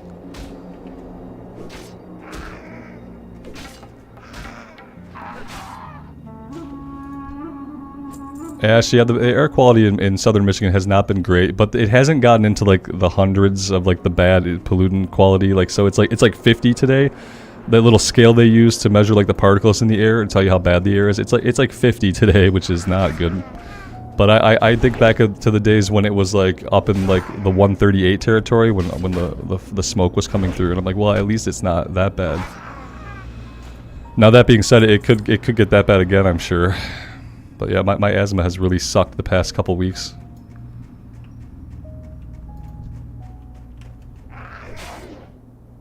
Alex, you're in Wrath now. You've been in queue with your 69 mage for more than an hour, just trying to do like a 5-man. That's bad. Yeah. Yeah, and so the thing is, if you had LFD, cross realm LFD, you'd get a group for a 5-man in 12 minutes at the most, you know. Yeah, I love Wrath as a game. I love the class design in Wrath. I think it's like, as far as classic goes, like the classes as they are in Wrath are maybe nearly at their finest the game ever had, in my opinion. I just can't I just can't get back into playing it. I don't know why. I looked, if there were more people playing it, I probably could, but I got on the starting zones and there was like nobody. Daniel, that's not weird to say, man. A lot of people use the streams and videos for that. Obviously, like the videos are a little bit more chill because I don't have to deal with trolls and my face doesn't get red. But no, it's not a weird thing to say at all. I've always tried to keep like the music and the ambience to a point where like people could chill.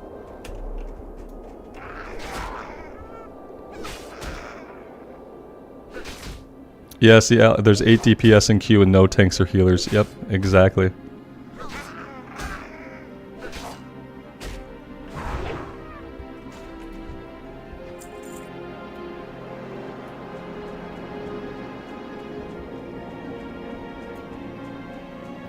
The Warlock got deleted. Nah, I wasn't having any fun on the Warlock. I wasn't enjoying the class. I don't know why. It's a me problem. I find pet classes kind of boring, I guess. I thought it was really boring.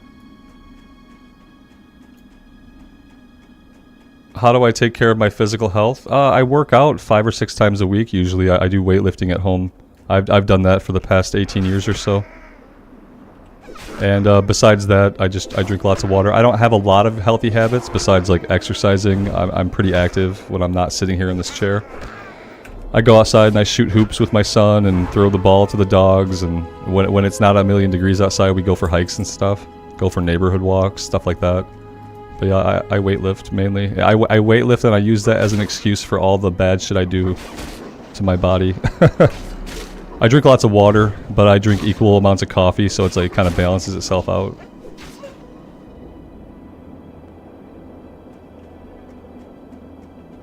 Daniel, I used to be like that. I never used to be able to talk in front of people. I failed English so many times in high school because I refused to give reports in front of the class.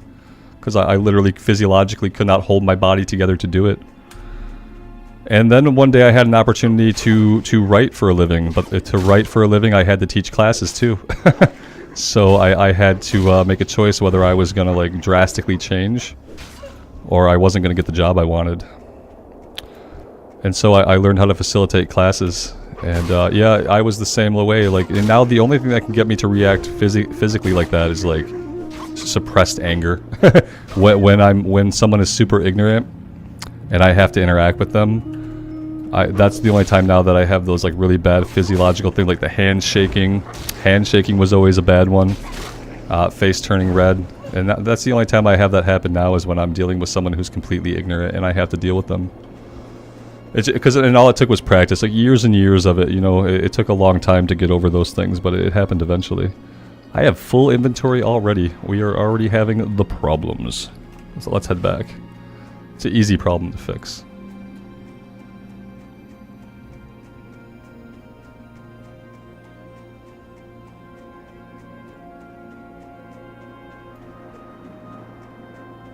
I am sitting down, Taylor. Yeah, I get that a lot. My posture's pretty okay. The posture was another thing I had to practice over time. And honestly, what helps you have posture without trying too hard is if you have good core muscles, your posture just kind of gets better. It gets easier to maintain good posture if you have decent core strength. Great to meet you. Patrick, I'm surprised YouTube doesn't have a spell check. You know what might work? Like if you get Grammarly, maybe the Grammarly add-on would pop itself into chat. I'm not sure if it can or not. I'm always surprised when like everything that you put text in should have some kind of automatic spell check. Be good. My brain is so bad, like I will type something, I will think that it looks perfect because my brain will autocorrect it in my own brain, and then I'll send it and I'll read it and I'll be like, oh, that was not that was not right.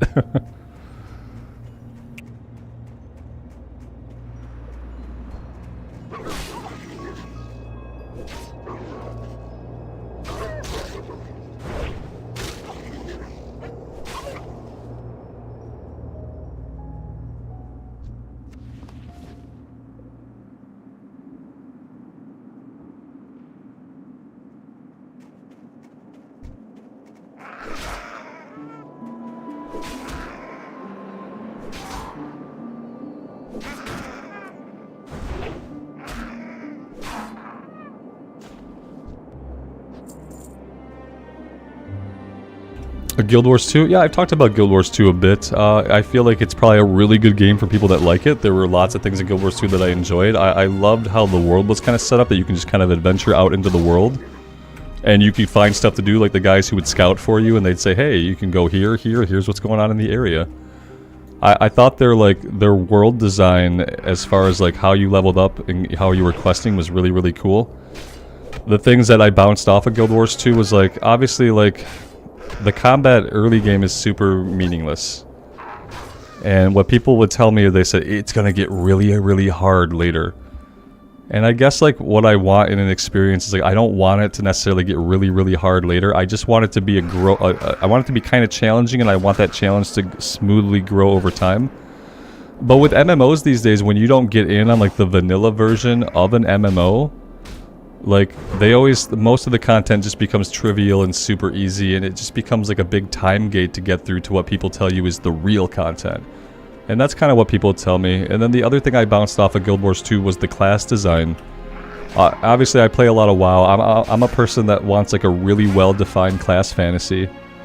Like, I want my class to equip certain types of weapons. I want my class to equip certain types of armors. I want my class to use certain abilities. And in games like Guild Wars 2 and ESO, they give you a lot of player freedom, which is really great for like people who like to say, okay, I want to play this class like the most efficient way possible. I'm going to try different builds. I'm going to find the most damage. But I don't really like to play my RPGs like that. I like a well-defined class fantasy. So that was what happened with me in Guild Wars 2. Like, so many things about the game were really, really nice.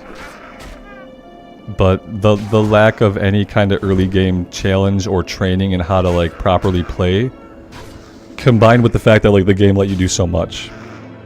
Like you can equip any weapon you want basically, and like it's gonna change the class, and so you don't really have a defined class fantasy. ESO was the same for me. ESO, amazing game, amazing writing team. The stories are great, the world is great. But when you say that I can do anything with my character, well, it turns out that I don't want to do anything. I want it to be defined. Like, I want to play a necromancer, and I want to know that I can equip daggers, staffs, I can wear robes or leather. I don't want to start a necromancer and be like, oh wait, I can equip a two-handed mace? wait, I can equip a bow? Like, that kind of stuff is like off-putting to me for some reason. I don't like having all of that choice in an RPG. I like having to choose my class, and I like that very much defining what I'm going to be doing. And it might just be like all my years of getting used to how WoW handles classes, you know?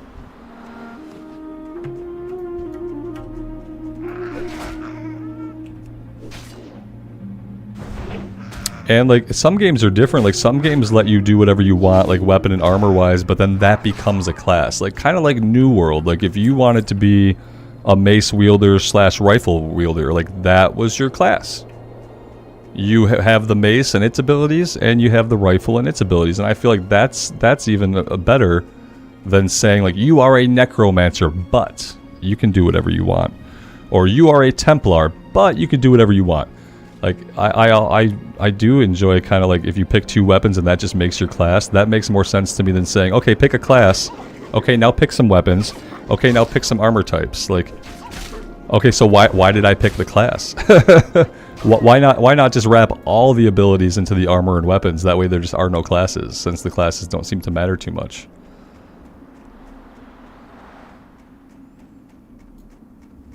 Yeah, that's the other thing, is that the classes are defined visually. It's like, especially, you like to be able to see someone in a game and be like, oh, that's a warrior, or that's a paladin, or that's a shaman, or that's a druid. And in games like ESO and Guild Wars, I don't feel like that happens.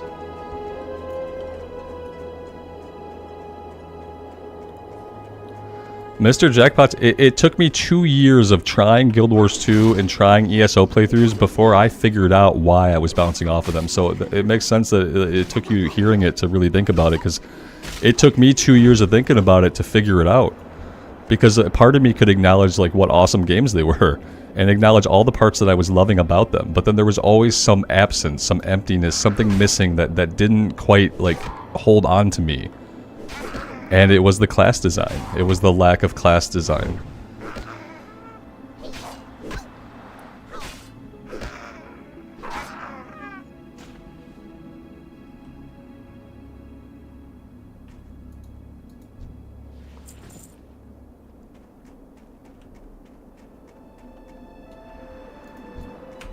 Yeah, there's a lot of information to know about WoW. There's a lot of stuff going on under the hood that you kind of have to find out about. Like, you can play the game how you want, but yeah, ultimately you're going to have somebody, hey, why did you spec into this? Why aren't you spec into that? And it's like, because I wanted to. Because I wanted to build my spec that way.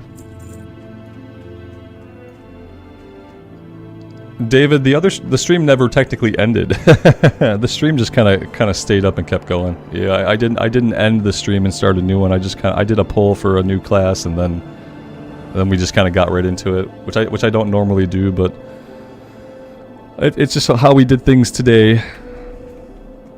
I just kind of wanted to get a class going that I'm gonna actually enjoy playing, and that wasn't gonna be the Warlock. So we did delete the Warlock. Let's go turn this in.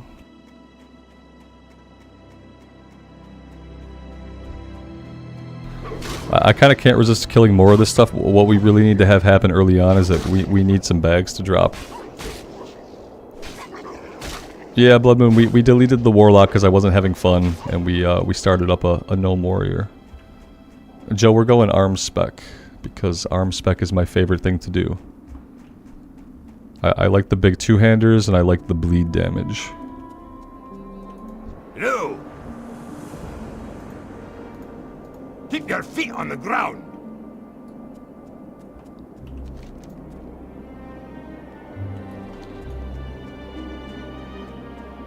Technically, the Warlock was never dead. Yeah, technically he just got deleted. She's out there somewhere in the Great Beyond, in the restore character page. You know, she's still alive, but probably will never come back. We got a Gnome Warrior killed before at like level 19 by pillagers. So, and that was in Moonbrook, so we won't be doing that again. Check, yeah, I did not. That didn't happen.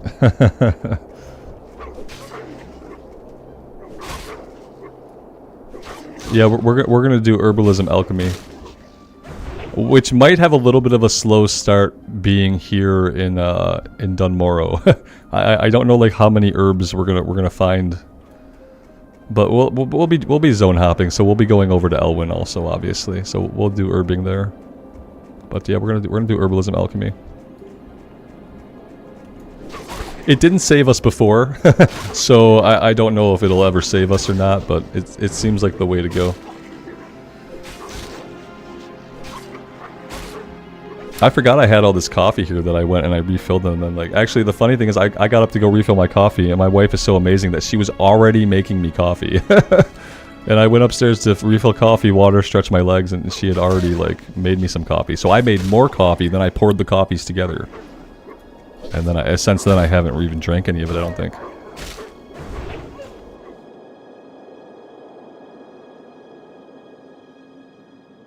The problem with the warrior for me is like with the mana classes, I have time to, I have a good time to drink my coffee while the character drinks, and with the warrior I guess it's going to be when we have to eat to restore HP.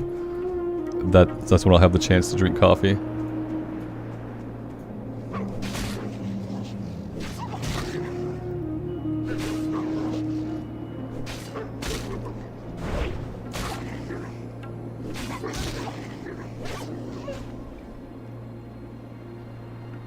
Sorry if I'm like gurgling into the microphone. I usually mute it.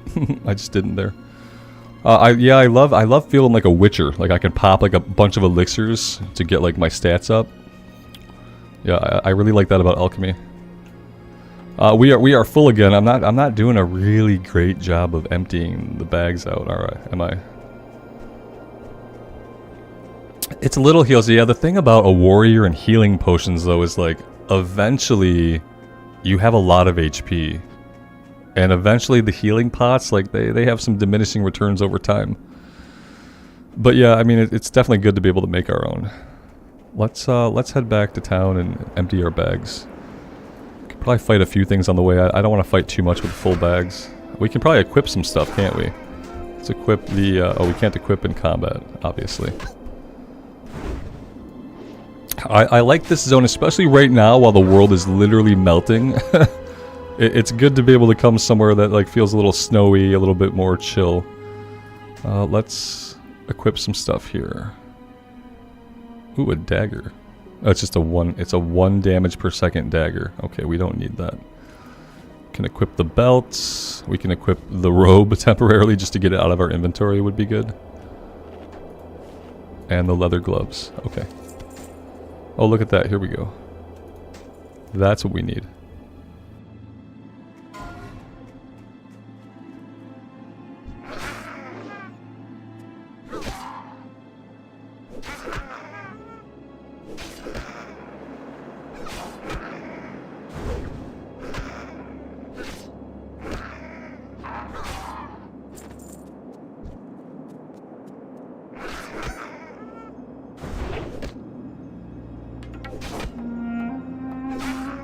The character who we just saw die, the funny thing is his last words were F me, and he didn't say F.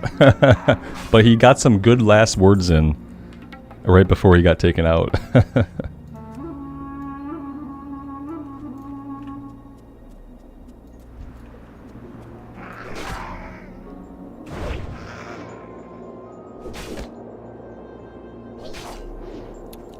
Right now I am just kind of killing stuff. I'm kind of hoping that like bags will drop. We need some bags. P-Wookie, this is a new character. Yeah, I deleted the Warlock because I wasn't having fun on it, and we did a poll and we ended up on a Gnome Warrior. So that's how we got here.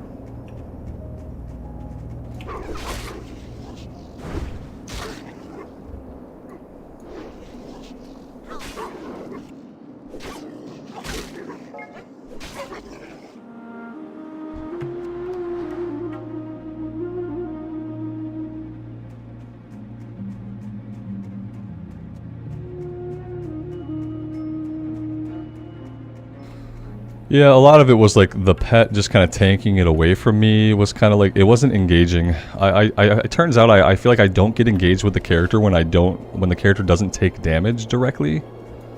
unless I can see the enemy and the enemy is hitting me, I kind of like disengage from combat. I realized that like all day yesterday we were running around the barrens killing stuff, and I realized I did not remember any of the encounters. I hardly ever was paying attention to what I was doing, and I was just completely zoned out on it. And yeah, I just wasn't having a lot of fun. And we had a lot of our abilities, you know. I didn't feel like it was going to be a thing that changed with more abilities, because we had a lot of our core abilities. And, yeah. I just felt like it was never going to get more exciting than it already was. And it makes sense. I always say that I'm not a big fan of pet classes, so... The fact that I would bounce off of a pet class is not, like, a big shock. To me, or probably to anybody else. Max, I did find... A friend found me. Yeah. That's sometimes friends find me. Not in real life. I don't have any friends in real life, so... Why is that strange gnome staring at me? He's a friend. He's the keychain. So, you know, when he's not keeping track of your keys, he's following me. It's obvious.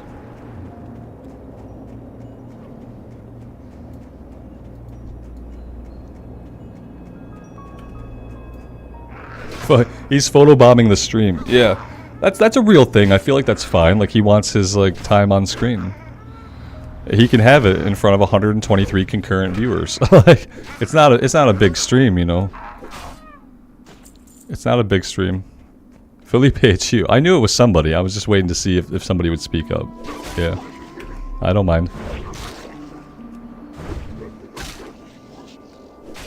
It's easier to find me than it is to, like, find Asmongold or Taliesin or somebody. So.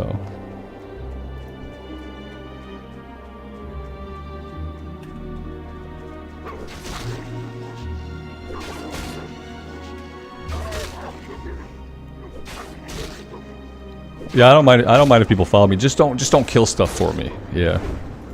Just don't kill stuff, and don't save me if I get into trouble. That's my stipulations for following me. It's like, if you want to follow me, man, you do you. But just don't save me. And don't kill stuff for me. That's all I ask. We're gonna go with a two-hander. We'll keep a sword and shield, like, as much as we can, so that we can eventually tank. But yeah, we're gonna go with a big two-hander as soon as we can get one, which I'm kind of hoping will be soon-ish. I'm looking for lost buckets of bolts. I feel like I'm like missing some quests. I should have probably grabbed. Yeah, let's take a look back over here. There's a couple of things we can do. Actually, we needed to go here first, and then we need to come here. It's gonna have us go like back and forth now. I'm not super familiar with the dwarven areas. We've been through them a couple of times. Hi, safe travels. How are you? 14 Frostmane troll whelps. See you soon. And let's go talk to this guy. I think one of these guys wants us to kill some boars. Right nearby. Oh, we picked up the scalding morning brew delivery. Maybe we'll go do that. How the bags are not looking full though. It's not really a great time to go back. If we fail that one, we'll maybe I'll just drop it for now. We'll grab it when we're ready to go back to town. That makes more sense to me. Here there. Off with you. Alright, he has that, and then he has the boar killing. 12 small crag boars. Okay.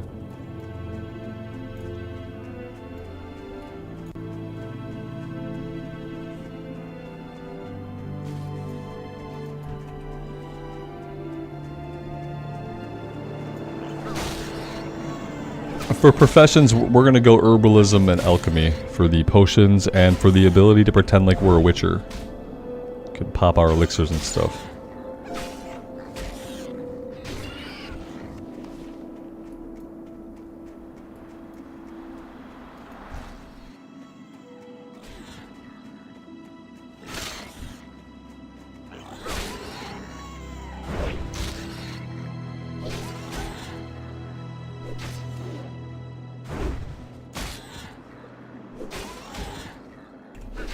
Oh, Max, it definitely is. Oh yeah, absolutely. You're gonna see even though Blizzard has been trying to kill hardcore, and even though like you don't now, if this had been like 6 weeks ago before they announced hardcore, if we go back to the day before Blizz announced their official hardcore, this would be at 50. Especially this time in the day, it'd be at 50. And by 50, that means that there are more than 50, but the /who can only show you that by default. But yeah, there's 35 people here now, which, like I said, that it would have been a lot more before Blizzard started to try to like purposely kill the hardcore scene. But it's definitely more. When I checked out Wrath Zones yesterday, because I thought like, man, I wish I can get into Wrath. Maybe I'll see if people are enjoying the leveling experience. And I logged into a couple of level 1 tunes in Wrath of the Lich King on a very populated server, and there were like 15, 17 people. You know, like it wasn't nobody, but it wasn't a lot. Like 35 people is good. It's not a lot compared to what it used to be, but it's better than 17. Felipe, I'm not sure if I can G-invite. The last time I tried to G-invite somebody, and why I hesitate to do it again, I accidentally invited them to a party. Thankfully, they didn't accept it, but I never figured out in this version of the game how to G-invite humans. And I tried like /G space invite and then character name, and like that didn't work, and then I right-clicked them and I accidentally like invited to party. So I hesitate to try. I don't want to like accidentally invite you to party. What, I don't even know what guild I'm in. What am I? I got into HCWAP. I don't know what WAP stands for, and that bothers me because it's probably something that I won't like if I find out. WAP. It obviously stands for WAP. But that probably means something in internet speak that I'm not familiar with. Oh, you won't. God damn it. Mr. Ghostlord, do I need to not be in this guild? Do I need to stop saying WAP over and over again on this stream? Yep, here we go. Here we go! Oh no, Robert. You're saying something you don't know. Yeah, you guys all know that my face is going to turn red again. Wait for it. And so I don't know what it is. For YouTube, I don't know what it is, so I'm sorry I said it over and over again. I promise I'll never say it out loud again. Shit. Okay, guys, I'm gonna G quit. How do I G quit? Quit? G. My wife's coming in the room to tell me what it is. I'm gonna mute myself and I'm gonna cringe. Son of a bitch. Now I know what it is. Oh my god. Why are people allowed to do stuff like this? Why are people like this, chat? Why are people like this? I gotta get out of this guild. Did I get out of it? I've left the guild. Okay, thank God. I am so stupid. It's okay. Now I need to look for looking for a hardcore guild with a non-stupid name.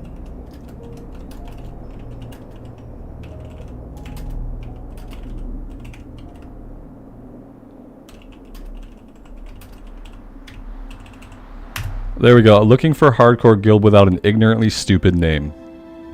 And we'll see what I get. We'll see what I get.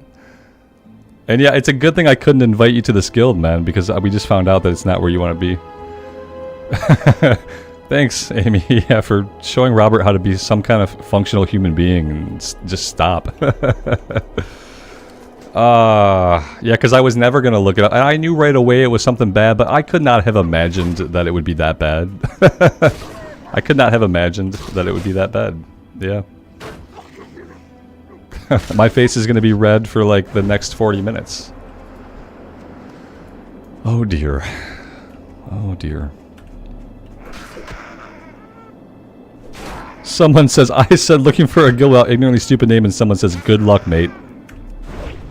Where's like hardcore enjoyers? Where's hardcore enjoyers at? Where's any kind of like a normal, just a name? I can't start a guild. I don't want to start a guild because I don't even want like the perceived connection of a guild's goings-ons connected to me in any way. I don't want to sign a charter. I just want to be a passive lurker in a guild so that maybe one day when we do a 5-man, I can ask if anybody wants to go. But there's got to be somebody. I'll ask again later. I'll ask for another invite later, and I'll just see what we get. And I'll Google the name of it before I accept the invite, and we'll make sure that it's not anything horrible or inappropriate for children. Yeah.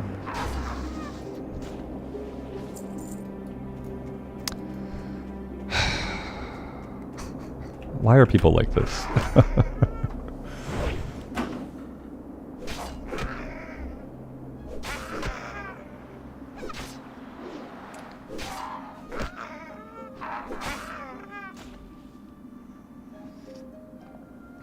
Urban Dictionary is useful? Yeah.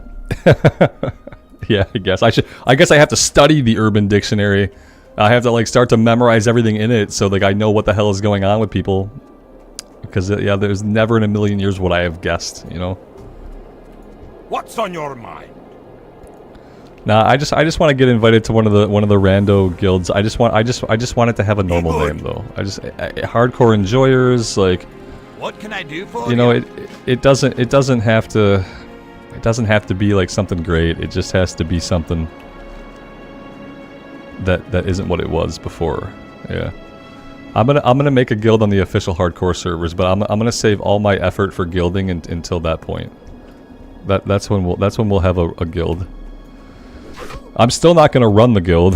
Like I'm not gonna do anything to interact with the guild chat, unless we're doing a run and then we're talking in chat. That's fine. But yeah, I even in the guild I make, I still would not be a good guild leader. I don't have the capacity to run a guild. I don't even know what things in Urban Dictionary mean, so that like basically proves that I should not be in charge of any group of people on the internet. We can't talk about it, Auntie. Don't talk about it. No one tell him. You gotta find out for yourself, man. You gotta find out for yourself. Yeah, no one here can tell you. I think you figured that out by my reaction. You can figure out, like, since I didn't come back on and talk about what it was, you probably know just innately that it's not something we can talk about. It's not something we're going to talk about. Let's put it that way. Let's just be more assertive with it, and let's say that we're not going to talk about it.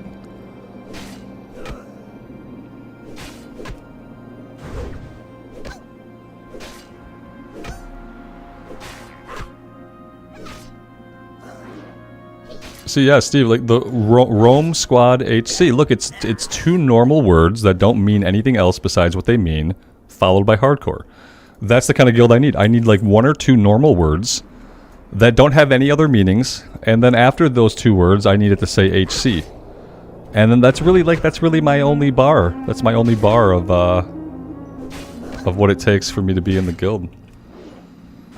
This is why my parents would never let me on the computer if they knew what I got into. Yeah, exactly. It's because of stuff like that.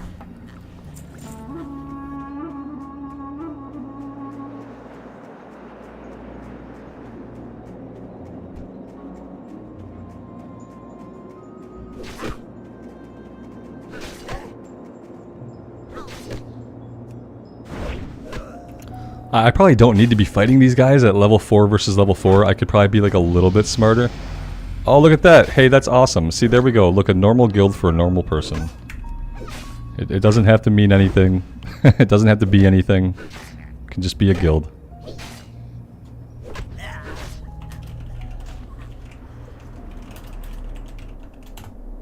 There we go.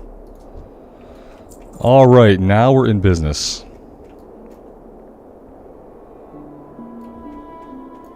There's an item right here. Okay.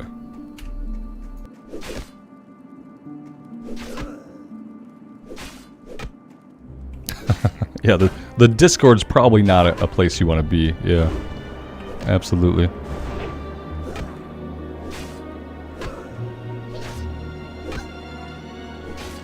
Unless that is where you want to be. You know what I mean? Like, I'm sure there's somebody who that's the Discord they want to be in. It's just not the Discord I want to be in, and it's not the place that I would advise really anybody to be if they had anywhere else to be. Do I want to finish fighting these guys right now? Not really. What else are we working on? We need the box, the chest, and let's do the small crag boars. Probably would be something a little bit easier to do right now at this level. We've also only got 2 inventory slots left, so maybe we take the Scalding Morning Brew and we deliver it. Oh, I took it again on accident and we're about to fail it. Okay, let's drop it. And maybe we'll grab this one and we'll run it back to town. Let's put on the chest piece and a cape. A wireless application protocol, yeah. I wish that was what it stood for to these people. That'd be fine. No, when my wife has to run in the room to tell me something, then it's bad. It's bad.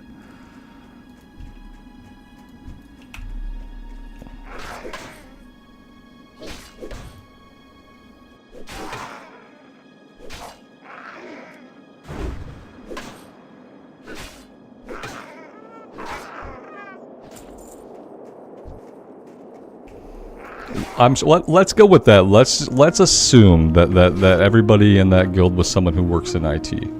I think that's the obvious assumption, right?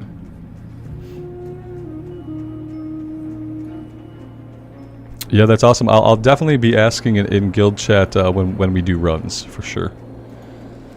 For sure. That'll be the first place I look, and then if we don't get people there, then we can resort to the general chats.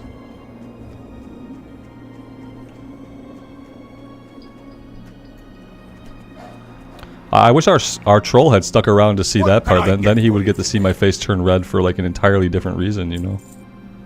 It probably would have just made his day. Keep your feet on the ground. Might be a good time to train level 4 because I don't think I've trained anything, have I? I've just been kind of going at it with auto attack. At least I'm not on Moonguard. Is Moonguard like the really old RP server? Where like bad stuff happens at the tram. Unspeakable things.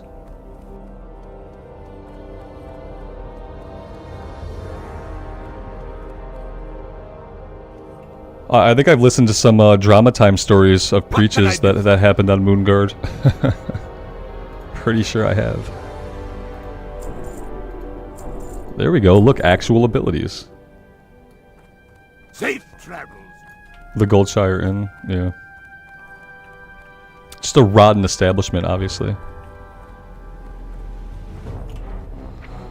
All right, let's get this going. Let's put you. I like you down here. Let's put you there. Let's put you here. We probably don't need auto attack. And then we need battle shout. Okay.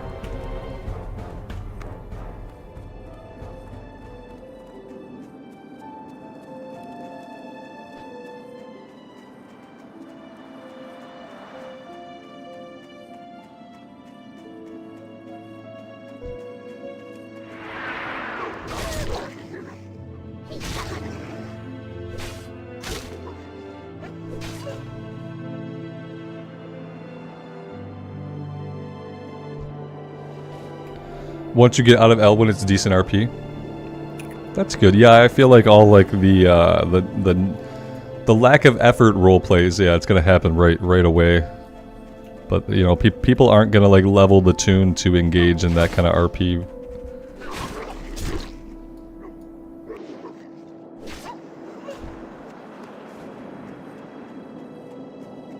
And I mean, hey, to each their own. It's just not ever going to be my thing. I don't think it's a lot of people's things, but it is some people's thing, and that's fine. It's fine as long as no one's being hurt. Yep.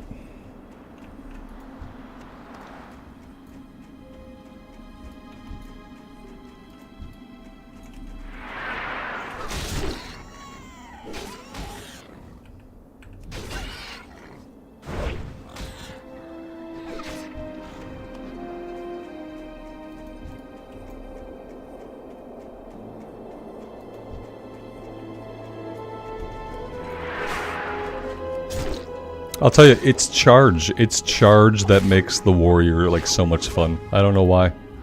It's probably my favorite ability in Classic era is just the ability to charge.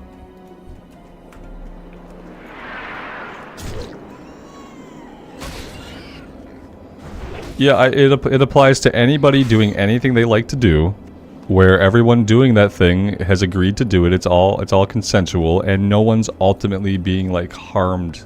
You know what I mean? Like, yeah, I think people should be able to do what they want. I understand your argument is like some harm is involved, and we can't talk about it too much.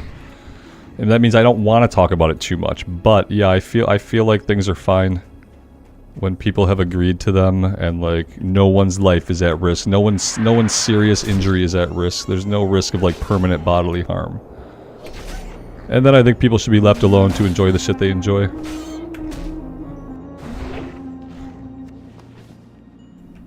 It does stun them for a second, yeah. It closes the distance, it generates rage, and it stuns. The only thing it doesn't do is it doesn't have any inherent damage attached to it. You get the 9 rage. You stun them only for a second, but it's still cool.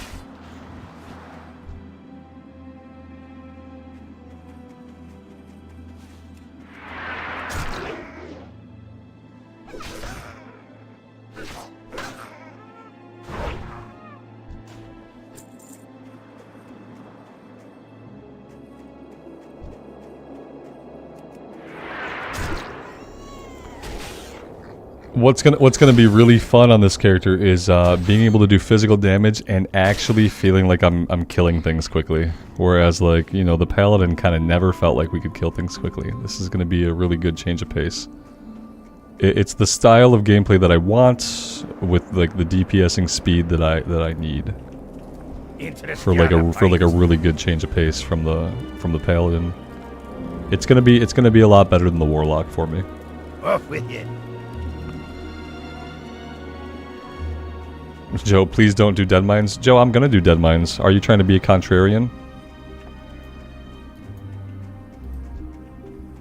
Is this like the thing where you like you tell the person to like not do the thing you want them to do? Are you trying to like reverse logic me into doing dead mines? Because man, I'm already planning to do it. Yeah, we're gonna do dungeons on this character for sure. We're gonna do dead mines. We're gonna do everything we can. We're even going to do Wailing Caverns. Yeah, we'll figure out how to do Wailing Caverns. I don't know how people get there, but there's a way that people get there at that level. And I'd like to be able to do that too. Oh, I appreciate that, Joe. You're a sweetheart. We're probably gonna die at some point, but I don't think it'll be in Dead Mines. I don't know, but I need to do 5-mans, okay? Like I need to do some 5-mans. I've been really wanting to do 5-mans, and I can't do 5-mans in retail, and I'm not playing Wrath of the Lich King because there's no LFD, so I gotta do 5-mans somewhere. Yeah, booty bay to ratchet for sure, but like, man, so like what level is Wailing Caverns? It's like level 20 basically, right? Like how am I gonna safely get myself to booty bay? Like that seems like it's just a way to get killed. How do I safely get down to booty bay at level 20? Obviously I know the route, like we can run from Darkshire, but like even Darkshire at level 20 isn't like super safe. Script, have a good night, man. Thanks for being here and for hanging out all day. I appreciate it. Swim from Westfall to Booty Bay, Alex? Okay. What's that swim look like?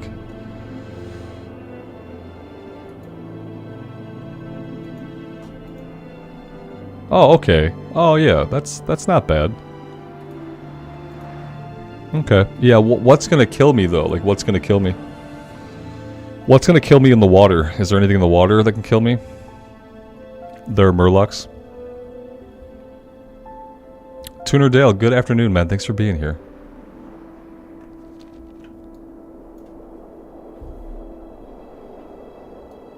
Take 5 people, take everybody together for the road. Yeah, like the whole group. Watch out for the elite sharks. This sounds like a murder fest.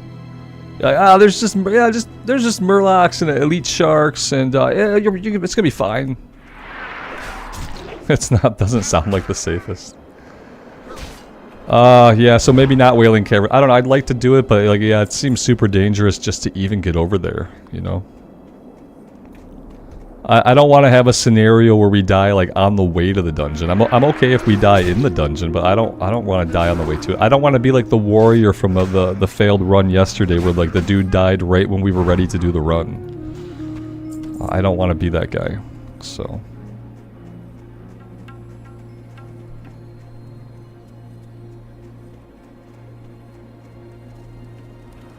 You got my attention.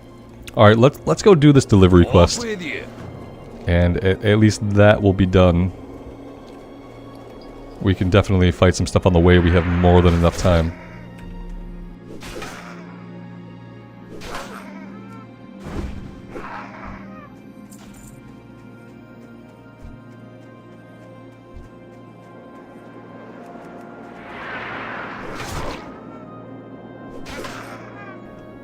Whitney, you're absolutely right. Yeah, I am getting ahead of myself. Yep. Yeah, it's kind of fun to talk about, but yeah, we're getting ahead of ourselves, absolutely.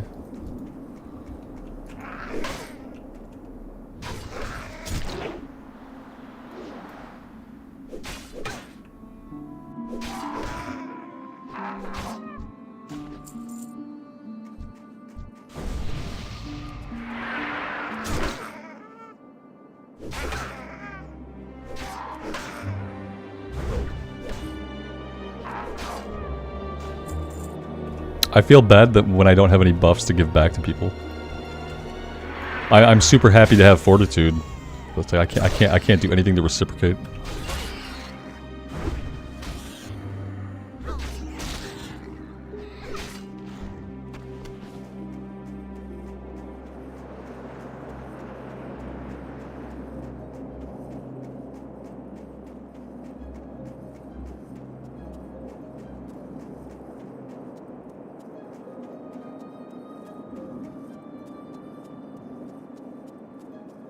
What can I do for you?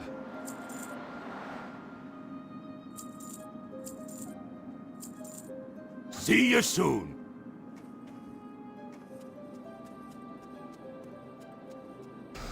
I know people don't anti, but I like to give back. It's just, it sucks when I can't. I understand, like, when that person gave me fortitude, they expected nothing in return. When I give people things, I expect nothing in return, but I like to be able to give back. It's just, you know, just a little thing, not a big deal.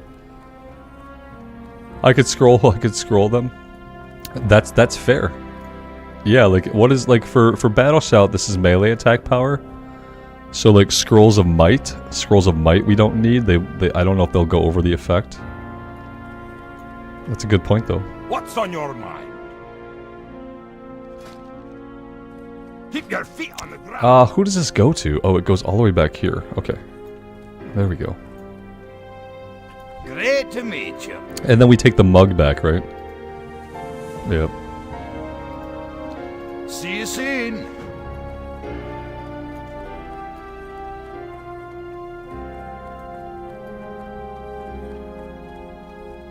Yeah, I don't like the elite sharks.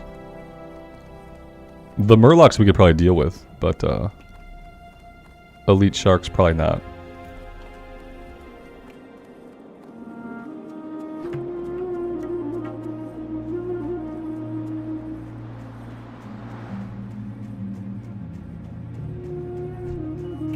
Alright, we have to start thinking about getting a bag to drop. We need like 4 bags to drop pretty much like right away. The sooner the better.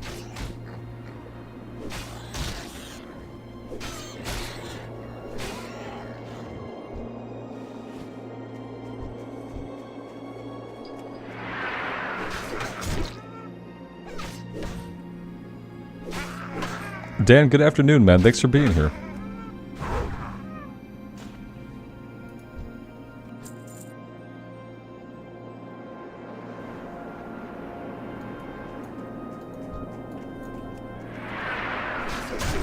Alex, you don't have to do that, man. I appreciate that, but you don't have to do that. We'll think about it a little bit more when we're closer to that level. Like right now it doesn't matter that much, but I appreciate you, man. Right now we do have a long way to go before we have to worry about Wailing Caverns, but we will think about it. I would like to do it because I want to do as many 5-mans as I can. Because it's been like an itch I have not been able to scratch in any version of the game right now.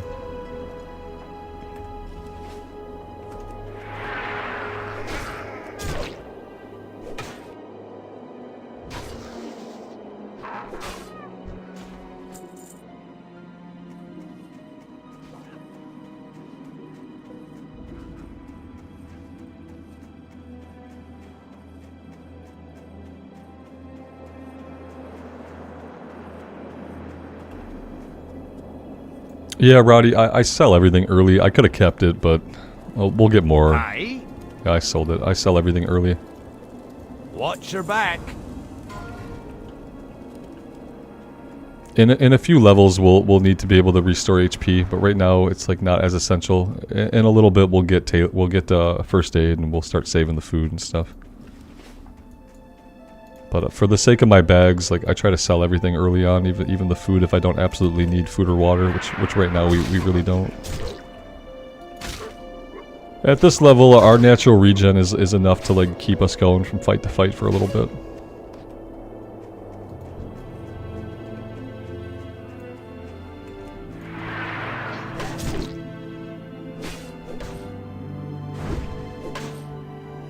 Oh, Tukin, the Paladin is no dungeons now because, like, we could never get a group anyway. You know, nobody gets to level 40 in hardcore, like, obviously, like, not a lot of people do. So, the problem is, like, even if I wanted to do a run, there's just nobody to do it with because, like, anybody who's, like, level 45, like, they've probably already done ZF. They've probably already done Ultima, we can only do it once. So in the scenario where everybody can only run a dungeon once, and where only a small percentage of people get to be like level 30 or 40, it just becomes impossible at the Paladin's level to do anything. We would have done, had I found a one-handed weapon a long time ago, we probably would have done some dungeons. We would have done Scarlet Monastery. But we had a shield and we never got a one-hander, so I never got to respec prot. So yeah, we didn't do any dungeons, and we probably aren't going to be able to, because there's just not enough people at the level we're at now.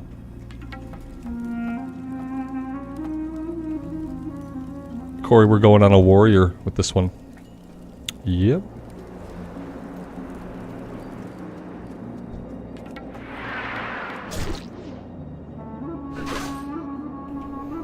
Yeah, in the human zone, I feel like as long as you fight the Defias people in the vineyard for a bit, you'll get some bags to drop. That's usually where I get bags as a human. Like here, I don't know who's going to give me a bag. I'm just kind of fighting everything, hoping that eventually one drops.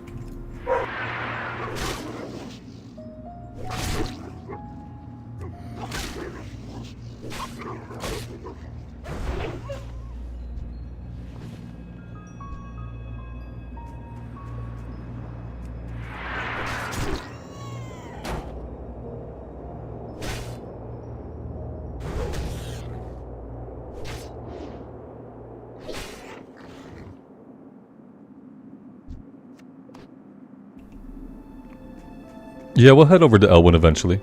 I'm not going to do like Northshire Abbey. I'm not going to do like the startingest of the startingest zones. Like we're not going to do like the equivalent of Coldridge Valley, but we'll go to Elwyn. We have to. You don't really have a choice. Like you have to zone hop in hardcore. So yeah, we'll definitely be over that way.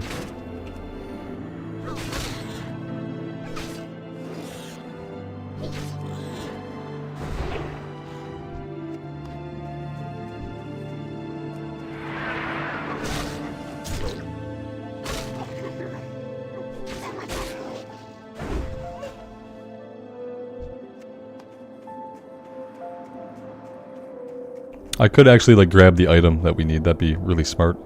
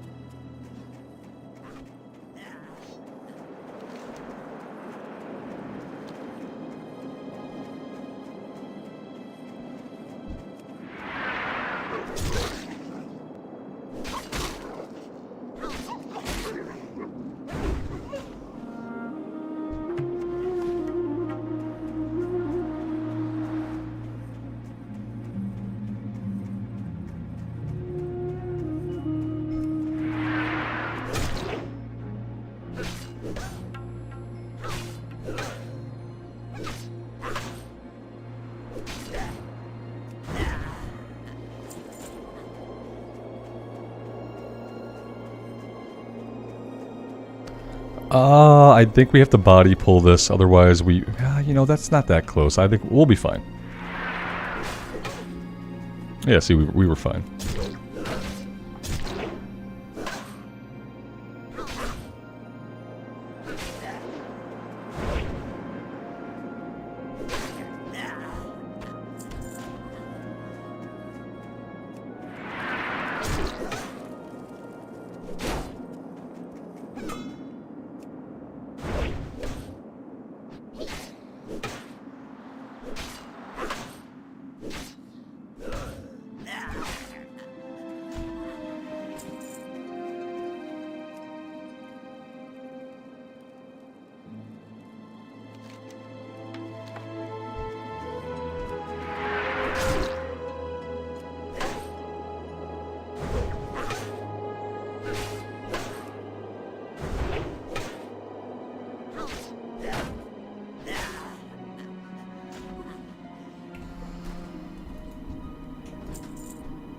Yes, Red Robin, it is the most boring stream on YouTube. Mm-hmm.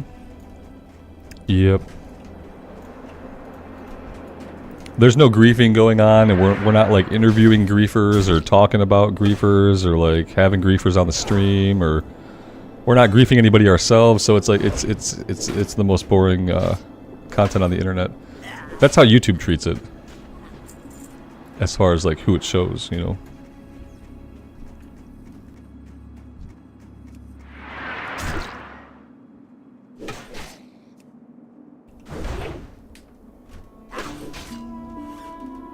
Yeah, my day had a weird start. I was feeling pretty sassy, depressed. I was feeling lots of negative things, so I gave the stream a joke name. It hasn't seemed to have any negative effect.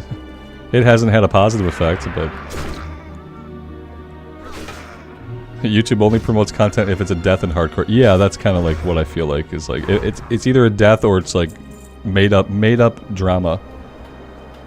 Made up drama that just gets like, they just add more and more made up shit to it every day. Like, unless it's made up drama or it's like a death reel, then YouTube doesn't really know. It doesn't want to show it to anybody. Because YouTube is learning. YouTube is a learning machine. It knows that. That was my best Arnold. It learns that people only really like really negative shit, apparently. So it just it pushes that to them. But like normal honest content doesn't really get pushed as much.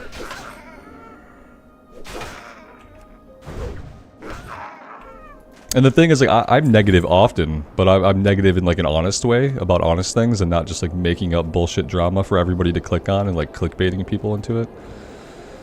So YouTube just likes to push that stuff. Well met. One day we'll wake up in a dystopian future where that will literally be the only kind of content that exists. I want a two-hander. They don't want me to two-hand yet. We have to learn this, like, now. I need to be able to... Can I two-hand anything right now? Oh, God. That's not great. Okay. Be good. I guess it's going to be a little while before we have our two-hander. We could run to Ironforge. Like, we could just go to Ironforge and... But we'll wait. We'll be done here soon enough, I think. What else do we have to do? We have to go back into the hold. Okay, let's go train level 6. And then we'll fight our way to the back of the hold. And we can hold off on learning the weapon skill until we get to Ironforge. We might even have a better weapon by then.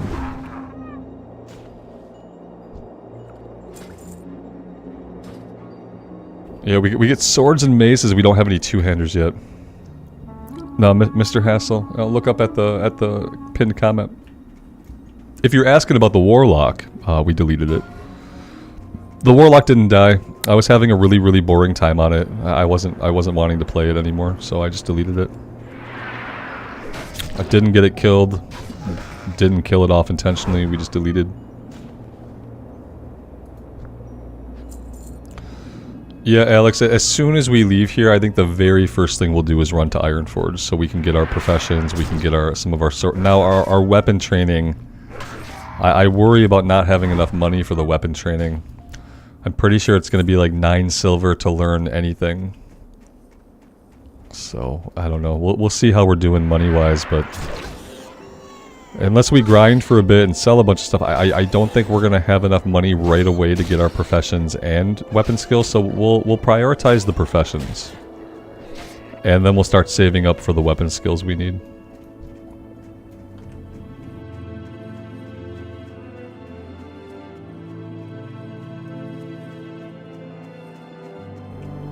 Oh yeah, Khan, I know that like most of you guys don't care what I call the stream. Yeah, absolutely. Most of the people that show up don't care what the stream is called, and like my channel doesn't really bring in lots of new people these days. So, What's on your mind? I was just feeling snarky with the I was feeling it was like I was being snarky at YouTube. Like of the stupidest things you could do, like I'm being snarky at YouTube and its algorithm. Cause that gets you somewhere. Let's sell the water. I should probably use this and like keep this. I don't think I've ever used that item. Part of me says hang on to this. Part of me says by the time I have the money, I'm not gonna want that anymore anyway. The food, we should probably start hanging on to some food. We might need it soon. Safe travels.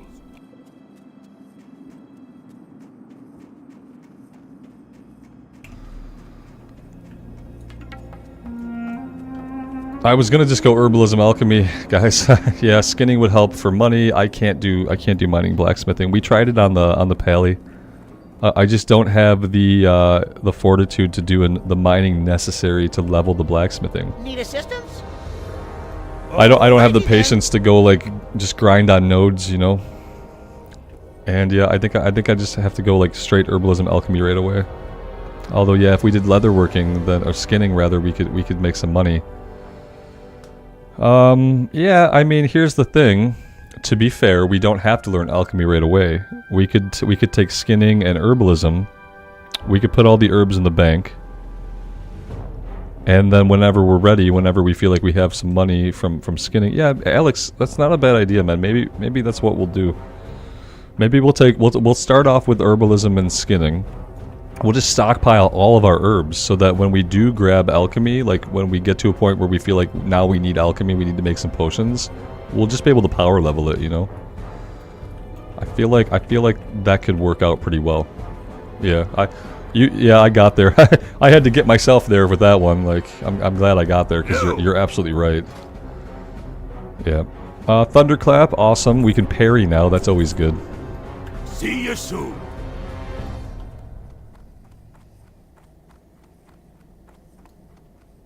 Yeah, we've done characters before with 2 gathering professions.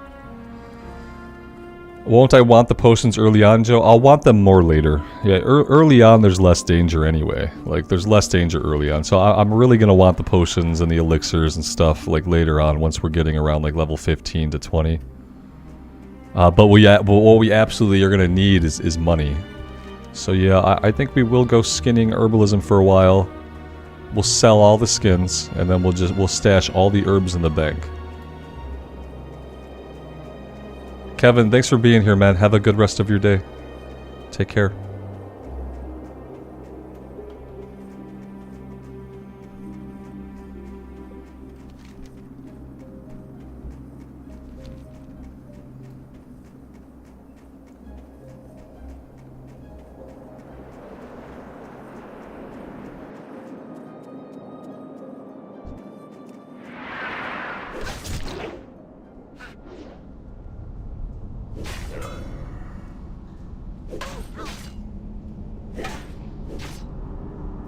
Joe, you're being very contrarian today. Remember that day that I told you, Joe, that you were like a low-key troll, and that I like you, so I like it's fine. this is what the comment. That's the kind of comments I was talking about, because you were like, wait, why am I a low-key troll? And it's like it's what you just did. It's what you just did. And it's fine, because you know, because I like you a little bit, but that's low-key troll.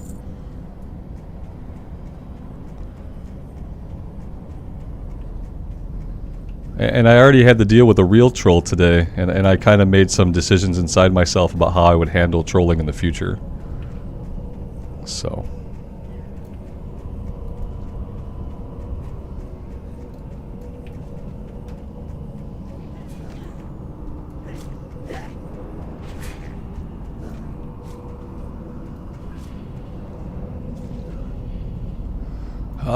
Let's see. Yeah, sure. I'm sure this is going to be fine. Except for the guys behind me I didn't see. Except for that guy and this guy. Alright. So what do we want to do here? Let's kite back, and we'll leash the one we don't need. We'll leash the one we don't need, and we'll kill the one we do need. Yeah, absolutely. Let's run. We'll drop him, and then we'll go back and loot. There we go. We dropped him. Let's go back. Handled. Perfectly handled.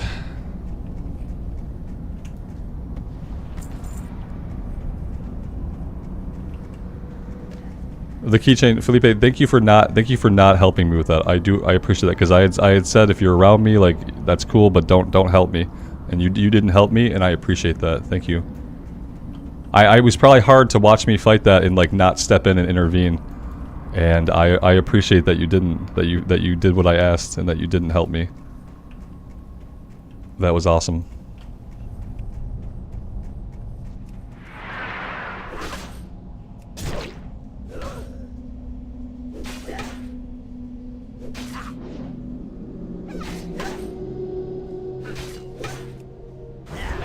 It was difficult not to help. Yeah, I knew it was. I saw you there. I'm like, he's gonna help me. Don't help. And you didn't, so that was great.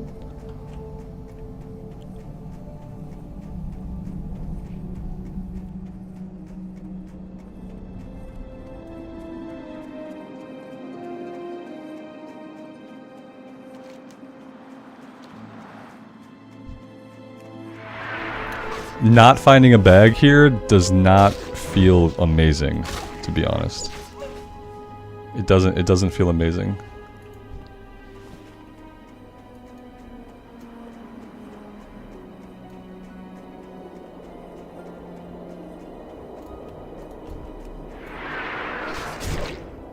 Yeah, Khan, I appreciate that, man. I think that like more people would like the stream if YouTube showed it to them. You know, I think that there are people that would appreciate maybe that even when I yell about stuff, I don't do it in the same exact way that a lot of people on the internet do. But it's just a matter of like YouTube wanting to like show people new stuff. It's something that YouTube doesn't like to do. YouTube doesn't often like to show you something like brand new that it's uncertain of whether you'll like it. Okay, yeah, we'll take the shield. That's pretty awesome. Safe travels. Our weapon is breaking. That's a little weird, right? Is it normal for a weapon to lose so much durability just through use, even though we haven't died? Huh. Maybe the starting weapon just has like really, really low durability. I'm not sure.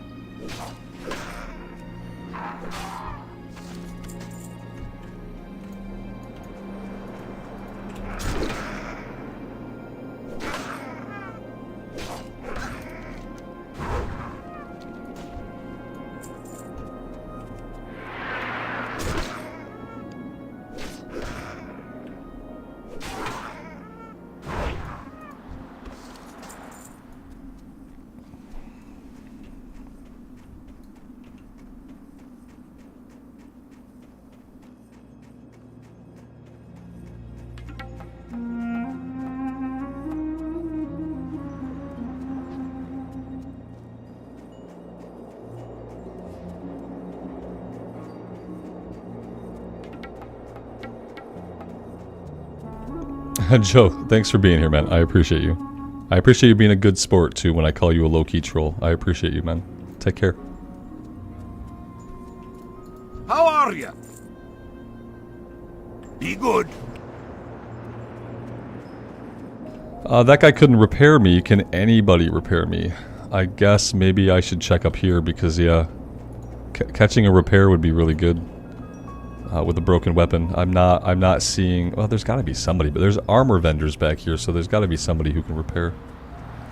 Any of the armor vendors should be able to do it.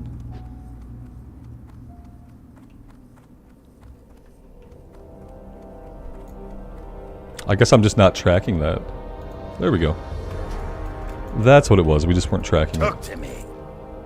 Alright, we are repaired.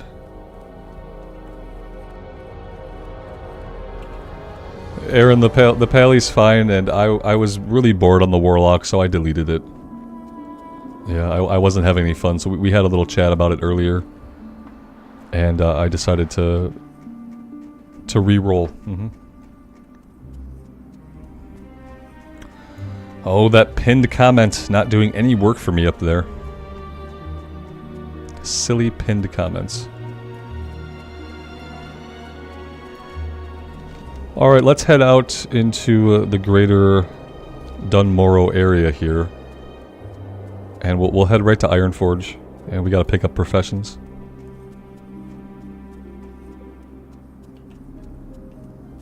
Great to meet you. See you soon.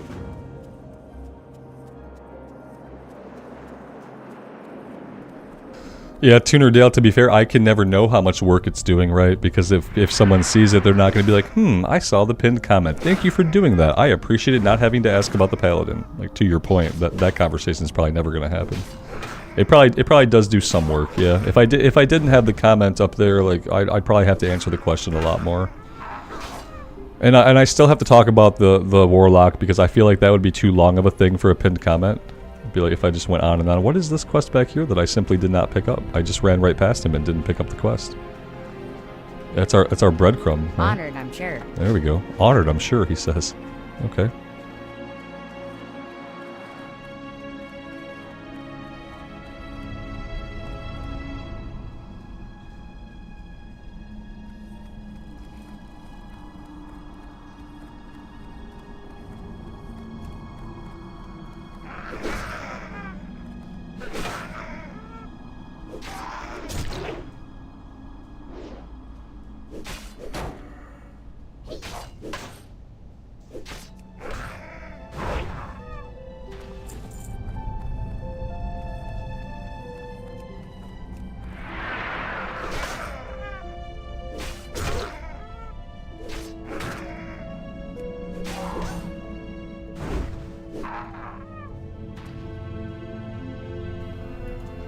The warrior's so fast-paced, it's going to help me cut back on my coffee intake.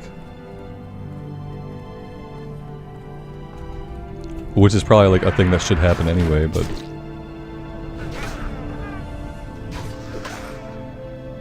I have to finish this coffee in like the next hour. It's kind of like cut-off time. They said the tunnel was like full of trogs. It's not full of trogs. There's a couple trogs hanging out.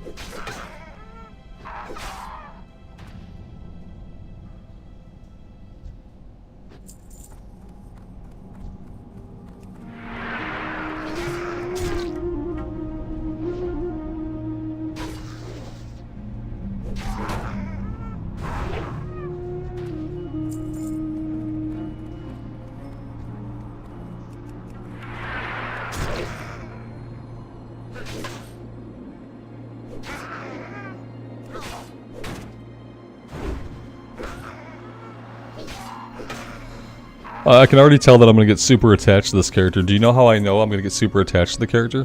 You remember like 2 hours ago when we made this character? I wasn't really planning to play.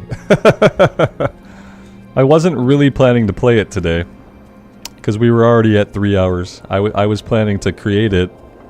And then I was going to pull a Co-Carnage and say we were going to play it next time. But here we are, we're still playing it. And so I have a feeling I'm going to get like super into this character.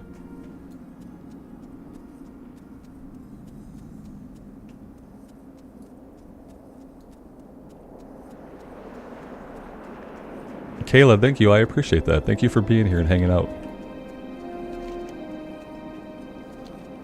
Alright, we're going to ignore everything and run right to Ironforge right away.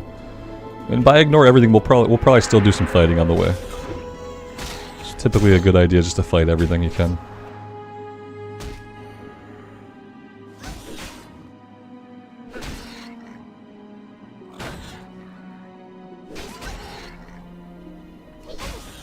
Yeah, the Yeti, you know, the Yeti holds like almost 20 ounces of coffee. I kind of, you know, I usually make 18. With my little Keurig machine, I have to make 10 ounces and then I make 8 more ounces. And then I add a little bit of milk. So ultimately, the Yeti only holds about 20 ounces. But I drink 2 or 3 of them a day. So my usual coffee intake is anywhere from like 40 to 80 ounces of coffee a day. Which a lot of doctors would probably tell you is too much, especially at my age, especially while sitting for so long. Ra, thank you, man. I appreciate that. I'll probably go a little bit more. You know, I had a big meal thanks to my wife. I had all that protein right when I was starting to get into like starvation state, and I was like, I had told myself I was gonna fast today. I got that big meal, and that's what allowed us to keep going. Because otherwise I'd probably be DED by now, like dead at my keyboard.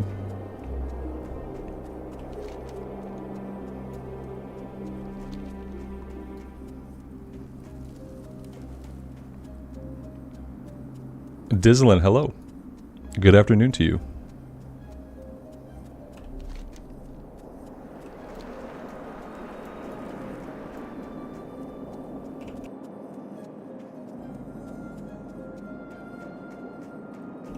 I am going to pop into the inn and set the Hearthstone here. That way, if we want, we can hearth back. David, the map is Leatrix maps. Yeah, I didn't realize that. I didn't really think about that fact. Like, yeah, we're using Leatrix maps now, which automatically reveals like the whole area. Yeah, I wanted Leatrix maps for like the smaller map. A lot of times I run with my map up, which like kind of freaks people out. So I started using Leatrix maps, and I just kind of slipped my mind that yeah, it reveals the whole thing. No. It also makes the zones like kind of different colors. Like they're different colors than they would be on the normal map. They're shaded differently. Keep your feet on the ground. Be good. What else? Let's go set the Hearthstone. I said I wasn't gonna do anything, and then here I am. I'm already taking quests. What's on your mind? Off with you.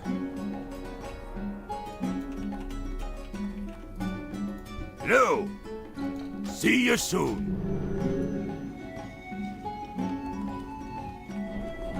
Caleb, the lock I found really boring, and so I deleted it. I wasn't having any fun on it. It was really boring for me to play, unfortunately.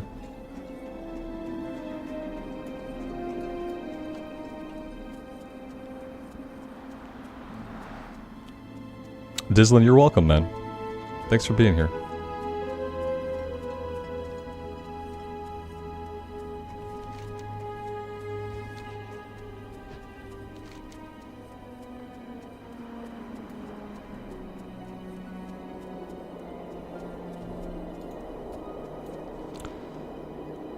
Did I miss something with Sinir's observations? What did I miss?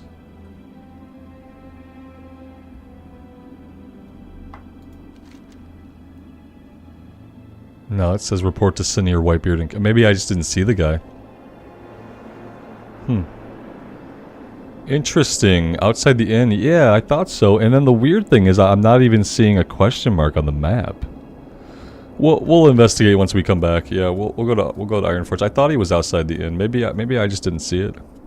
I walked right by him. Yeah, it sounds like something I would do, right? You know, the only weird thing is that we're not seeing the question mark from Questy. That's the only really weird thing. I mean, that's probably why I didn't see him. I was looking at the mini map or something. Wasn't paying attention to my actual surroundings.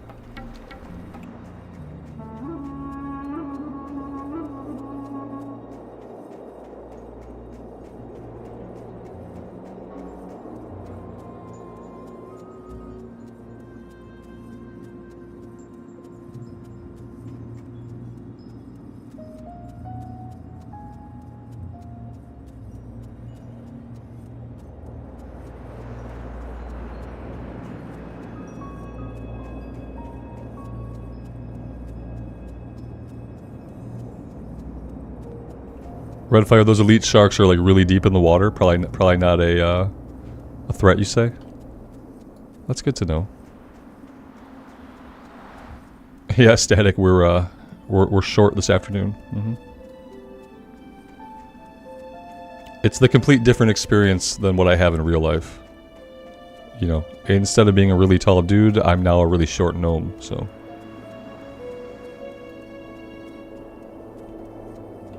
Kyle, have I played 0.5.3 of World of Warcraft? I don't know what that is, man. So no, I haven't.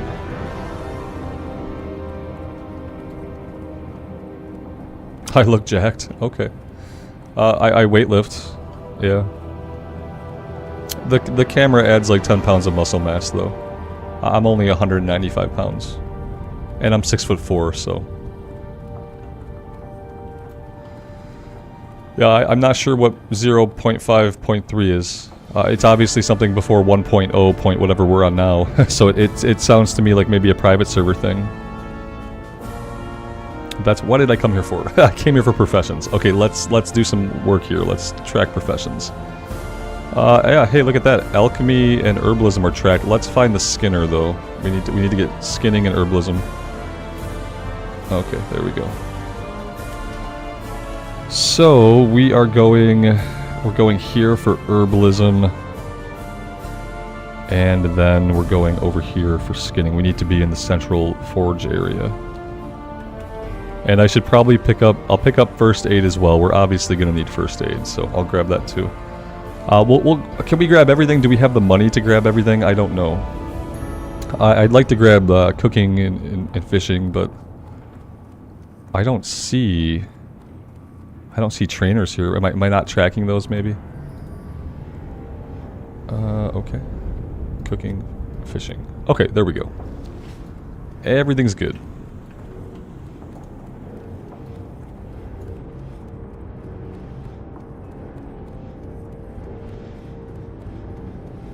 A 0.5 was the test build before Classic was released.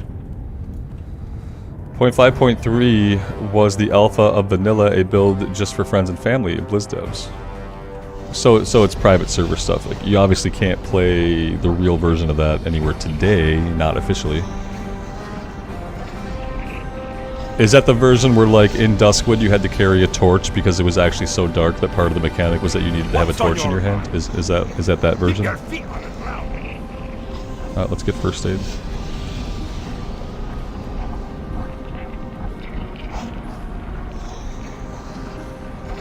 Yeah, basically all I own are tank tops and a couple of t-shirts and some sweaters.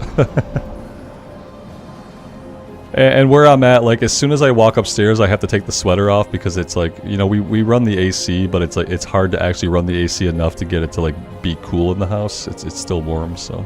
What's on your mind? We should probably grab an herb pouch, right? That's expensive. We're not grabbing an herb pouch, obviously. Great to meet you. Let's do herbalism. See you soon. No beanies. No, I don't. I've worn a beanie before, so I not a beanie, but I'll wear a hat if I shave my head and I slice myself open.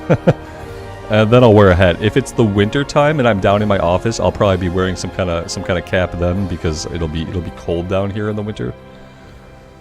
But no, I don't have a Co-Carnage beanie because I am in fact not Co-Carnage. Keep your feet on the ground. How am I able to play so much WoW? Like physically, mentally, emotionally, financially? Like I'm very lucky. Yeah, I'm incredibly fucking lucky. To be fair, I worked to get to where I am now, you know.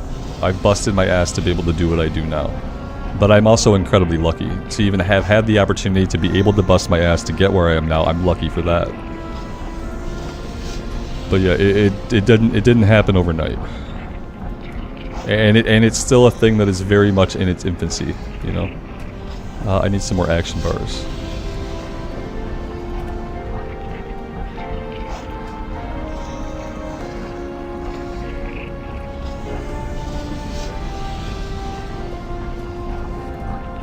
The first thing I did was I spent, you know, 15 years playing the game, like, for no good reason. And then I decided I wanted to have a YouTube channel so I could, like, you know, feel like it was a meaningful hobby, something I could really get into and, like, have a way to play the game as I got older and as my life changed. Great to meet you. And when I started my channel, it wasn't even to play WoW, it was just to play video games. I played a bunch of stuff before Classic came out. I didn't play any WoW on this channel. It was just a place for me to play video games and, like, just try to share those journeys with people who wanted the same kind of, like, immersive journey that I liked. What can I do for you? I should save the meat to cook it, right? Yeah. Safe travels. Okay, so got that. Some of the non-MMO, like, stuff I played on the channel or stuff I played in general. One of my favorite games I played on the channel that was not a WoW game is Outward. I completed a run of Outward, and then I had another run that, like, we didn't finish it. But yeah, Outward was a really fun game that I played on the channel way back in the day. It was one of the first games I played on the channel that brought the channel any kind of, like, success. You know, it was the first time I started to actually find people who enjoyed the kind of content I wanted to make. Was when I was playing Outward. Let's go grab fishing.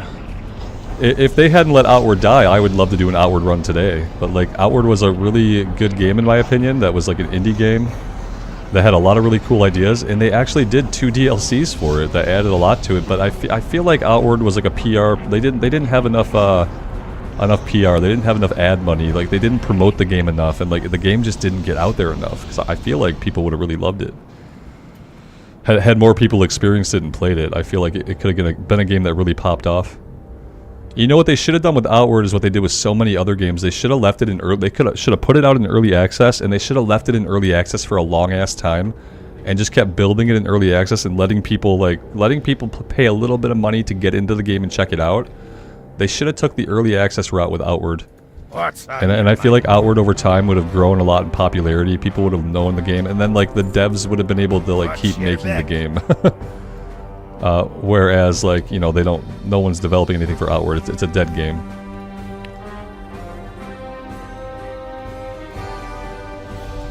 Yeah, Final Fantasy XIV, man, such a great story, but, like, ultimately, like, not really a game I can play. And not a game that I can play, like, on YouTube, unfortunately. No one wants to watch somebody play through an MSQ on YouTube because everybody's going to have the same exact experience with the game. Everybody who picks up FF14 is going to have that same exact story play out. It's like there's no entertainment value in it. It's not really a fun journey to go on with other people because it is very much like a solo journey.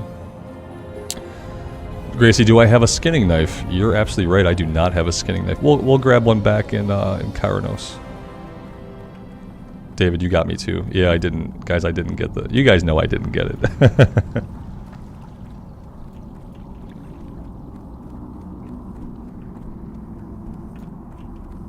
Hi, you're a tall one.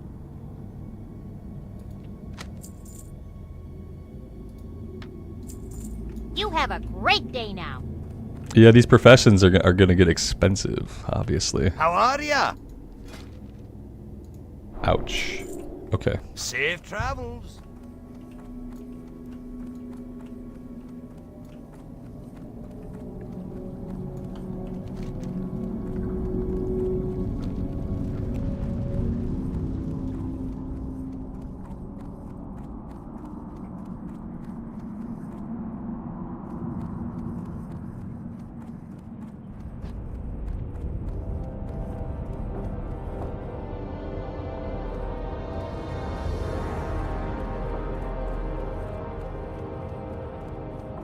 The warrior life is a life of pain. I don't know, I love me the warrior. Yeah, warrior's probably my favorite class in the game, but obviously like affording all these professions is a nightmare.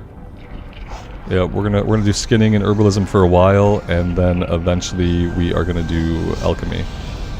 All right, did I do everything I need to do here besides buy a skinning knife? I think we're good, right? I think we're good.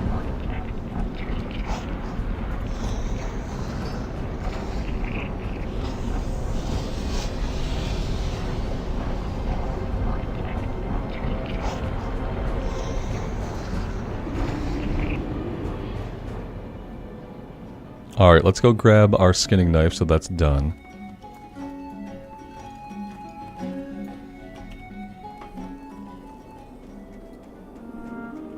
Oh, there's the guy. Yeah, I see him now. Yep, there's the turn-in. You got my attention. See you soon. You got my attention. And with that, we are basically broke. Hey, good. P-Wookie, we got the flight point in Ironforge automatically. So yeah, I did walk up to the Flight Master too, but ultimately we didn't need to. Something weird is going on with Questie, right? Questie has given up marking anything. I don't need it, but I'm gonna reload it anyway, just to see if it helps. Like I don't need Questie to go find the borers, but sometimes I just like stuff to work. Yeah, it's just not working today. That's fun. It was working fine, and then it wasn't. Oh well, let's see. The other thing that is not working is yeah, it's not tracking. It's not working at all. Questie is completely given up. The thing I rely on Questie for the most is showing me where to pick up the quests. Off with you. Like, that was the reason why I initially started using Questie, was to tell me where the quests are at to pick them up. Because otherwise I'm gonna miss a bunch of stuff and I'm gonna run out. Questie's tripping too? Yeah. Maybe Questie's having a rough time right now. I'm not really sure what could have done that. Because yeah, now I know I'm gonna leave quests behind. I gotta search all these houses. The inn. Did we grab everything at the inn? I feel like there should have been one more quest even at the inn. And then we have to go over to Steel Girl's Depot. Okay, no one at the inn has anything for us. Thought there was like a quest from the person behind the counter, but no. It's having a bad case of the Mondays. Oh, it was Monday today, wasn't it? That's probably why my day was so bad.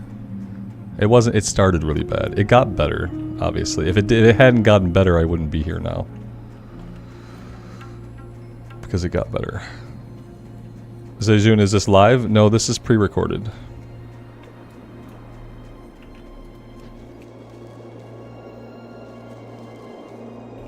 Thanks for being here.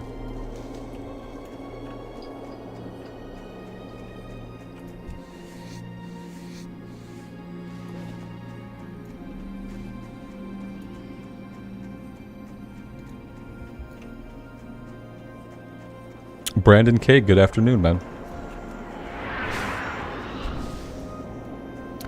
Arrow, when are the official servers coming out? Yeah, Blizzard's gonna release the official servers as soon as the hardcore scene is completely dead. Yeah, as soon as it's completely dead and everybody has stopped re-rolling because they're worried about having time, and once everyone's decided to go do something else, then we'll get a release date for the hardcore servers. Right now they're not gonna tell us. They're not gonna tell us because they want people to be worried about like whether or not they're gonna have time to play their current hardcore characters. They want them to stop playing the game mode. They want them to go play retail. Because in retail they have the opportunity to sell them things. Off with you. So we'll get an official release date once the hardcore scene has basically died. Here there. Hey, good.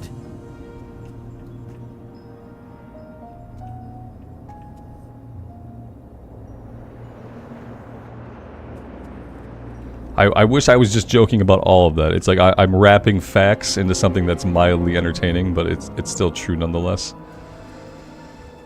Because otherwise we'd already have a date. Like if they didn't want to kill the scene, they wouldn't have announced anything. They shouldn't have said anything until they had a date and all the details. But they did, because then people can't go again. Alex, did you go again? If you're still here, Alex. I just think people just have nothing better to do than sit in my chat and listen to me. Alex lost a 58 Warlock, and if I lost a 58 Warlock, I'd be thinking like, man, can I go again? Do I have time? The hardcore server could come out any day. It's a small indie company. Yeah, it is. They're a multi-dollar company, so yeah, we can't really expect them to work too fast or to make any good choices, because, quite frankly, they're not equipped to do that. Brandon, the Warlock, I deleted the Warlock. It didn't get killed off. It was really boring. I was having a very boring time on the Warlock. Look, Questy is showing us two Cragmore rib spots right here and here. Questy is hosed. Yeah, somebody pulled the plug on Questy.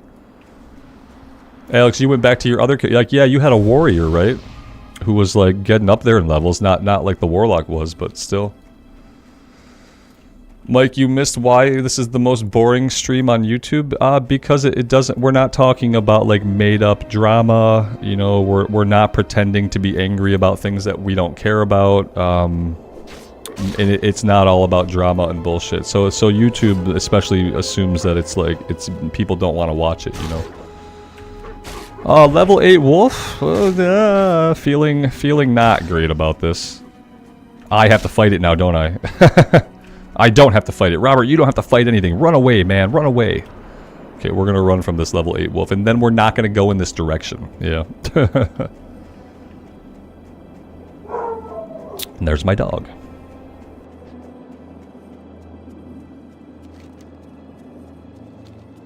The funny thing about my dog barking is I think he's barking at me because I've been down here so long, and like he'll occasionally hear me talk and he doesn't know why.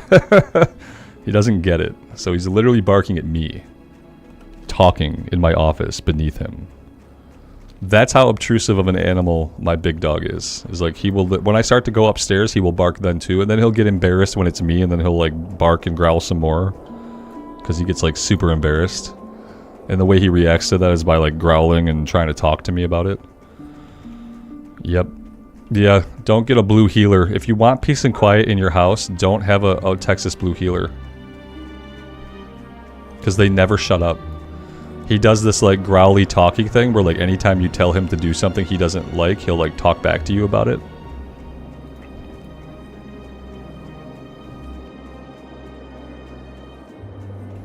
If he came down into my office, if the big one came down into my office, he would just like start scratching himself and talking to me and gurgling to me and doing all of his like gurgly noises.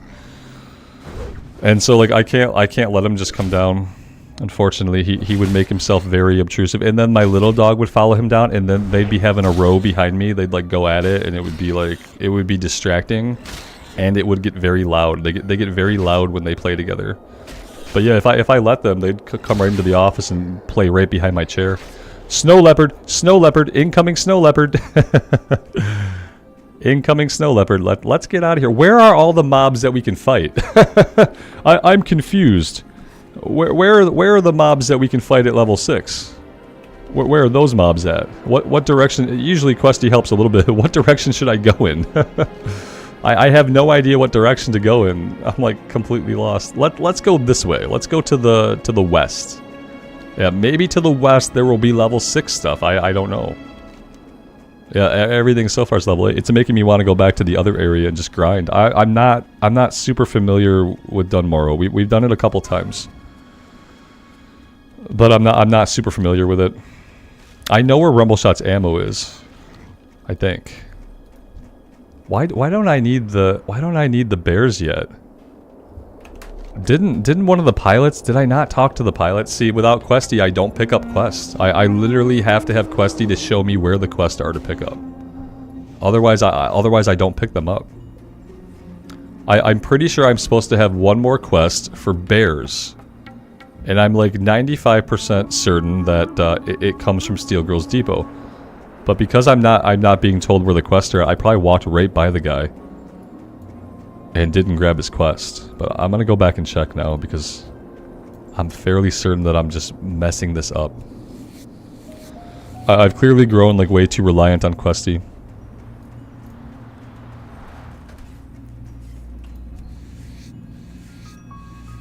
Yeah, see, I didn't grab this one. I grabbed the one right next to him, and I didn't see it. If it had been on the mini-map, I would have been like, oh, another quest. How are you? There we go. Okay, On the ground. now we have everything we need. Now we just need to find a direction that is actually like a good way to go.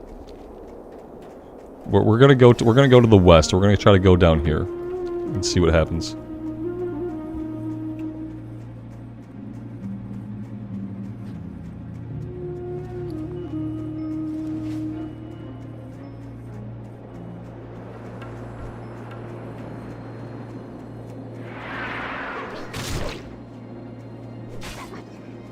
Every direction has been a bust. It's not frustrating yet, but it kind of sucks.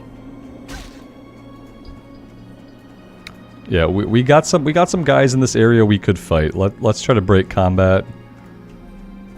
Yeah, we're just Jesus.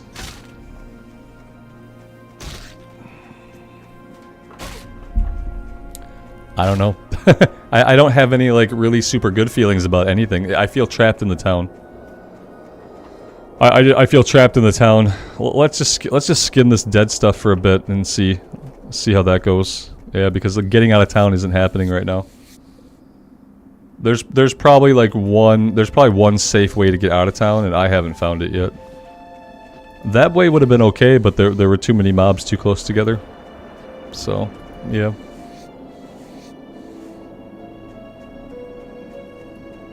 You've only ever played Hardcore Warrior? Yeah, you could try anything, but it depends on what style of gameplay you like. Like, if you like being in melee, you could try a Pally. The thing about the Pally is the kill rate is slower than a Warrior, but you have a lot more survivability. You could heal yourself, you can bubble, prevent all damage for a certain amount of time. And the Pallies wear plate armor and chain armor the way the Warrior does. It's kind of like a similar aesthetic. But your kill rate's not going to be as quick as it is on a Warrior. Other than that, trying something like an enhancement shaman. Do like an enhancement shaman with like a two-hand build. And you'll basically, on an enhancement shaman two-hand build, you'll be like a magical warrior. You'll be a magic warrior, basically. It's a lot of fun.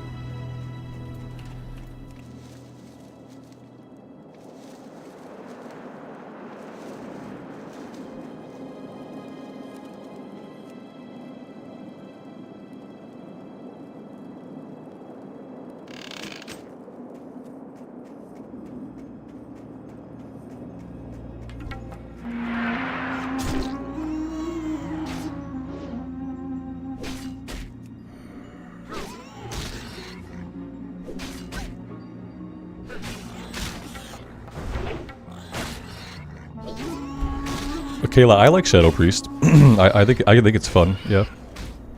I got my Shadow Priest killed at level 25 by falling down the Undercity elevator. RIP. But yeah, I had a lot of fun on the Shadow Priest. And it started to feel kind of invincible before an elevator took me out. In the back of my mind, like I'm kind of saving the priest. Like it's gonna be hard to choose between like enhancement shaman and shadow priest for the official hardcore. I really don't know which I want. I feel like if we went priest, you know, it would make healing a lot easier. Even as shadow spec, we'd be able to heal like anything, no problem. Doing enhancement shaman, I'd be a little bit worried about healing anything besides like rage fire. Like, we could probably heal Rage Fire and maybe Wailing Caverns, and then, like, anything after that, I'd be kind of worried.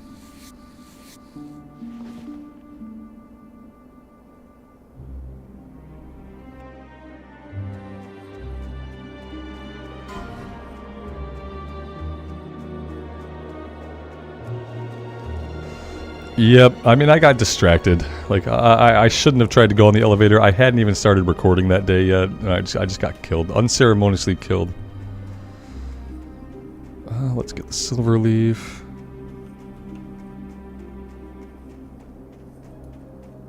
Is the enhancement shaman too dependent on RNG? I've never really had that problem, but to be fair, I've only got one like up to like 30 in the past, so I'm not really sure how that might change like over time as the character levels up. Where is this silver leaf at, and why can't I find it? Is it up on the hill? Oh, it's right in front of you, Robert. It's right here. Just click it. Just click it, man. There probably is some RNG. You're really wanting to get those big crits, especially if you're doing like a two-handed enhancement build. You really want like big crits. So in that regard, it probably is a lot of RNG. But when it happens, it's a lot of fun.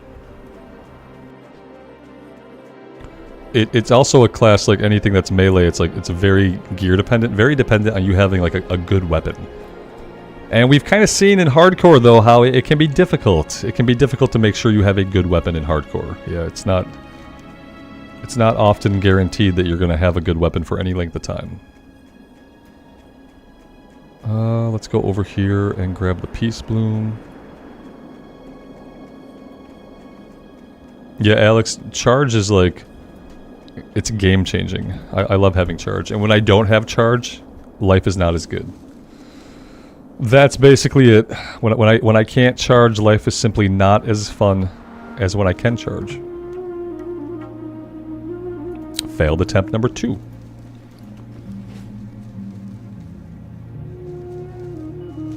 Are warriors built like a true hero? Yeah, small and mighty. Absolutely.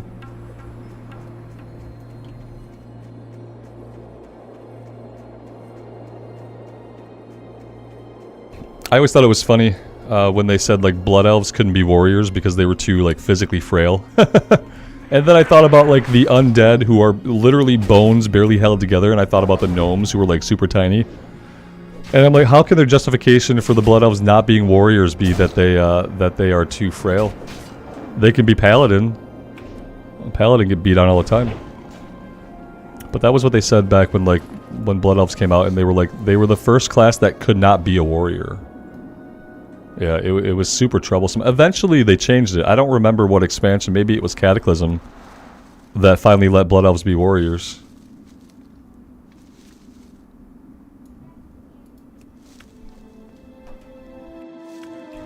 Yeah, the enemies will tremble before us and all we'll be able to see is their knees shaking, you know? It's perfect. A gnome druid would be great shifting into a house cat. I like that, yeah.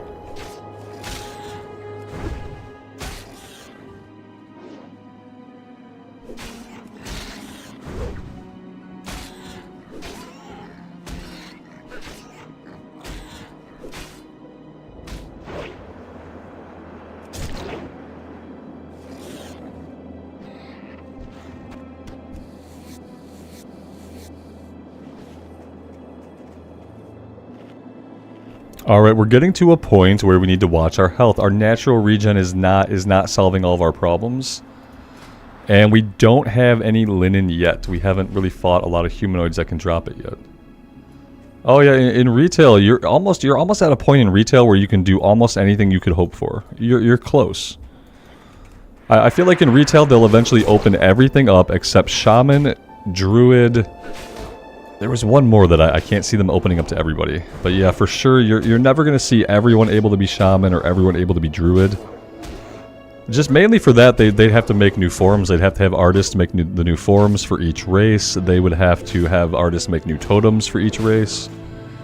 But I feel like eventually, like every other class, you're going to eventually be able to play as any race you want in retail. Which is great for people. Yeah, it's great to have that level of freedom when you're creating your character.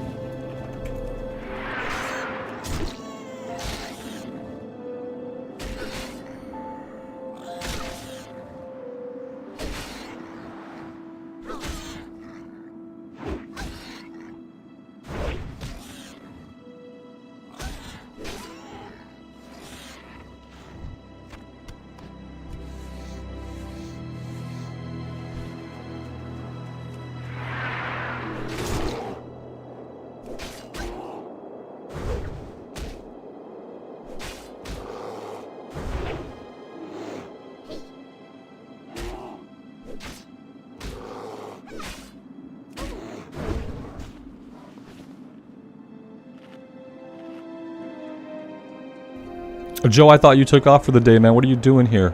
Showing your face around here after you left. We'll probably do Goldshire tomorrow. I think level 7 or 8 would be a good time to step over that way. We don't want to wait too long, but I'm not in like a super rush to go there early. I think tomorrow we'll probably head that way.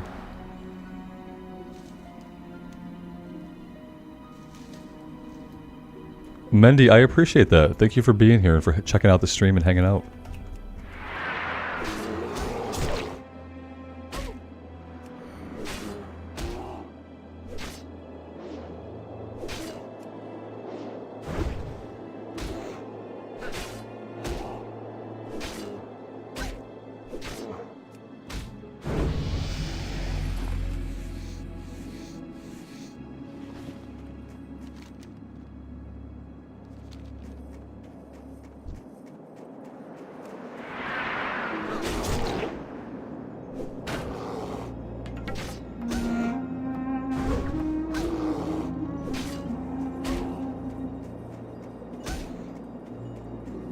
Knowing when to run away. Running away instantly from danger is the only way we're going to survive.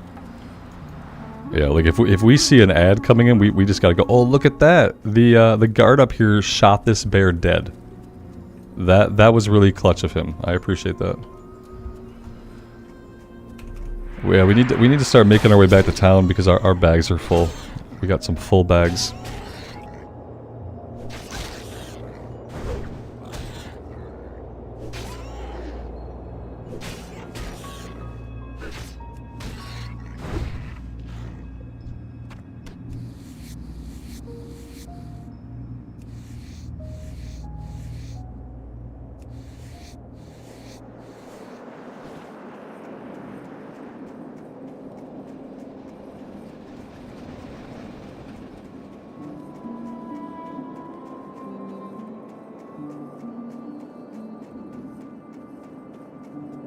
How are you?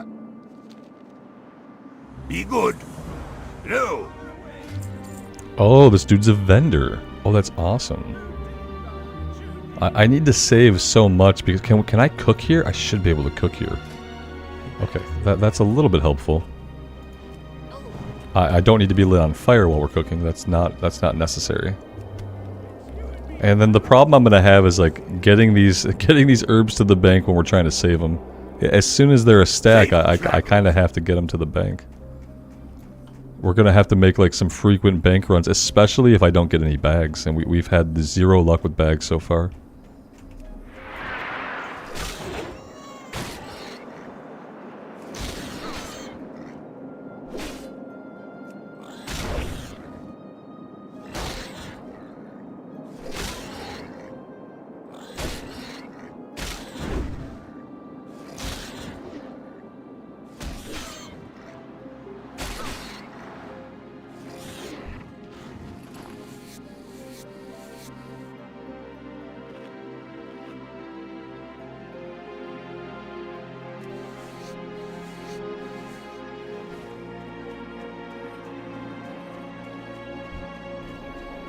Yeah, Steven, I do probably have to prioritize getting that bag first.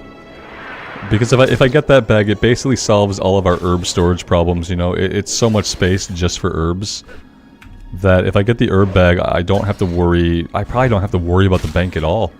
Not for a long time, you know? I'll be able to put stuff in the bank whenever it's convenient, as opposed to having to make, like, frequent trips to the bank to do that. Yeah, I have to save up. The first bag I buy should be the herb bag. And I just have to hope that in the meantime, like, maybe we get a bag some other way.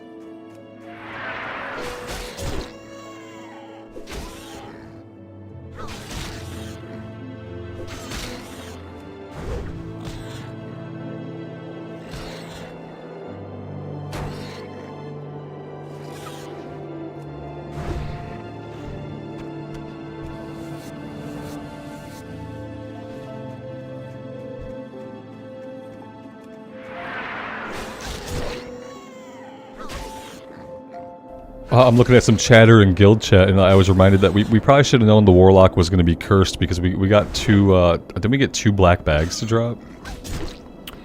Probably should have known then that the Warlock was not going to happen. We had like 3 bags drop and 2 of them were black bags, which in hardcore, the black bags are said to be cursed. I don't know why these kinds of superstitions spring up, but it definitely has.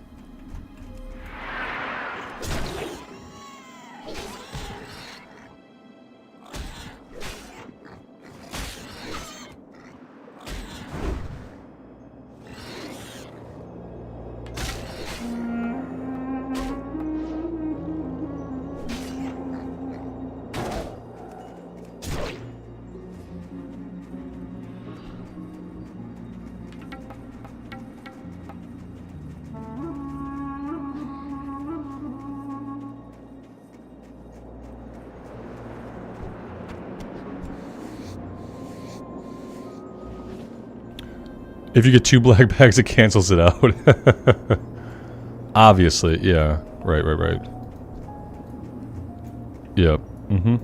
That's probably how it works.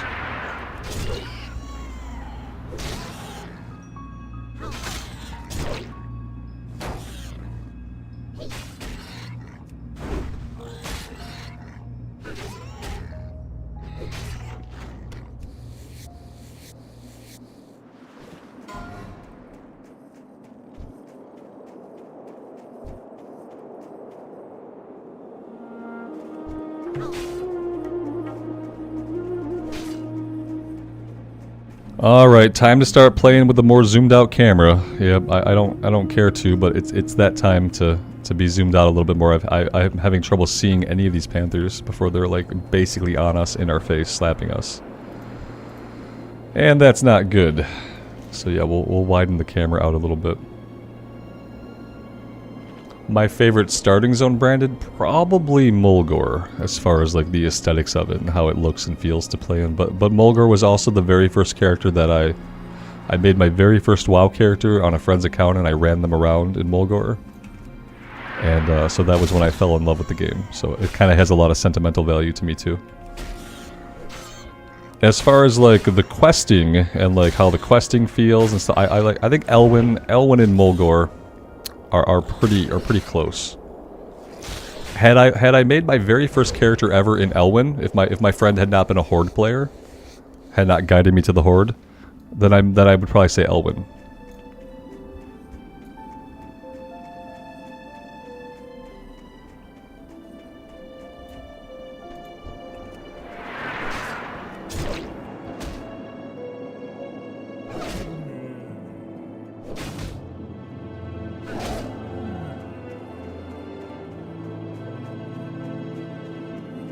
We're having so many problems. It's so fun.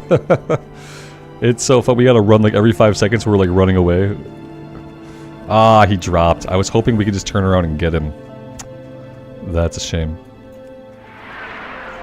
That is a shame. Lots of corpses on the ground today, I've noticed. Dunmorrow must be a kind of an unhospitable place. We've seen lots of people dead, lots of people dying.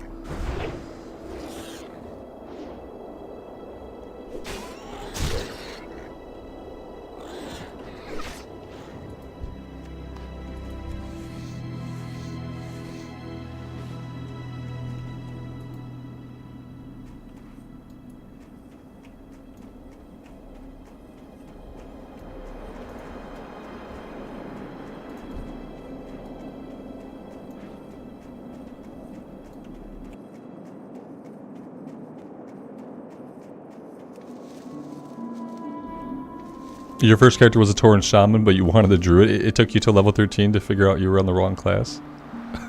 That's fine, though. I mean, at least you got to have some fun on a different class. They're kind of similar, you know. It's nature spells and stuff. Obviously, with the Druid, you got your shapeshifting. Let's see. Are we? I can't tell if we're done. Oh, look. Questy has started to try to work again. It's trying to work. It's still not accurate or correct, but it's getting there slowly. It must be coming back to life.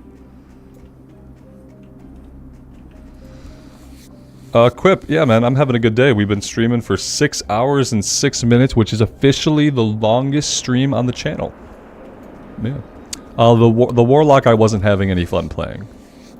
Yeah, it was just really boring to me. I wasn't having a great time on it. And I've never been a fan of pet classes, and so I kind of should have known.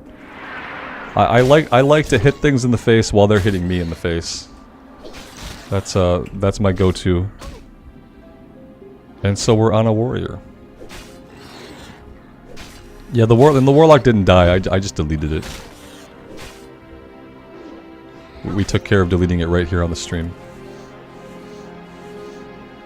It was powerful and stuff. Like, we could just dot stuff up. I did so many pulls that I should never have done, and they worked out fine. So you'd think that would make a person like really excited. You'd be like, "Oh man, look at this awesome pull I did," and I did it again and again, but it just got boring.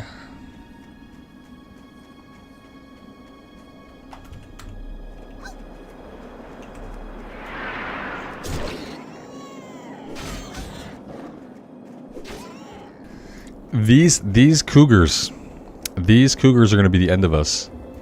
I don't know what to do about them. I don't see them, and I think they all patrol like a big area. We're having so many cougar issues.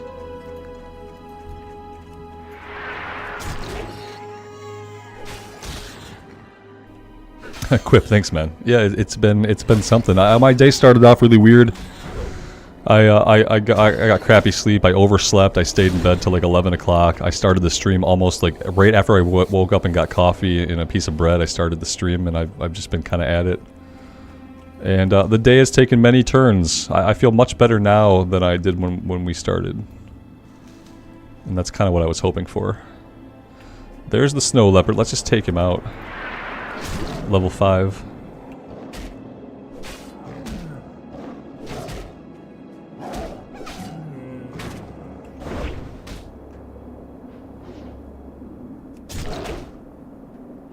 Mendy, it could be the pet.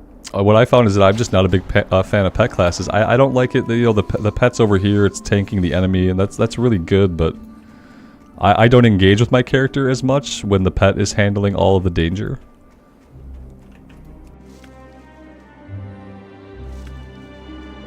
Like the mage, I had a great time on our frost mage. That was an amazing time. So I don't think it's that I hate casters like flat out. I think it's that I just really don't like pets.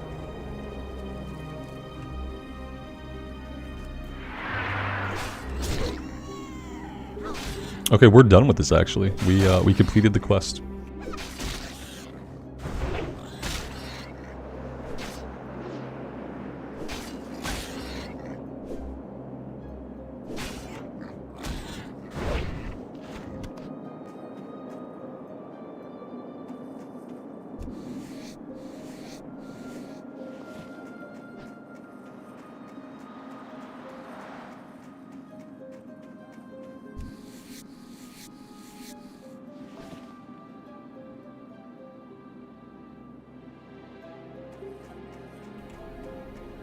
Once the Warlock gets the Voidwalker, and then you get life tap, you can kind of tap your health to get mana back, and then you can drain life to get your health back.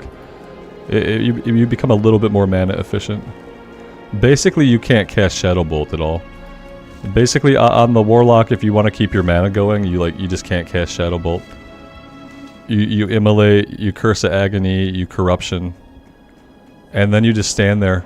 You just stand there and you wait for the thing to die. Or if you have a wand, you could wand. Or you can be like me and just hit them with a staff. People hate when I do that. But yeah, if you start shadow bolting on the Warlock, especially you have to when you have the imp. When all you have is the imp, then like your mana doesn't go as far because you're shadow bolting a lot to kill the thing faster before it kills you or your imp.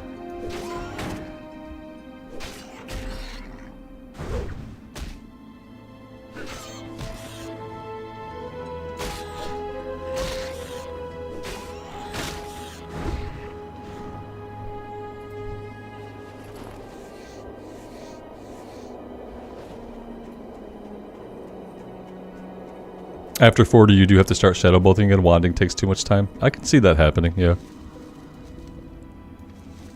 And by then you probably have like a little bit more of a mana pool to sustain yourself a bit more, and you have all your tricks for like getting mana back at that point too.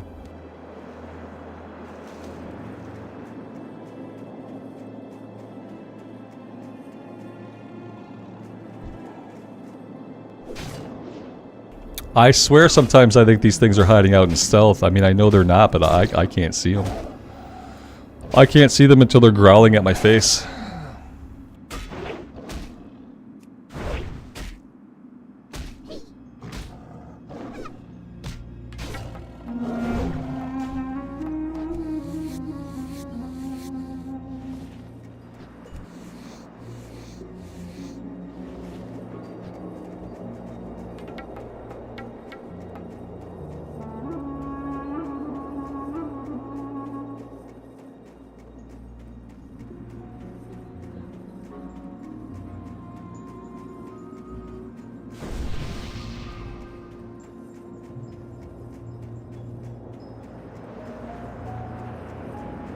We have to buy 1 Rhapsody Malt for this quest. I like that Questy is still not tracking where the turn-ins are at. That's fun. Not that we really need it to, but still.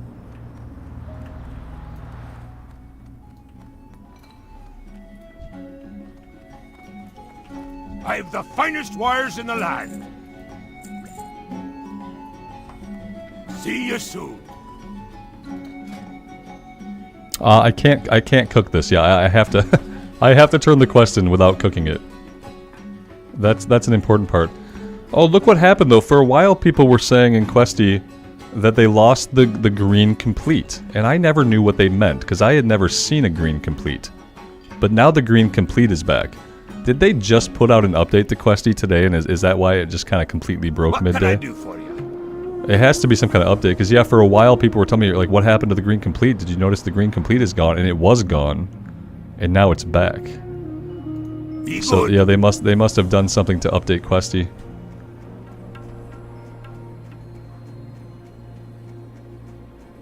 Quip, you hit 60 for the first time in Classic on a Pally, but it's on a Wrath tune? That's fine. That's still a huge achievement, man. That's still a lot of time. It still takes a lot of time and effort to even get to 60. Like, absolutely. Especially compared to retail or like any other game. Robert, there was an update today. Yeah, that makes a lot of sense. I'll make sure that I get this updated. It's cool that they brought the green complete back. That really was throwing some people off.